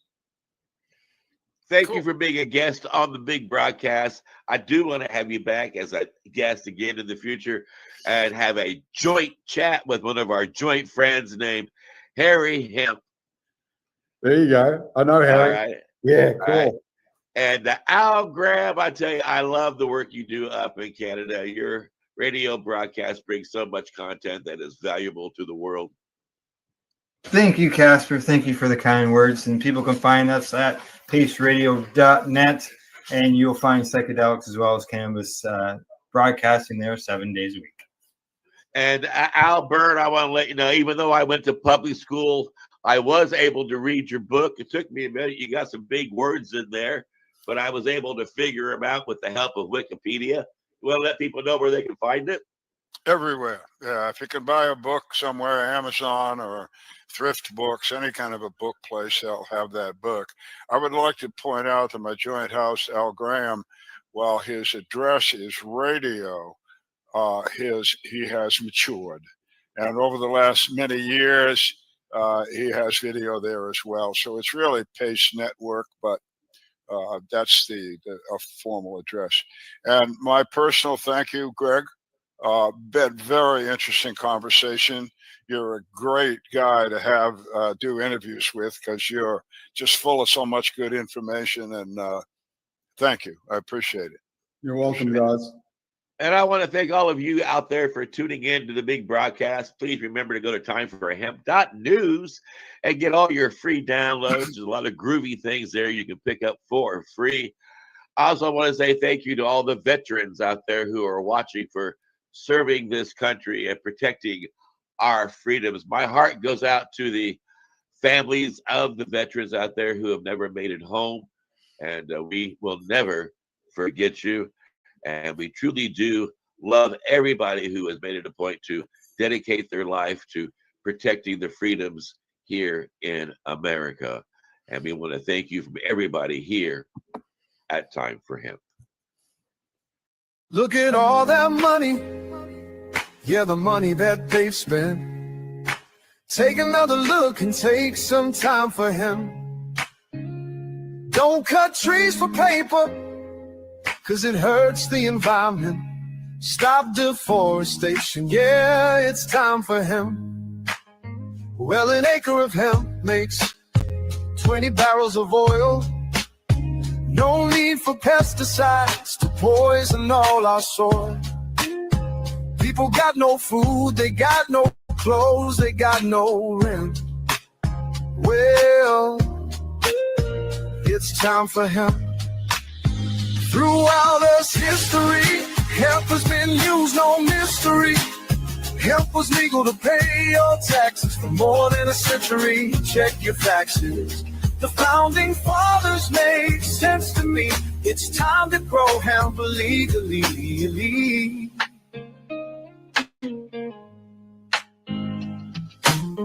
Think of all its uses. It's money that's well spent right now. No excuses, it's time for hemp.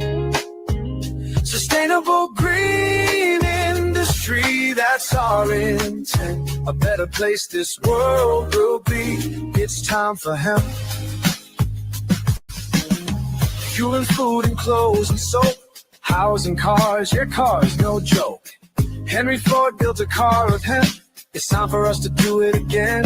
People be employed with balanced farming as it's meant right now. It's time for hemp.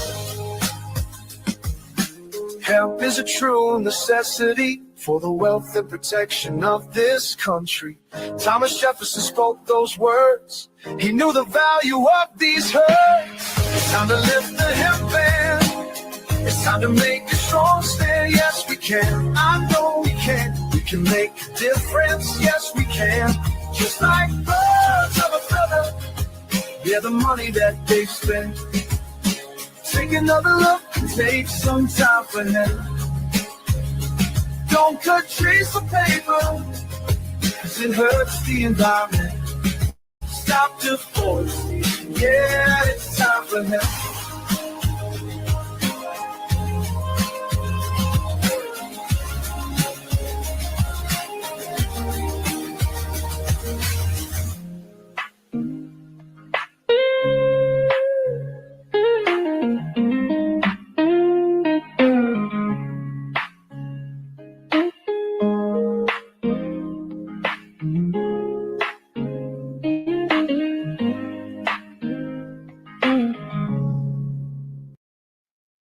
Time for Hemp is a Pace Radio Network content provider.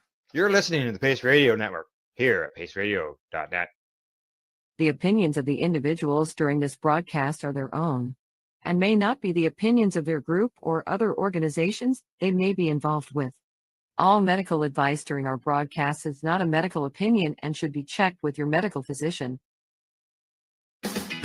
Enjoy the buzz of legalization with Campbellford Lifestyle Shop. From lights to plant nutrients, books, consumption accessories, and more, we've got all your basics to grow or consume cannabis. Visit our info center or take a look at our piercing services and body jewelry, now available in-store through Campbellford Lifestyle Shop, 17 Bridge Street West, Campbellford.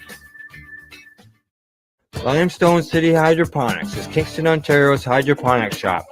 Take your growing to the next level and create the optimal environment with a tent kit or maximize your yield with an ebb and flow flood table kit. Either way, Limestone City Hydroponics has more sizes and options to fit your needs.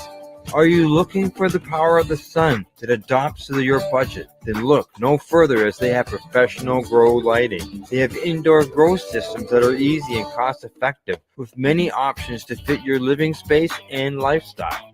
Cultivate your growing potential. We have everything you need to succeed. And if you can't make it to the store, they offer local delivery to the greater Kingston area. Remember, when you're looking for experts to help you grow, then look no further than the locally owned Limestone City Hydroponics, 105 Sunderland Drive in Kingston, Ontario. Call them at 613-548-0420. We are people advocating cannabis education here at paceradio.net. Rerolled Saturdays. Check it out. Nothing but non-stop cannabis and psychedelic programming. Find it at 420pace.ca.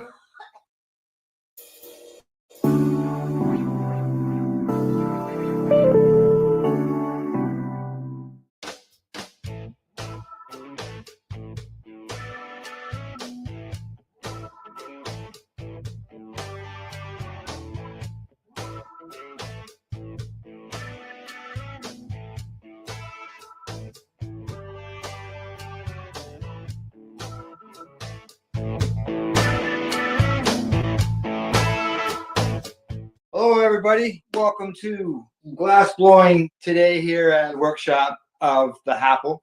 The creators of the Apple, Dave and Masta, are here with me today. We're going to watch them create some glass products, including we're going to go through the steps of the Apple with Dave.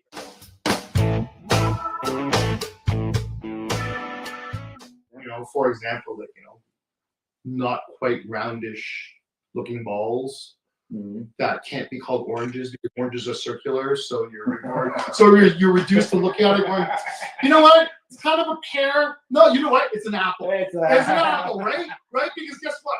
Nobody actually has a definition of what an apple shape is. That's right. Right? Yeah. And there's thousands of different breeds of apples, right? Correct. And so a little bit interesting. The only reason why they're apples is because of the fact that I got away with making oblong shaped circles. That's like literally why I do it that way. One day he said, "Hey, that looks like an apple." Yeah. And it's not. You don't have to worry about a consistent shape if you're calling it That's an right. apple, right? That's right. And I can tell you, there is no consistency in the last 10,000. Everyone is its own. I bet you can find two that are the same in 10,000. Not if you pull out the calipers. No. No. To this day, every single one is hand blown and eyeballed. I'll show and demonstrate that to you. I actually don't use a mold or a template or anything like that. Yeah. I had to start doing it just to make sure that it fits in the box. Like I can't get too big, right? But that's about it. But yeah, and that's the only reason why I've been able to make so many of them, or else I'd go numb. Yeah, the apple. Very Have you got a box there you can show, Al? Of the apple? Yeah. There you go. There's a apple. Yeah, this is the apple here. Right. Yes, that is the apple there. Okay. And there's a stem, just like on any apple. Yeah. Right? That stem essentially. Okay, so this, guys, is a BT bottle with a little straw on the end of it. Okay. Back in the day, we used to have glass bottles, soda pops in glass bottles. Okay. Soft drinks, glass bottles. We used to take a little pebble or a dime. We used to stick into the glass bottle. We used to use a lighter, heat up one corner of it, which is Damn, got to do it again. Evening out the wall thickness in the kiln, right? Correct. But we heat up one little corner of it, stress out one little spot on the bottle, and then if we do it in the right way and do the right tap, the pebble or the dime that's in the bottle will pop a hole out of the side of the bottle, and then therefore you can take your bottle, stick your joint or your cigarette with a little bit of hash on it into the bottle, and it was called a bottle toke. Yep. Yes. This is a bottle toker. This is your cigarette. Yep. But you don't have to use a cigarette anymore. You can just place your hash on here and put it into here. It fills up, and then you just pull it through there. Now, part of the reason why this has been great is for so many people who used to use this old style technique, but you can really only do it with cigarettes. Yeah. Right? You couldn't do it with joints. People claim that they can do it with joints, but they're lying. Okay, it's not possible. It was always tobacco, right? And then so as guys got older and you had to quit smoking, you weren't able to do bottle tokes anymore because you were smoking. You just didn't want to have cigarettes around, right? So a lot of people had to give up hash because of the fact that they couldn't do any of it. So when we came up with this, it allowed more of the original old-timey smokers to be able to experience and enjoy hash for the first time without having to dilute it with tobacco, dry cannabis. Yeah, and I'm a person that doesn't smoke tobacco, so I wouldn't want tobacco. No, and so you never would have had a bottle toke. Yeah, like that would never have been something that you would have appealed to you, right? You're like, no, I don't want the tobacco. And when I did have one, it was, yeah. And then with cannabis, then you've got your cannabis included in your hash, so then you're not getting that. Just if you want just that hash. Yeah. Taste. Well, what you're doing is you're making your cannabis a little stronger, but you're making your hash a lot weaker because you're just adding. It's like, no. And here's an interesting development within the legal market that's kind of it kind of dovetails nicely into the hash devices. Is right now within the legal market, there's such a competition between the stores to attract and keep customers. They're doing everything they possibly can to keep them to come around. And what that usually means is that they're trying to get their customers as medicated or as high as possible, thinking that that's the best way to retain a customer. Is that fair? Right?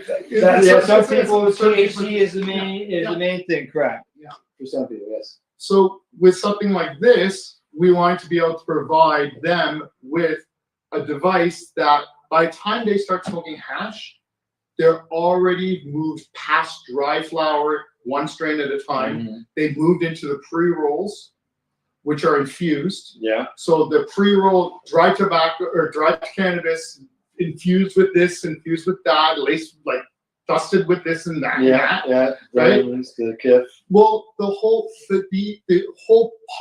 part of that new smokers lose is they lose the experience of learning about the different strains of cannabis and the effects of individual strains. Because everyone's getting a salad joint, as what we used to call it, right? Yeah. So no one had an idea of what strain did what because you don't know, right? Especially on pre-rolls, they don't normally tell you what the strain exactly. is. No, absolutely. They might say premium cannabis. Yeah. So what the hell is that? So what customers are coming in, they're buying single strains. It's not doing it for them. So now whether they turn to their bud tender, ask for recommendations, bud tenders always turn to an infused pre-roll because that's great bang for your buck from a consumer perspective, from a bud tender perspective. But what that's done is created this whole step in the cannabis community that everyone has skipped in the new legal market because in the old market, we had no choice but to try all the different dry flowers. We had no choice but to get one or two strains at a time. And if you don't like it, you mix it. What's that, Al? And if you don't like it, you mix it. Yeah, exactly. And if you didn't like it, you go back to your dealer. Or you wait till next Or week. you go to your Next dealer. batch. And you ask for something different. But really, it wasn't that. But now with these infused things, it's artificially gotten people more stoned without the actually understanding the benefits of indicas versus sativas. All of the stuff that the older people and all the stuff that the advocates and the educators want people to know about. So now what happens is they get tired of the pre-rolls, their taste buds and their cannabinoid receptors are all messed up because they don't know what they're getting. They can come back to a single strain of hash using one of the hash devices, right? And please, like the Happle's the affordable version of it. There's lots of hash devices out there, right? But just an opportunity to be able to smoke a pure hash just on its own without diluting it anyway, right? This would be the first time in decades where I was able to consume just straight hash. All right, so who has the hash? I do. So I have a question while you guys are getting the hash. Yeah. What's the price range of a Apple? Retails for $54. Retail. That's very reasonable because you go and you can get just a simple bong for $120, but it's just that, right? So this is nice. This is nice. It's just that it's hash. You can just straight hash. I've seen Al using his. How long will a piece of hash last in that? Well, I myself, I've learned. Let's find out, shall we? I have learned with mine that I don't want to use one of the new single ones. person Come or on, multiple person would be different lengths of hash that you add to this. The amount that you put in. That's what I learned. All right. So here, let's go through a demonstration. Oh, by the way, each one of these comes with their own set of instructions in both English and French because that's a requirement in Canada. We have to supply all advertising and literature in both official languages of Canada. So all you do is you pick your little snake, and instead of putting that into the middle of a joint, which is what I used to do, you have it on this end. That's what I'm doing right now, buddy. Yeah. Oh, there you go. So now what we do is we just light up the end of it, let it burn, and then it creates a little ember. Yeah. And the most important part of it is don't let it burn. Blow it out before putting it in, or else you could create this black mess in there. Now, there's some hash. So this was built for the old school hash. This is the hash that your uncles and your grandparents would get. And this is the stuff that we would all treasure whenever we could get it because we thought it was the best stuff because it's constant. It was our form of concentrate. Correct. Right? When we were young, right? Yes. This is our form of dabbing, right? Yeah. We used to love it, especially the old guys that smoking 5 or 6 joints for breakfast. Yeah.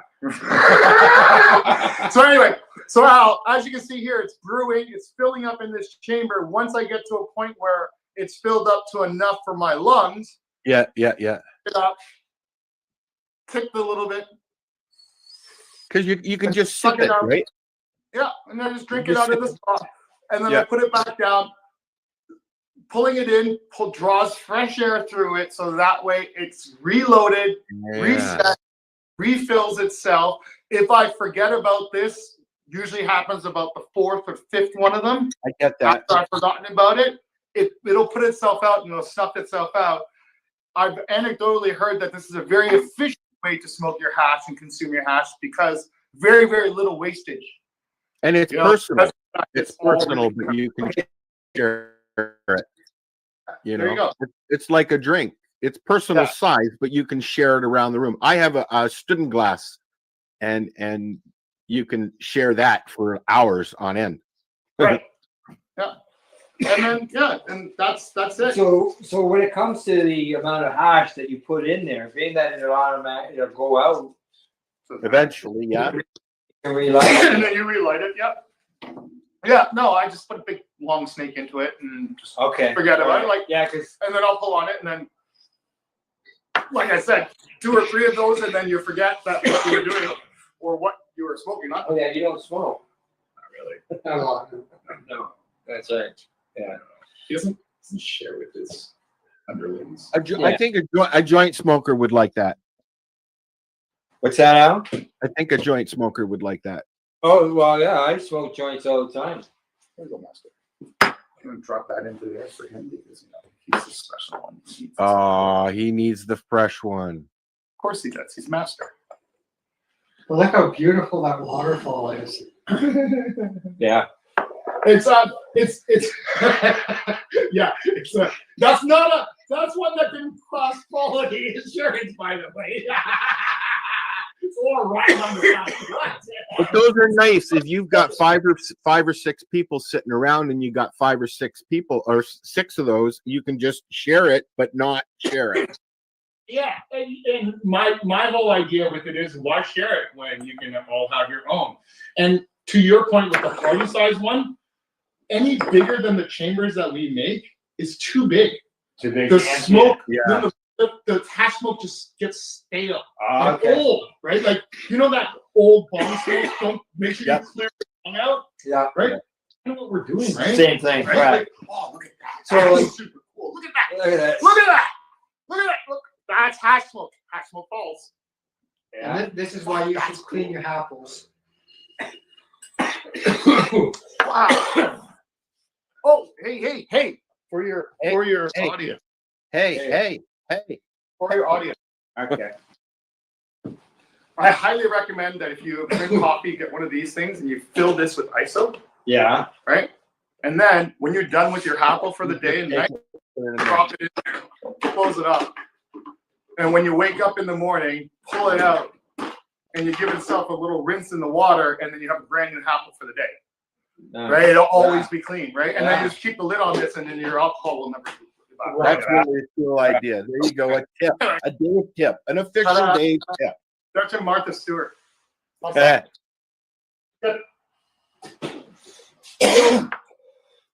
You were talking about snail smoke and stuff. With this, when it goes out, obviously there's going to be smoke in that chamber. That's the fastest way to make the apple dirty, is to let smoke sit in there. Because it clings to the side immediately. Yeah. And otherwise it just dissipates, because as you can see, once it fills up, I don't know if you can see it on the camera or not, once it fills up, it starts to overflow. Yeah. Right? And it's like, I got somebody. It's starving for oxygen. Yeah. Yeah. It needs That's what I was wondering. Like, at the end, obviously, you're going to have, That's why I don't have fish and oxygen. Yeah. And then here's another reason. One of the things is I get a lot of criticism or questions about why this here is so loose and it rattles so much. Well, the reason for that is the airflow. Because if you had it sitting tight and not rattling, it just completely choke out and it would never stay lit. You gotta keep some have, air in there. You gotta have it. So that rattle has to happen only for it to work. So it's kind of one of those, which is a little contrary because people don't like glass rattling with it. So yeah, well, you were just because it's gonna break, right? And then where would you get another stem? If you break your stem, Yeah. or you message me. Yeah. Right. Yeah. So what I'll do is I'll do a call out and I'll encourage people to message me whenever they have a broken stem. Yeah. Mainly because of the fact that I'm doing impromptu quality assurance. Right. Right. The number of stems I have to send out as a replacement would generally tell me whether or not this is a viable product. Right. Yeah. And I give replacement stems out pretty much for free. And I can still do that because I only get one in maybe 1,000 every few months. And it's never, but it's always because of negligence, right? Now, people can lose them. Yeah. Or drop them. Yeah, and as far as for someone to replace that stem, they have to get a hold of you. Very unless you've got them available in the store. They are available. Separately. Yeah. Okay. Yeah, they're available individually, but realistically, it's so hard to put a price on that little stem. Oh, I'm sure. Because that little stem, in my mind, that's the secret to it. You can take that stem and use it wherever you want to. Mm-hmm. So the value of that stem is actually quite high towards the whole value of the whole piece. But I'm hard pressed to charge $25 for a replacement stem, right? It just doesn't make sense. Right. And then at the same time, I have no idea. It hasn't, like 1 in 1,000 every few months is probably like, that means I'm sending out 10 or 15, right? It's not a big deal at all, right? So anyway. Crap. Half shit's different. So it does. Yeah. This is the point of the video, Al, where you start recording faster, maybe. Jump. Yeah. Use that 30 frames per second George Miller shit.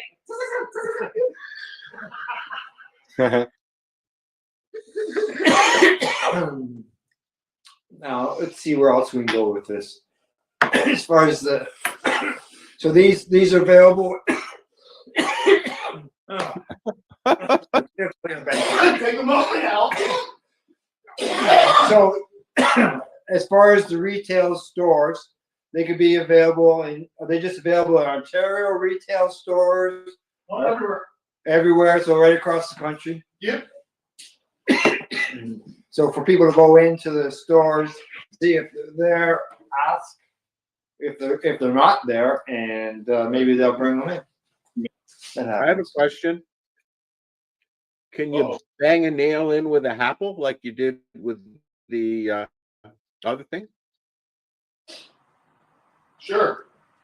Let's. I'll get you that hot ball right now. Yeah. We'll send you that video. After. Yeah, definitely. Yeah. We certainly can. Yes, we do.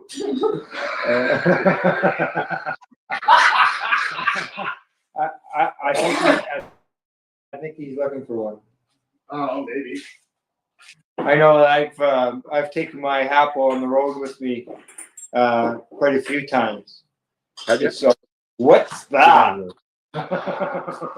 Now I know, and I know how I did the full-on block when I said I didn't want to talk about this, but I will talk about it a little bit. The next iteration that both Master and I are working on our own versions of it. Water filtered hash devices. Oh, so water filtration. Yeah. So this is particularly my design. It's called the Drew Dot, and it looks a little bit. It's supposed to look like an egg in honor of the egg farming that happens here, but nobody sees the egg. I know. Okay. And then I like that with an egg. Good black drop. Yeah. You know, you gotta use the black drop. Did you think you would be modeling today, Dave? It's got the percolator in the bottom. Percolator in the model. And the whole the secret with this one is that this chamber here acts as the internal HAPL. Right. So that chamber is where the smoke fills up, and then you put water in the bottom so that it filters through. And bubbles.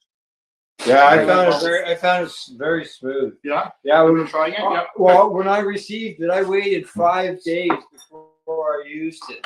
So my first toke, everybody got to see the first time I used it in the video when we did the broadcast. Oh, good. And it was very smooth. Oh, here. Let's try this. Okay. To answer your question now. Oh, here we go. All right. No, okay, hang on. Get the I'm going to turn this. Okay. No, you're gonna cut this out if it doesn't work, right? Yeah.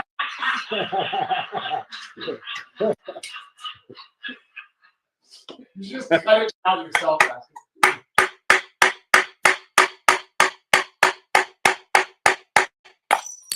Oh no! Okay, all right. It broke, but how many times? How many times did you hit that for something that wasn't designed to do that with? Oh, those weren't test taps before? Then he just would tap. Well, any tap. Any tap. You know who's really good at those things? I'm gonna try it again. Here we go. All right, I'll do it once more, and this time I'm only gonna hit it 5 times. Five. Okay, we're gonna hit an apple on the nail. Yeah, that's great. Okay, all right, that's great. Holy Jesus! How do you know what? You need to learn to count, Mister. There you go. Yeah. Okay. All right. So, I mean, that's, it's nice to see that because, a lot of people, one of the reasons they don't use pipes is because you drop them and they break.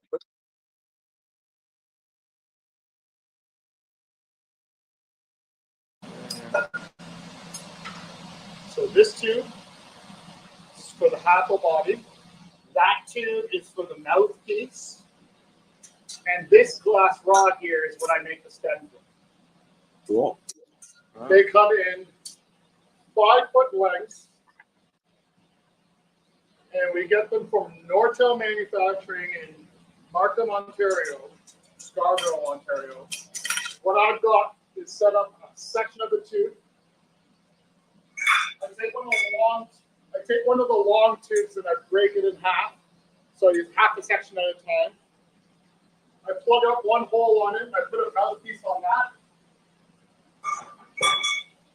And a mouthpiece on the other side. They're hooked up to these blow hoses connected to this valve, which allows me to control which side I blow into. I've got a glass, the tube on this end, which is what I use as a blow tube or a handle, which I'll show you when I take it off. And here's the raw glass on this side. Now, these are the 4 or 3 tools I use to form and shape the half. And then the only other thing I have is this piece of glass here, which I use to pick molten glass off so I don't have to do it with my fingers. Makes sense. Which you're not supposed to do, I learned. This Bunsen burner acts like the oven, and what it does is heats up the glass and gets it to a minimum temperature so that it doesn't blow up or crack when the higher temperature of the torch gets on it.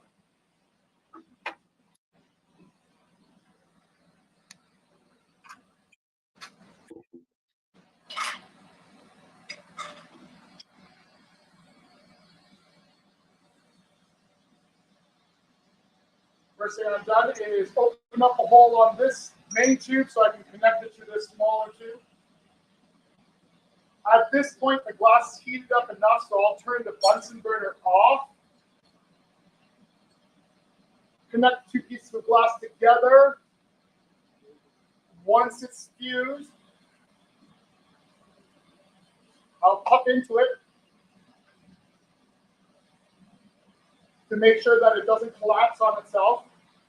Because as glass heats up and becomes molten, it wants to condense on itself.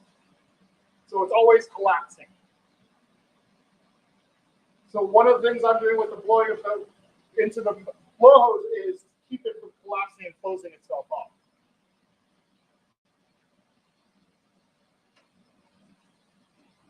Now what I have set up right now is I have a tube with hoses hooked up on both ends, a valve to be able to control which side I blow into so that I can control which way the pressure goes in. Not as big a deal on these pieces. Becomes more important as you get into larger, complicated pieces like the new drum. In our shop, sometimes when we turn our bigger flame on, it creates a popping sound, so we have a tendency to say fire in the bowl, fire. And I didn't create a pop, which is great. You can edit in the sound effect later. I say Roger Rabbit. Wow.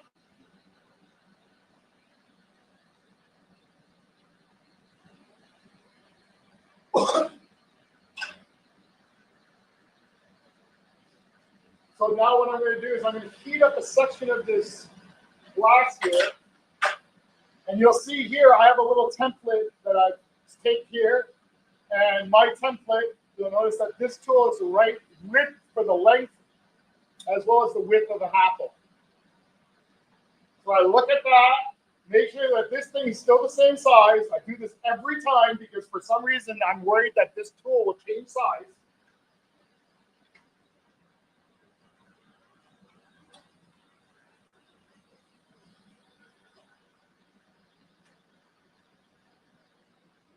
Once I've gotten it hot and molten enough, I'll start pumping it out to shape and form the bottom of the apple, of the first apple.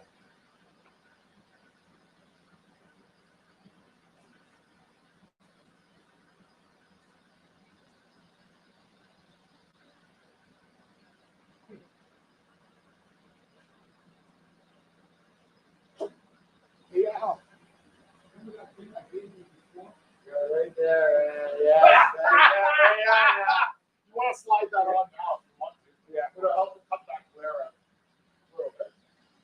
There you go. Yeah, what Dave was mentioning was this device right here. I got it in my hand, and what it allows me to do is to watch the flame, because that can, filters out the yellow.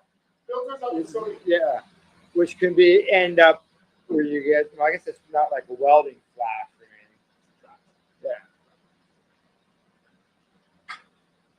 So you'll notice here, I formed the bottom half of the apple. I made it about 2/3 of the size I want it to be. Using my template. Use my template this way. Now I know how long it's supposed to be.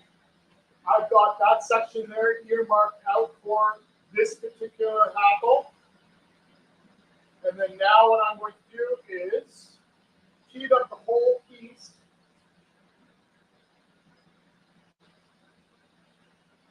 And then at that mark, this mark here, I'll pinch it down, puff into it a little bit to start that apple growing. It's kind of interesting. It's kind of interesting. I actually watched a bunch of YouTube time-lapse videos of apples actually growing because that's kind of what it was. It didn't help, but it was cool to see. So that is extremely hot. Oh, yes. What's the temperature when glass is molten master? 2,500, 3,000. 2,000 degrees Fahrenheit. So now I puffed it in, I puffed it out, you'll see it's about the width that I want it to be at, for the height that I want it to be at, but the shaping is not quite there, so I'll go back in briefly, heat up the bottom of it, just the bottom half of the apple. That's where I use this tool, brace it. And what I'm doing is I'm pushing it against the glass I don't want to move so that it'll cool faster. So the glass that's still hot moves more. So there's my, pretty much the apple. Kind of like it. The bottom could be a little bit more puffed out, so I will keep that bottom a little bit more. Puff and blow it out. That's my first one in this string. I'll go in. Now I'm going to pinch off the top to create the top opening as well as the bottom of the next one. So I'll do that. This tube here is thicker, so instead of, if I condense it down, it's going to be too thick there relative to the rest of the apple. So I actually do a combination of condensing and stretching to maintain the wall thickness of the glass. Try to keep that wall thickness as consistent as possible. Now that I've gotten that kind of thinned out, I'll go in on this side and I'll pinch off to create the top of the apple. That's it. And then what that does is it also has thinned out the glass between that and the next one on the string. So I can just move down the line, set up, heat up to do the second one, which I'll do quickly.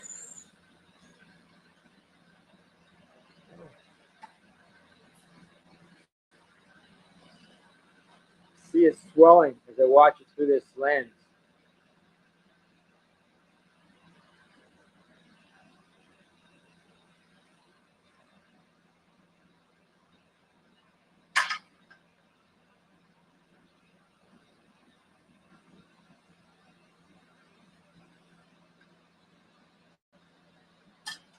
So yeah, as I mentioned, I'm not using a template or anything like that. I'm just trying to grow out each apple out of the glass.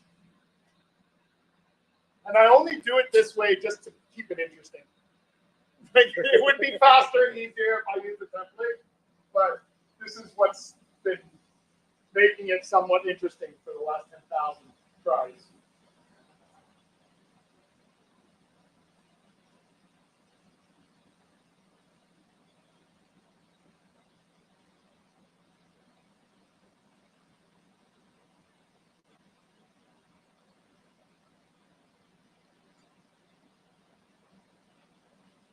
I turn down the heat and the flame size to a smaller flame because I don't want to heat up too much of this glass. Because right now I'm getting ready to pull this section off. So I'm going in, forming up that top apple there. Now I have two there. I'm more concerned about making sure they fit into the packaging. So I worry about that in terms of my diameters and parameters. not so worried about the actual shape of each of them. Mainly because most people only buy them one at a time.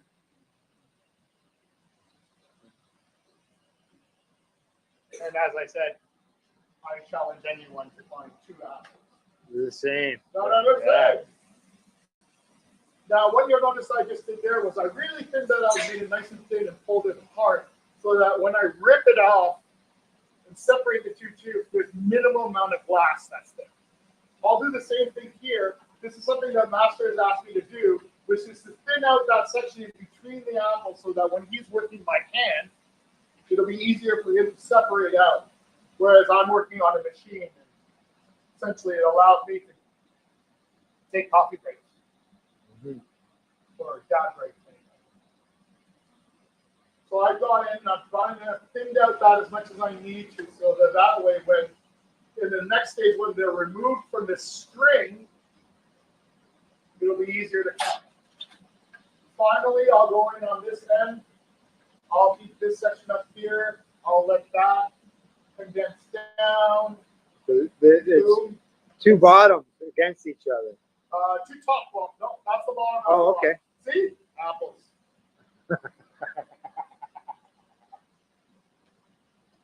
Thanks, Al. Thanks for measuring my point. All right. So I'll turn that off, and then I will take these 2, and I'll pull them off of here, and then I'll place them over to this station here at Master. Okay, so now they're full. So we're coming over here, and we're going to come over here on this side. He's working off of, now what he's going to do now is he's going to finish off the apples. I'll talk it through one. You'll talk it through one of them. I'll talk it through one of them, and then do the other one. Does that make sense? Yeah. Right, and then that way, kind of gives you both, right? Correct. So now once the prep work is done over on the lathe, it now has to come over to me to put the mouthpiece on and finish off the top work. So first up, I just need to clean up and close off the top that's left over from the lathe. This is to prevent condensation from building up on the inside. So it's just a quick little maneuver there to tear off a little excess glass.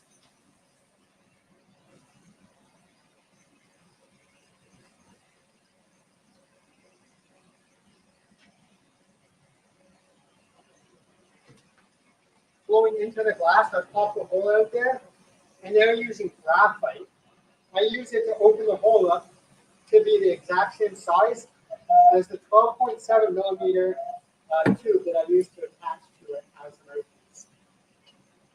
How do I know it's the exact same size? Experience. So I have the tube here with an open edge to it. And then I warm both of them up just a little bit right here. And attach it, and then I position it the way I want as the glass is cooling down. Then I choose where I want to melt the glass off, the length of the mouthpiece, which typically is going to be about 0.75 to 1 inch in length from the apple. So I break that off just like that, and using stainless steel tweezers, I just clean the end off a little bit, which makes the last step a little bit easier. Now I need to make that mouthpiece fully melted in and lodge this with the rest of the apple. This creates the strength in the apple. Okay, that's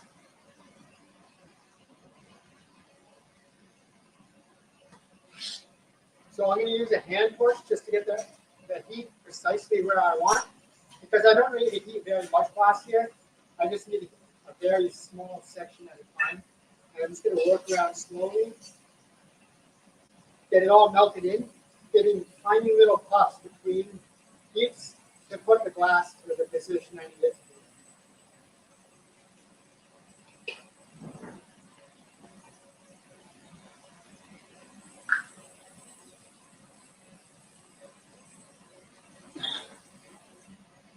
To melt the borosilicate glass, we use a combination of propane and pure oxygen to create the temperatures that we need. So I'm just warming the glass up just to make sure that it's all the same temperature again. This is just to prevent cracks from forming. We have a Bunsen burner in front of me here. That keeps the glass up to about 1200 to 1300 degrees. If you're not careful, that is hot enough for the glass to sort of start to bend and be a little bit malleable. So you do have to be careful to sort of keep it within the 1000 to 1200 range. Now that I have opened a hole up on the top, I'm going to heat up the glass with the flame and use my graphite to push it down and create a flat top. Now, one area of the apple that needs to be consistent is the hole at the top. The top needs to be consistent so that stem that we've shown you fits properly and has the right amount of wiggle space. So I use another graphite reamer here, and this one has a measured line on it. So I open the top of the hole here to 14 millimeters. Once again, I'm just going to make sure that that's flat with the graphite. And then again, pushing heat into it to make sure it's all even.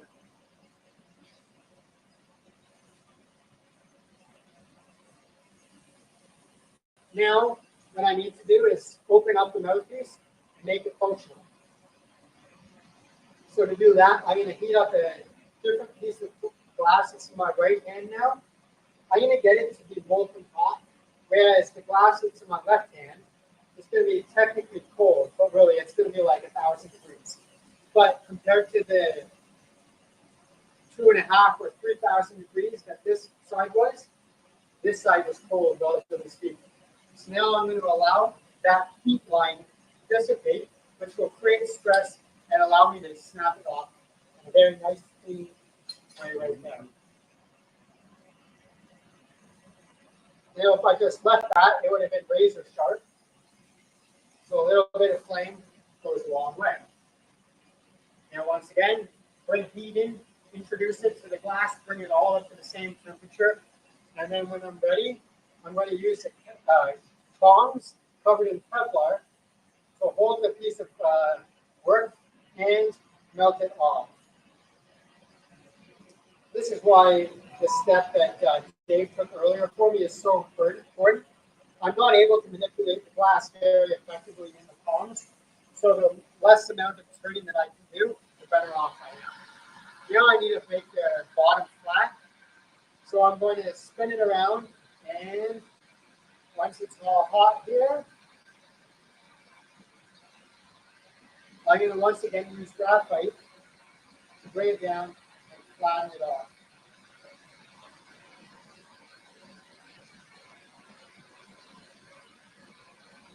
And there you have it, a finished apple.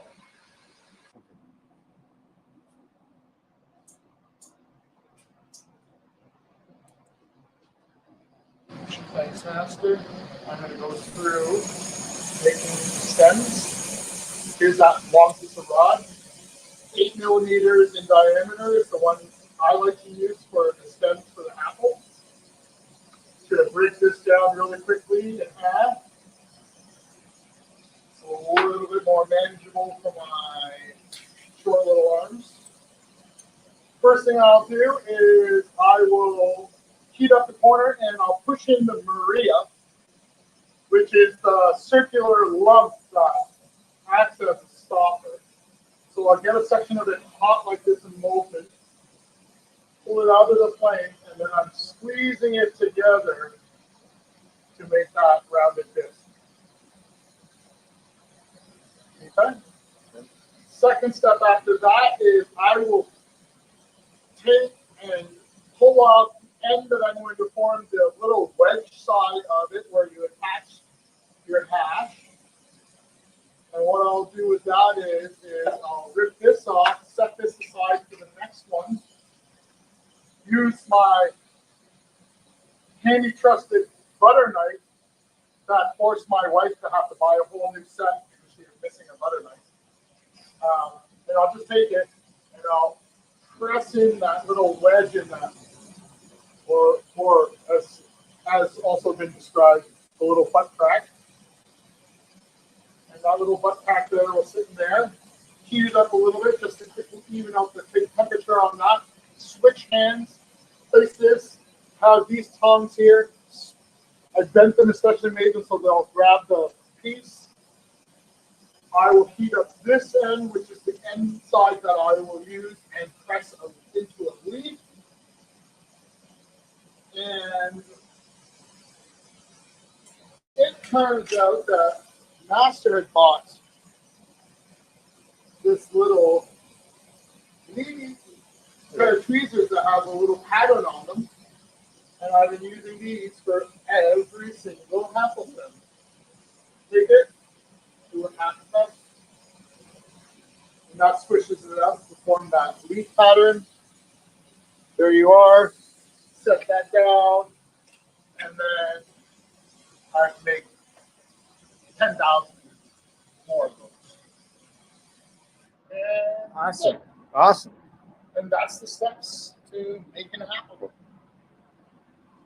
Excellent. Thank you very much. Yeah. Do you make colored ones, Dave? Yeah. Yeah. We do. Okay. But Cool. the colored ones and the colored ones, we don't make very many of them because of the fact that the price point changes. Yeah. Yeah. Right. And it's just you see the process. We're doing this all day long, every day. Yeah. Yep. 300 a week, right? So that's just all we do, and hey, can't complain about it. At the same time, it's definitely not quite. This is not the glassblower's dream, but yeah. But I mean, really, You're producing these in your shop out back. we waited till we hit 10,000 before announcing the licensing agreement, because you know what?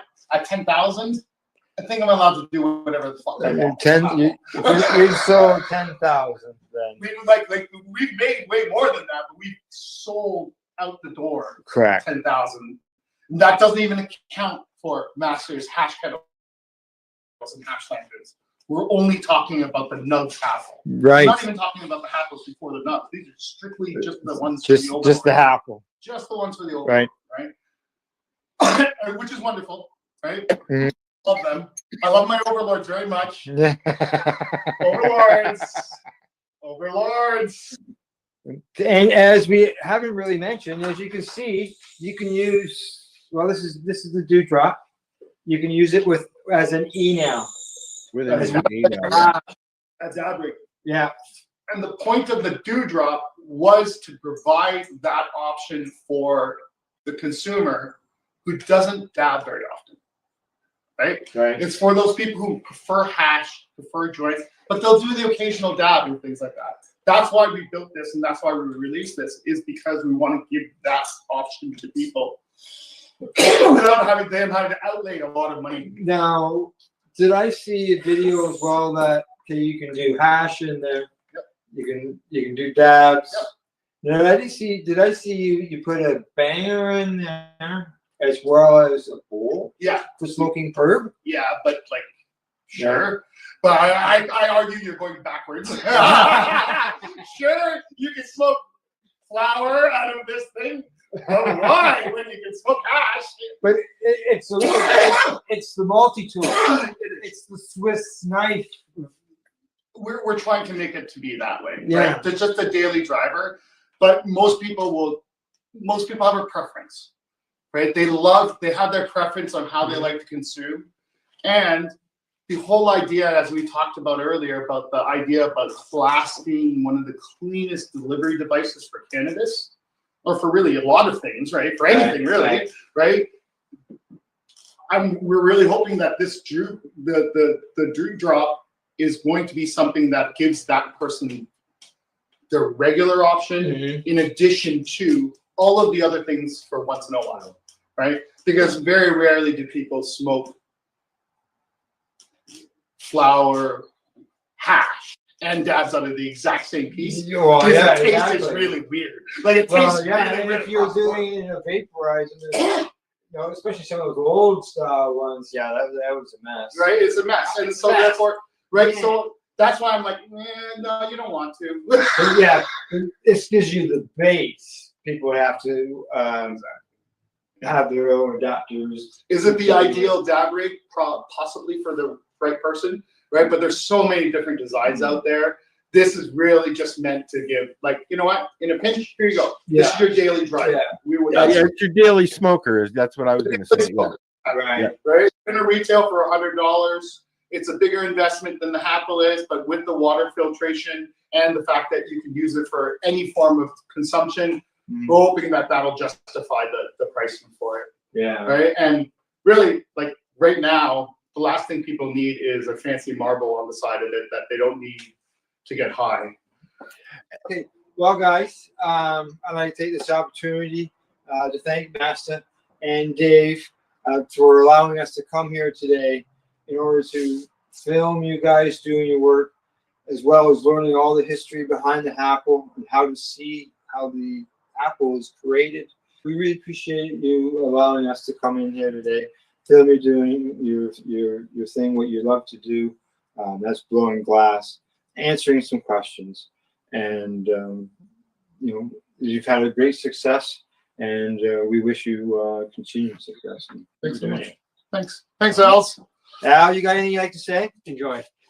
Thanks. I enjoyed watching it. I watched the whole thing. I just sat here because I've always liked that stuff, but I've always avoided going near it. It's scary. So don't forget, go to your cannabis store in your area, whether you live in British Columbia or Newfoundland, and you can go in there, check to see if they've got the Happel. If they don't, request that they bring you one in and enjoy your hash. You got a website where people can go directly? www.canaraswag.shop. It's the Overlord's website. Okay. Instagram, @Masterglass. And I'm Dave. Earl Electric Dave. Thanks, everybody. Okay. Thanks again. Bye-bye. Bye.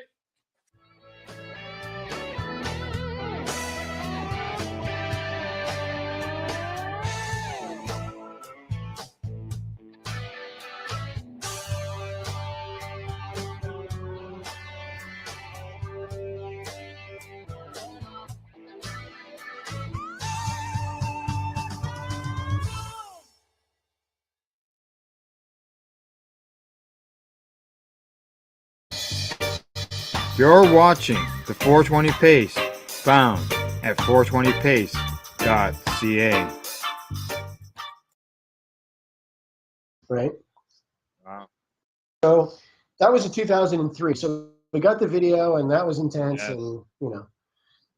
Yeah. So fast forward to January of 2007. A friend of mine says you should check out this thing called YouTube. I said, "What's YouTube?" And he's YOUTUB. He says, you go there, you just type in whatever, and they've got music videos. It's just this video page, man. Just go look at it. Just go see it. I can't even explain it. It's too awesome. So I go to YouTube. I thought, oh, this is cool. You know, the doors, you know, live doors. Cool. I'm looking at all this fun stuff that I want to see. She says, put in epilepsy. Bunch of kids faking seizures, bunch of stuff that says, caution, don't watch this if you have epilepsy, because it's just got a flicker to it, you know. Yeah. Kids faking them, you know, people. And then there was a couple people actually having seizures, but it was hospital. But it was like hospital footage, like hospital camera footage, you know, up in the way corner. above. So all you see is a person just going like this in a bed, and a bunch of brainwave chart, you know, running down the side. Yeah. So she said, our footage is way better than that. Mix it up, put it up. I'm like, oh, I don't even know how to mix video. What do I do now? So they called an activist friend at the time. He brought his stuff over. We had to mix the 8-minute video into digital, and it was just a big problem. Added a bunch of text to it about medical marijuana, and we put it up. Right away, the thing starts getting like 1,000 hits a day, right? I email it to the Ottawa Sun. It wasn't like I'm talking like 10, 12 minutes later, he calls me. He's like, are you crazy? There's a report I met before. He goes, dude, are you crazy? You putting your wife's on your wife on the internet like this? This is not. Broke my tooth. She even breaks a tooth video. It's intense, right? I'd break a quarter off of my molar. You know, so he calls up Epilepsy Ontario. He's like, what do you think of this video? And the woman's like, well, I don't know. I really like the idea of that, you know, meat puppet and all this marijuana talk. I don't really know if that's a good idea. So right away, there's controversy with this thing, right? Right out of the starting gate. And it kept getting 1,000 hits a day. And it went on and on like that for a long time. But people saying, the main comment we got was, hey, the text is going by too fast. It's kind of cluttered. Can't really see it. So right away, we put up the second one. The second one has Christine talking at the beginning, and she mentions about the rude comments. We're leaving those comments there. We let everybody put up their rude comments, their horrible comments. Yes. We leave it there. We leave it there for the world to see the kind of shit that epileptics have to go through. Ignorant those people are. Because everyone, and people pile on. Some troll puts, LOL, just shoot her or whatever, and then people just pile on this troll or whatever. They report him. So I just let it all happen. We just let this all happen on the page, man. It's educating, and it's also exposing ignorance at the same time. Yes. So then, totally. we put the second one up. We put the second one up like a week later, or a few days later. No text, no nothing, and then it was about 3 years, I guess, and we had 1.5 million hits on the first one, and then it got pulled for the pot references. Somebody finally complained, and we were like, "Christ, it lasted that long," And there was a nice article in the Ottawa Citizen about us. The nice picture of us there, at the monitor, and her having the seizure on the monitor. So it was pretty cool. Then it was also on TV on the States. Then we get a call. We get a call from the doctors. Let me go back a bit. So the video's up there, and right away I'm getting requests. Right? Can we use this in the school? Can I use this to on this presentation? So I had to change the text and say, yes, you can do anything you want with this, share and enjoy.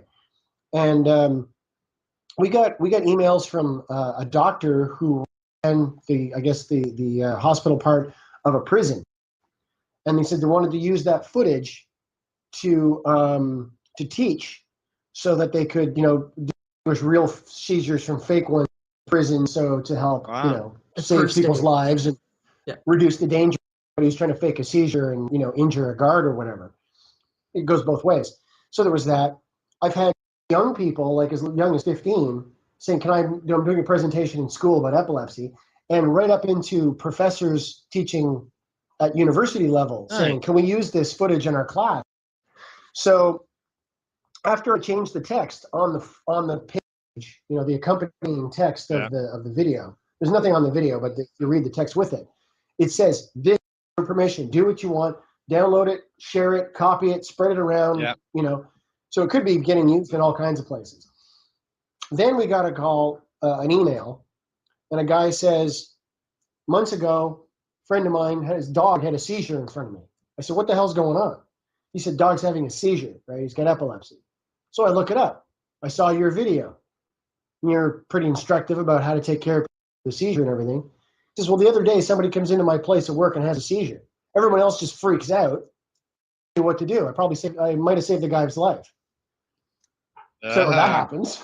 You get an email like that. I mean, some mornings you get up, you're so depressed and angry, and you hate and then you get an email like that. Wow. And for an epileptic to have epilepsy and to be going through so many different kinds of seizures, so many levels of violence of seizures, and to be able to help educate and to be able to have such goodness and such come from something that's just absolutely horrific. We've been told that this video has saved lives. Wonderful. And I mean, if they're using it in schools, I'm yet to find a piece of footage anywhere that matches it. One day somebody's going to have a camera really good and close, because everyone's got cameras now, right? I mean, everybody has cameras now. Yeah. So one day someone's going to put up a piece of footage that is going to, ours will pale by comparison. Someday. But I haven't seen it yet. Not yet. Because we get right, I mean, for those who haven't seen the video, we get right in close. She's all purple. There's veins bulging out of her neck, and she breaks a tooth. Yeah, you can see the sphincter muscles around. You can see her eyes twitching like this. Wow. It's just amazing, It's probably something that would, intense. It's like you say, Christine. It's you're watching that experience of somebody, and you want to help them, and it's brought probably quite a few tears to people to watch. You go through that on the video. Yeah. Okay, we've got about 10 minutes left, so I want to touch on a couple things. The next thing is the two of you, as far as helping bring awareness, have worked on a children's book called Mummy's Funny Medicine. Can you tell us the story about that, what it got it started, and what's involved, its availability? Well, in late 2002, I started using medical marijuana about 6 months in. we were talking to somebody on the street. I was on Bank Street. It was miserable weather. I started commiserating with another person in a wheelchair. So we got talking about, why he was in the chair, why I was in the chair. And she said she was using a lot of codeine. I said, oh, well, you should try medical marijuana. She's like, oh, no, I couldn't use that. It's as bad as heroin. And it's, you're gobbling up codeine, and you're telling me pot's as bad as heroin? It's not. I mean, like, read the science. So she goes, oh, no. I said, you ever try quitting codeine? And I saw this, look on her face, and I knew, because I've kicked codeine 3 times myself. Man. I saw this demon fly in between us. In between both of those two people. It was just like, it was, she knew I was to her. Like when she runs out, this codeine withdrawal is a nightmare. It's not as bad as what I've seen heroin. I mean, you don't go into convulsions and shock, but God, it's a nightmare. So as we pulled away, she's like, what would I tell my grandson? Tell him the truth. Tell him your purple medicine you get when you have a cold is for you, and this is Granny's medicine. I mean, it's pretty simple, duh. So she goes off in her chair, So we go off, and one of us said to the other, we don't even remember which one, somebody should write a children's book. And we didn't think anything of it. So then it was Christmas Eve or a couple of days before Christmas or something. My parents were down in Florida, and we were already talking about becoming public activists and doing something with the news and talking with them about a compassion club. So I said, how are we even going to, so we have a conversation on the phone with my parents. Hey, Christmas, yeah, okay, well, have a good time, talk to you, bye. And then I said, how am I even going to broach this topic that I'm using medical marijuana? They don't know. How do I even bring it up? It's like they're so stupid, I have to use a children's book or something. See, Russell, his chair, see, Russell feeling better. And then we look at each other like, we knew right away, oh my God, what a crazy big idea. I was, geez. So we got a piece of paper and we just started jotting this down right away. And doodling. And that's how we came up with the idea in like quick stages. I said we should do it from a kid point of view. Kid looking at the parent who's sick. So in the book, Heather, the girl, is basically Christine's point of view, and mommy is me. I'm the, mommy's carrying my sort of symptom. People might have thought it was the other way around. Like, Christine was the... Right, exactly. But so the thing is, so in the book, I'm basically mommy. Right? We just switched it around because it was easier than daddy's man. We kicked it around. So we literally hammered the sketch, the text as it went in the book. It must have come out in about a half an hour. Because what is it? I mean, it's like 1,000 words, not even. It was very quick to write it out. So we had some quick sketches, and we're like, oh, this is so great. This is so great. So we told Mike Foster. I mean, he's only a few pages in. His eyes are all wet. He's like, we got to do this book. You got to do this book. He is the owner of Crosstown Traffic, which is the flagship head shop in Ottawa. Yep. There's lots of other head shops. There's some that are physically larger, but he was really the first one. It's just an awesome place. Primo quality. And he's also been a big activist for like 25 years in Ottawa. He's not just some guy who owns a head shop. He's an activist. And Yes. Yeah, I should actually have my hat off talking about it, quite frankly. Yeah. No, seriously, he's Canadian activism royalty when it comes to marijuana. Okay, continue the story. So he said, you got to do this. You got to do this. So we're on it. But I mean, how do we publish this? He goes, I'll think of something. I know publishers and printers. You leave that to me. You get it done. So she starts doing drawings, right? And I'm getting, every time she goes, come here, look at this. What do you think? She pencils something up and I'm like, oh my God. And I start crying. It looks so great. So she gave me all these line works. I scanned them all, touched them all up, get rid of all the weird little dots and whatnot. And then I colorized them all and put it all together with the text. And that took, it took her about a month to draw, I think it was, and about a month to colorize it, something like that. Mm-hmm. And we managed to get it published. When we showed Mike the galleys, we had it all, just as big images. He said, okay, they got to be set properly. But he says, I think I'm just going to do it myself. So I said, oh, wow, okay, cool. So he just talked to a printer and got got a price and everything. And he had 2,000 copies made. So we said, that's awesome. We'll do it for charity. We don't want any money for it. So, and It's the book. The book itself, when you hold it, it's an educational medium in a very non-threatening form. Having information such as that available in that book, but in a format that is just very simple and very non-threatening. It's easy for anybody of any age to leave that on a coffee table. For example, if I was going to be getting starting using cannabis, if I was trying to approach this topic maybe with my parents, if I feel that I couldn't actually talk to them about it, I'd maybe, get a copy of this book and leave it out on the coffee table underneath Dad's Sunday newspaper. People have told us this type of thing. Older people have told us our young adult children were totally against us using marijuana. Then they saw your book. It totally bridged the gap, and it started to help change their started mind. healing. Yeah, people in their 20s are saying, my adult parents, my older parents, obviously, they couldn't cope with this. They saw the book. There's peace in the family again.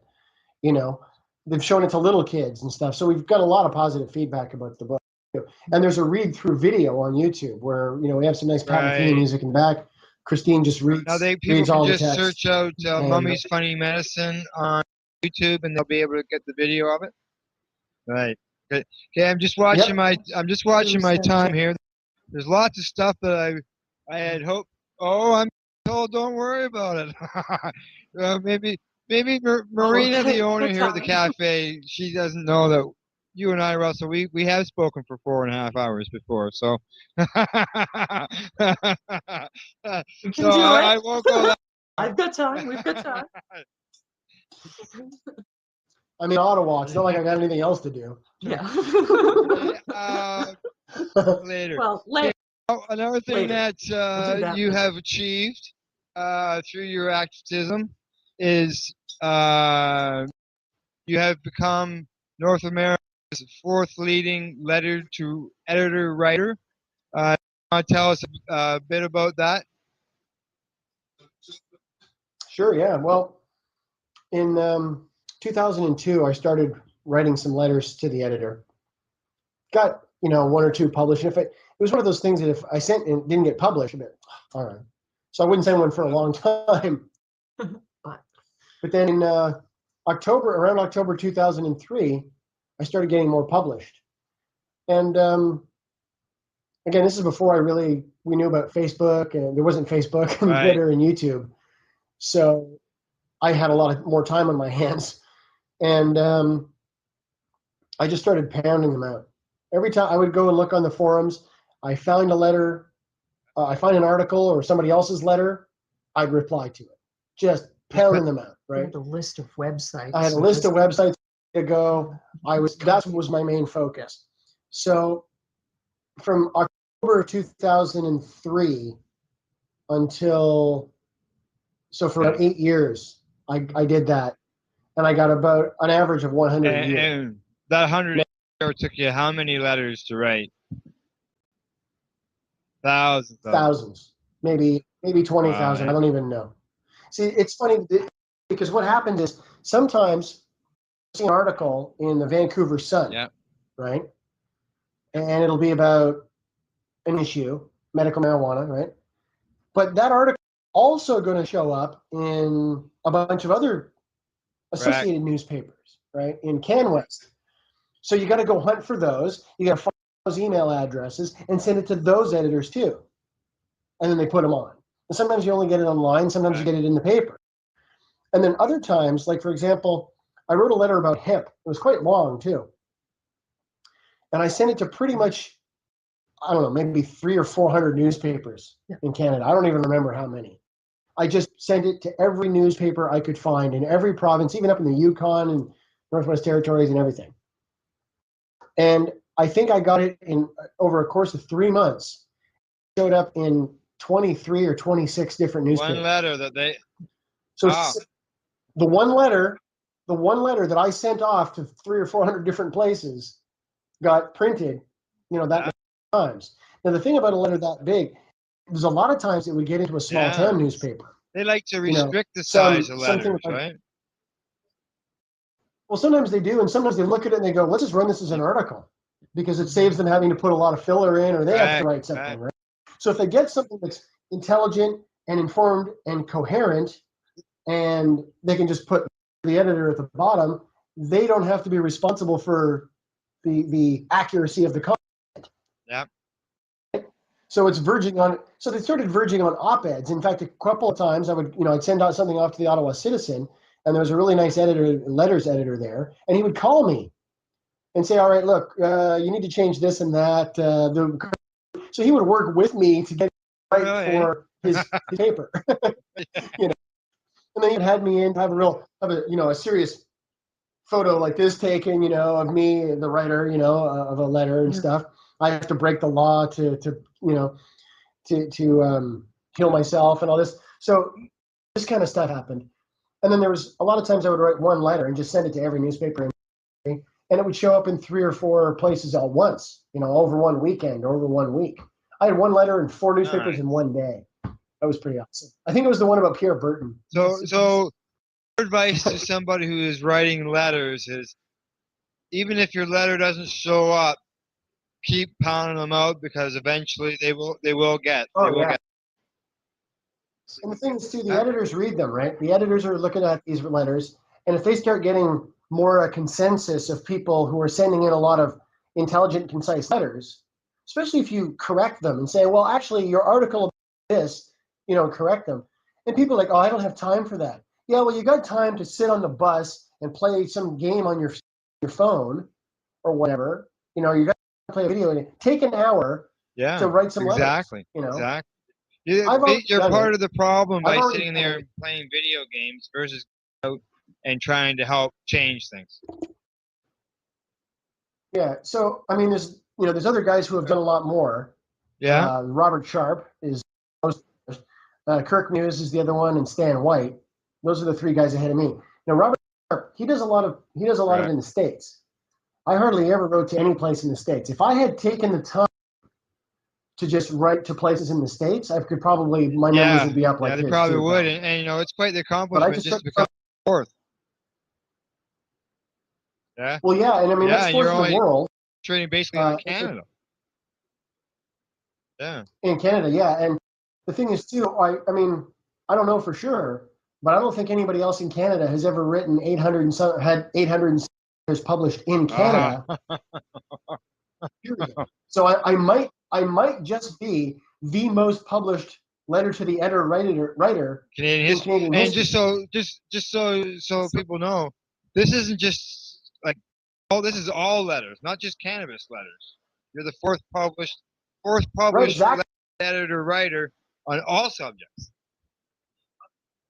Now, I don't know about that. I don't know about that, but if you go through the history of Canada, is there anybody who's had more than 800 letters published? Yeah, really. In their life? I don't know. So letters to the editor, I don't know. So I can't really say, I'm the biggest real letter writer in Canadian history, but it's starting to look like I am. I've been writing for years. I got maybe 20 in. Because I know Stan White, Kirk Muse. Yeah, well, those guys are all American. Yeah. Robert Sharp, Kirk Muse, and Stan White are all American. So I think the next thing I want to touch on, all right, is a news conference that you held. Not many people get an opportunity to hold a news conference to oppose an opposite of their prime minister of their country. So would you like to fill us in on this story and how you're able to accomplish that? Okay, well, how we accomplished that was with the help of Tim Meehan. Yeah. And he knew a little bit more about getting onto the getting a press conference at Parliament Hill is actually pretty easy. You call up the press gallery. There's a phone number. You can find them online.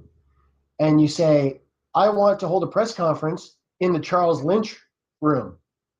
And they'll say, okay, what's that about? And what date? And when do you want to do this? And this sort of thing. So we did this kind of stuff. And we learned a lot of stuff about that, but that's another story. And this story, what happened was Stephen Harper was going to be giving a speech right over at the Chateau Laurier, which is quite literally next door. It's just over it's right next to the canal, and the canal is right there by Parliament Hill. They're right there at the Chateau Laurier at the Canadian Chief Police Association, right? All the Canadian chiefs of police are there. So he's having a big press conference. He's giving a speech at their big thing.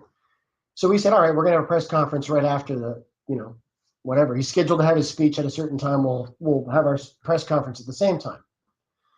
So we show up. I was using my wheelchair at the time. Christine's there, me and Tim. I think that was about it. I don't think anybody else came with us. So maybe Johnny Pata was there. I think Excuse me. So we go there, and there's like nobody. Right? There's like almost no. I think there was one or two reporters. I don't remember, but there was hardly anybody. It was not a big press conference. So we stand up there, and Tim gives an introduction. And he's got ready, and I get up and I talk for like 11 minutes or something. She gets up and she talks for like 7 minutes, and there weren't too many questions because there's only one or two guys there, and then that was it. And we went, wow, that's a drag. Yeah. Oh well. So we went home, and we found out afterwards. Someone told us, "Oh my God, you were on CPAC," and we said, "What happened?" And they said it was the craziest thing. Stephen Harper is there giving a speech live, right? They're feeding this live on CPAC. Stephen, we're going to give you the tools you need, and blah blah blah, this and that, and wank wank wank. So everyone's like, yeah, that's great, okay. And it cuts to Van Dusen in the studio. Going, okay, so that was Prime Minister Stephen Harper at the blah blah blah, and this and that. And now here's some activists who disagree with their crime policy. We go live to the Charles Lynch room, and they cut to the middle of Tim's introduction. And then her and I get to talk uninterrupted for 17 minutes. Nice. And they didn't cut back to them. They just let us talk. They didn't like, okay, that's them. They're going to talk for days, so we're going to go to another thing. Yeah. Like a lot of times they do in the news, right? They just let us go. And we never saw the footage of this. Probably. It's probably in the archives there someplace, But when we were done, then they cut to Van Dusen. Okay, well, they gave this thing and gave a couple of highlights. He probably had the teleprompter ready for him, and then they went on to whatever else. I didn't have CPAC at the time, so I didn't know. But people called. They're like, "Oh my God, the whole thing!" Yeah, I guess so you would we be. were really happy about that. Oh, and then, of course, we had quotes.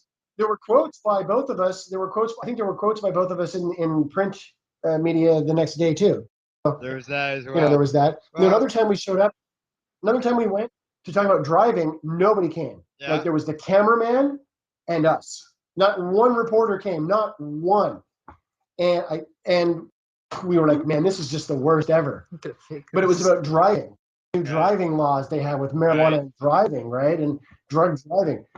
So we thought, oh well. The next day, it was like the bottom half of the front page of the Vancouver Sun.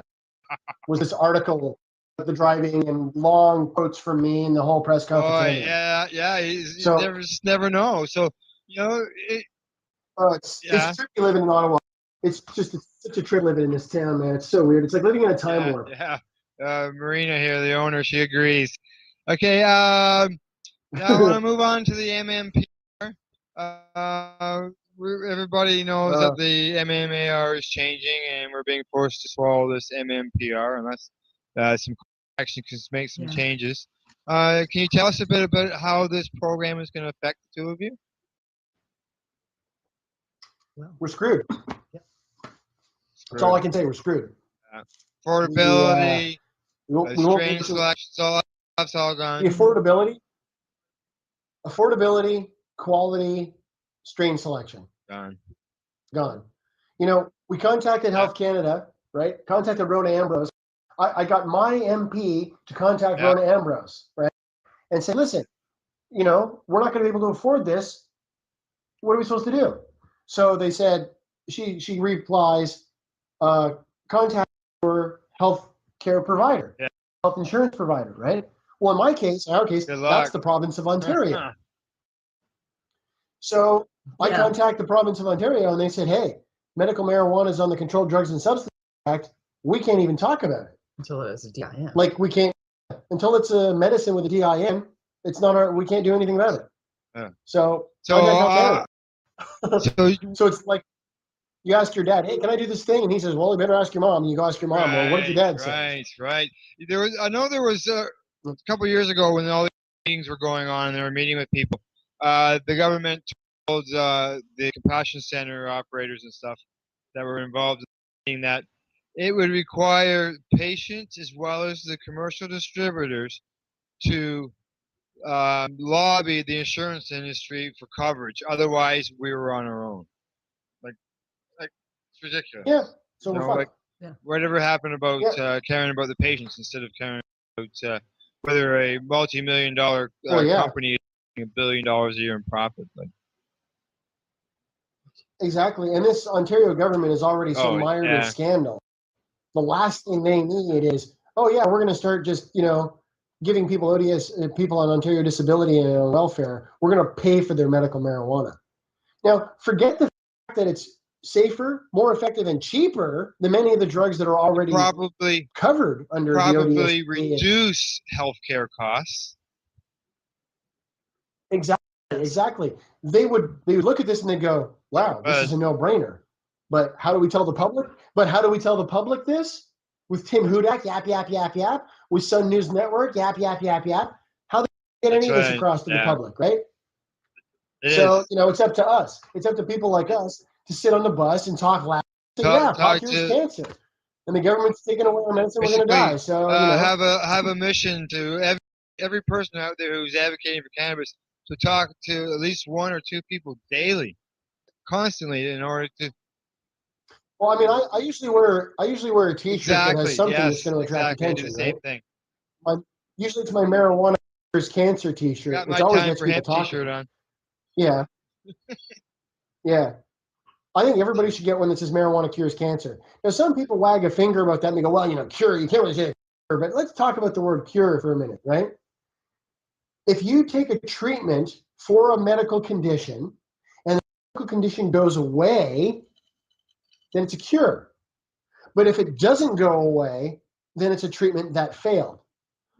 Well, as a medical treatment, marijuana has cured people's cancer.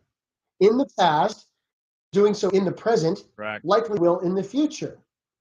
But a good friend who we never got to meet in person, Michelle Rainey, she was taking a double dose of the stuff, cancer ate her right up, man. So it's not magic.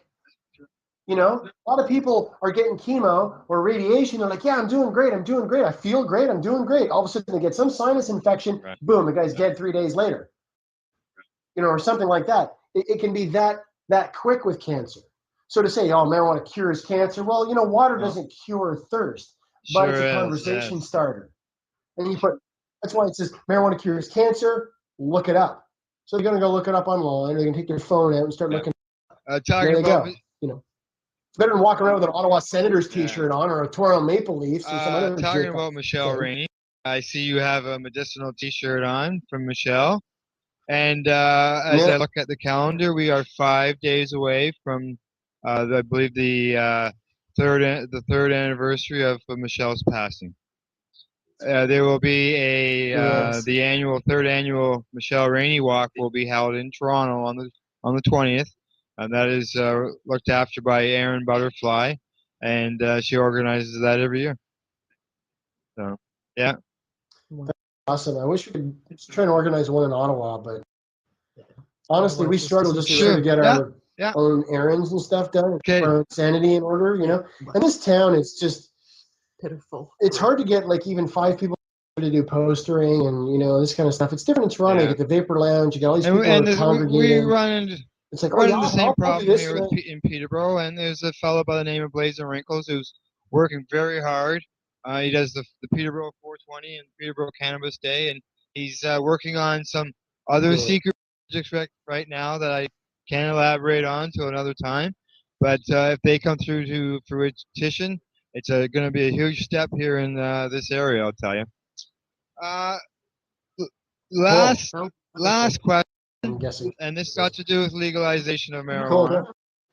And the stories that we're hearing in the news with Justin Trudeau and when he's talking about legalizing, and he talked about how he thought that the new MMPR program had to remove rows from people's houses.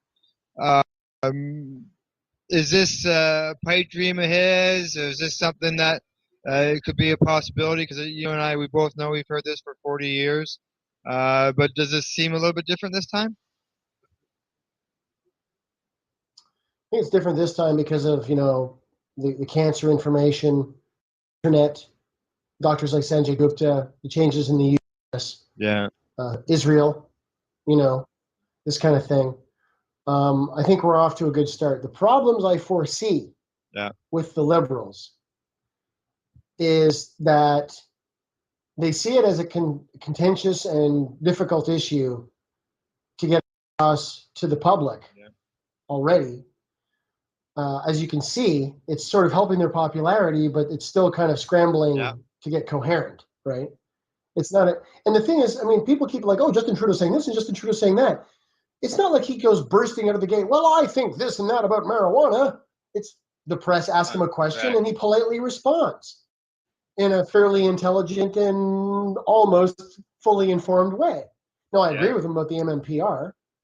Taking away people's grows is ridiculous. It's the safest, cheapest, most effective way to get medicine to the people, for the people who want it. People like us, forget about it. The best way for us is commercial grows, the big ones that produce and send it through provincial, bodies, deliver it to our door like they do with her hormone thyroid medication that she's got to take. Right? And the whole bit. That's all free. That's delivered to our door.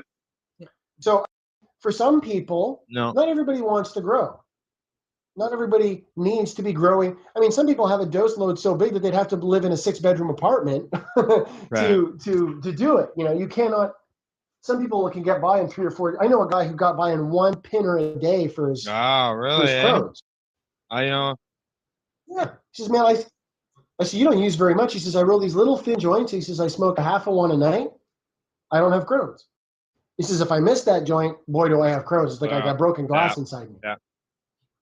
And I shit blood, But when people talk about legalization, some people picture everybody growing 1,000 plants. Is this something that some people, whether you're government or recreational users or just anybody in society, should be worried about somebody growing 1,000 plants? I don't think so.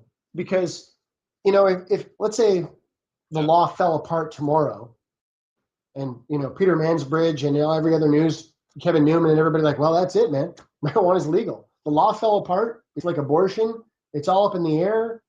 We don't know what to do. And everybody starts growing. Okay, great. Everyone's going to be growing on their balconies. Everyone's going to grow in their backyards. Everyone's going to grow. But somebody's going to grow 1,000 plants one summer. And be, oh boy. And they're going to hang it all up in their shed. And it's going to cure real nice. And they're going to trim it all. And they're going to bag it all. And they're going to, okay, great. And they're going to bring it to the market. And the market's going to say, yeah, $800 a pound. What? Are you crazy? It costs me that much to grow all this. So basically, because everybody's got 1,000 plants, nobody's got any. It's called a market glut. It's a lot of work to deal with 1,000 plants, man. Especially if it's all one harvest, right? Yes. If you're growing 10 rows of 100 plants, you're going to cut them all down and hang them in one weekend. You think you're going to trim all that in one weekend? Maybe with a big machine. And if everybody's growing 1,000 plants, where is it going to go anyways? Exactly. Who's he going to sell it to if every grandmother and every teenager's already got their 5 or 10 or 20 plants in their backyard or their shed or their basement or whatever? So some guy's going to grow 1,000 plants. He's going to try and get it to the States. What's he going to do? Put it on a truck and just drive across the border? No, it's not that easy. Even the bikers are going to be turning it down, and the mafia are going to be turning it down because they're like, hey, we got plenty. There's a market glut. No one's buying it. And there's only so much you can push across the border before everybody starts to buy. So, I'm not worried about stuff like that. The thing I'm worried about with everybody, free for all, is much like we have the problem, or much like the problems we have now, is that people are growing crap weed and they think it's great. You go into any head shop that's like a grow shop place, right? And you get talking to them, and people will bring little samples like, oh yeah, look what I grew. And the guy's like, you don't know a damn thing, man. You don't know what you're doing. Get that book, this gear, this is how to do it properly. Because people are growing all this chemical-laden, raggedy ass weed, And they're selling it to people on the street. They're selling it to teenagers. They're selling it to old people. They're selling it to sick people. No. And it's not cool. I just wish people would take the time to grow it clean. I don't even necessarily mean Clean. organic, but just, Flush it out. Get clean. rid of the Flush chemical it really salt. good. Yeah. Flush it really good, Use lots of neem oil so you don't have a lot of dead in there, use a lot of neem so you don't get fungus, really control your environment so you don't get mold, this kind of stuff. But no, man, just fungicide that shit, just pesticide that shit, just pound it snap, crackle, and pop, baby. It's dog shit weed. It's skunky, chemical, stinking dog shit weed, and it really depresses me because it's like eating. It's just like eating, junk. It's like McDonald's is organic beef. McDonald's doesn't have any beef in it. It's just exactly. That's what I'm saying. It's just a lot of chemical crap. It's just dreadful. So this is what bothers me more about the free for all. I like the idea of, like I said, the only control I would really see is in terms of smell and in terms of sort of electrical, water, and chemical runoff. Because if every other house in the suburbs starts growing anything, pot, food, whatever, in their basement, starts dumping this stuff down the drain, the water, there's going to be algae blooms or whatever growing in our water systems and our lakes and rivers when all the sewage, our sewage treatment plants have to deal with all this stuff. And in Ottawa, every time we get more than like 2 inches of rain, our sewage treatment plant completely overflows and raw, untreated human toilet flushings go downriver toward Laurel and Hawkesbury and all points east and south. Okay. That's not good at all. Every time we get a heavy in Ottawa, and it's been like this for years, and I don't think they fixed it yet. We're talking 700,000 liters at a time. And then people swim in those rivers. People drink, the towns suck water out of those rivers. Down at Carry-On, yeah, exactly. Carry-On Beach, yeah, they're pulling water out of there for their farms or whatever. It's just disgusting. It's disgusting. Okay, to wrap things up, have either one of you have a final word that you would like to say? Yeah, get out busy. We were just talking about this with Matt Myrna on his show before you called. Have conversations on the bus. Have conversations in the supermarket. Fake a phone conversation with your cell phone. You don't have anybody to call. Walk around the supermarket, blah, blah, blah. Pot cures cancer. You should have seen this woman on TV on the internet. Her breast was rotting right off. Her breast is all fine from the cannabis oil. Amazing thing, blah, blah, blah. Get out and get active and just get into conversations with people about marijuana because the fucking media is not going to do it. Get involved and speak up. Christine? Yes. Yep. Well, I'm pretty well much on the same page with Russell. It would be wonderful to see more younger people get more active in their community as far as this goes, because just seeing young kids schlub around town wearing their pants halfway down their ass, shoes all untied and whatnot. Yeah, and shuffling their feet and using their little iPads and their little cell phones to check out porn sites. Yeah, Like, come on, busy. get more active in your community, please. I've worn myself out doing this. Yes. Okay, well, at this moment, I'd like to say thank you to Russell and Christine for taking time to educate everyone on what's it like to live as a patient and as a cannabis advocate. I'd also like to you're welcome. Thank you for having us. I'd also like to Thanks thank for having us. Marina and her staff here at the Carp Diem Cafe in Peterborough, and everyone. Yeah. Thank you so and much. everyone present today, for those on YouTube who will be participating for being people advocating cannabis education. Thank you. Thank you, Marina. Thank you, Russell and Christine. And we'll be talking with you two very soon. Okay, bye-bye. Sounds great. Good Take night. care. Good night.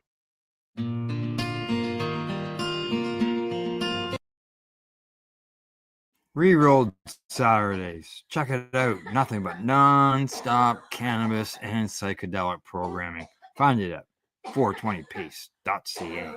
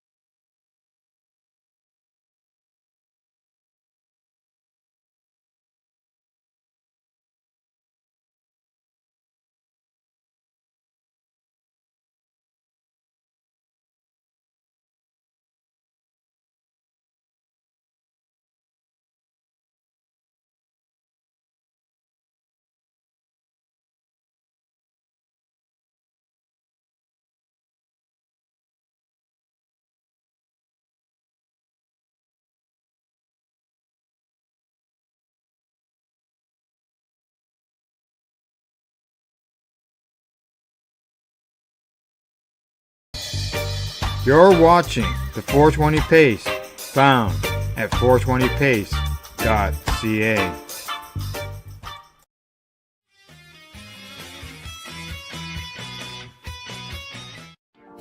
You've been watching Rerolled Saturdays. Thank you to our guests, our hosts, and our viewers. Up next, Rerolled Saturday Nighttime Edition. It gets started at 4 p.m. See you then.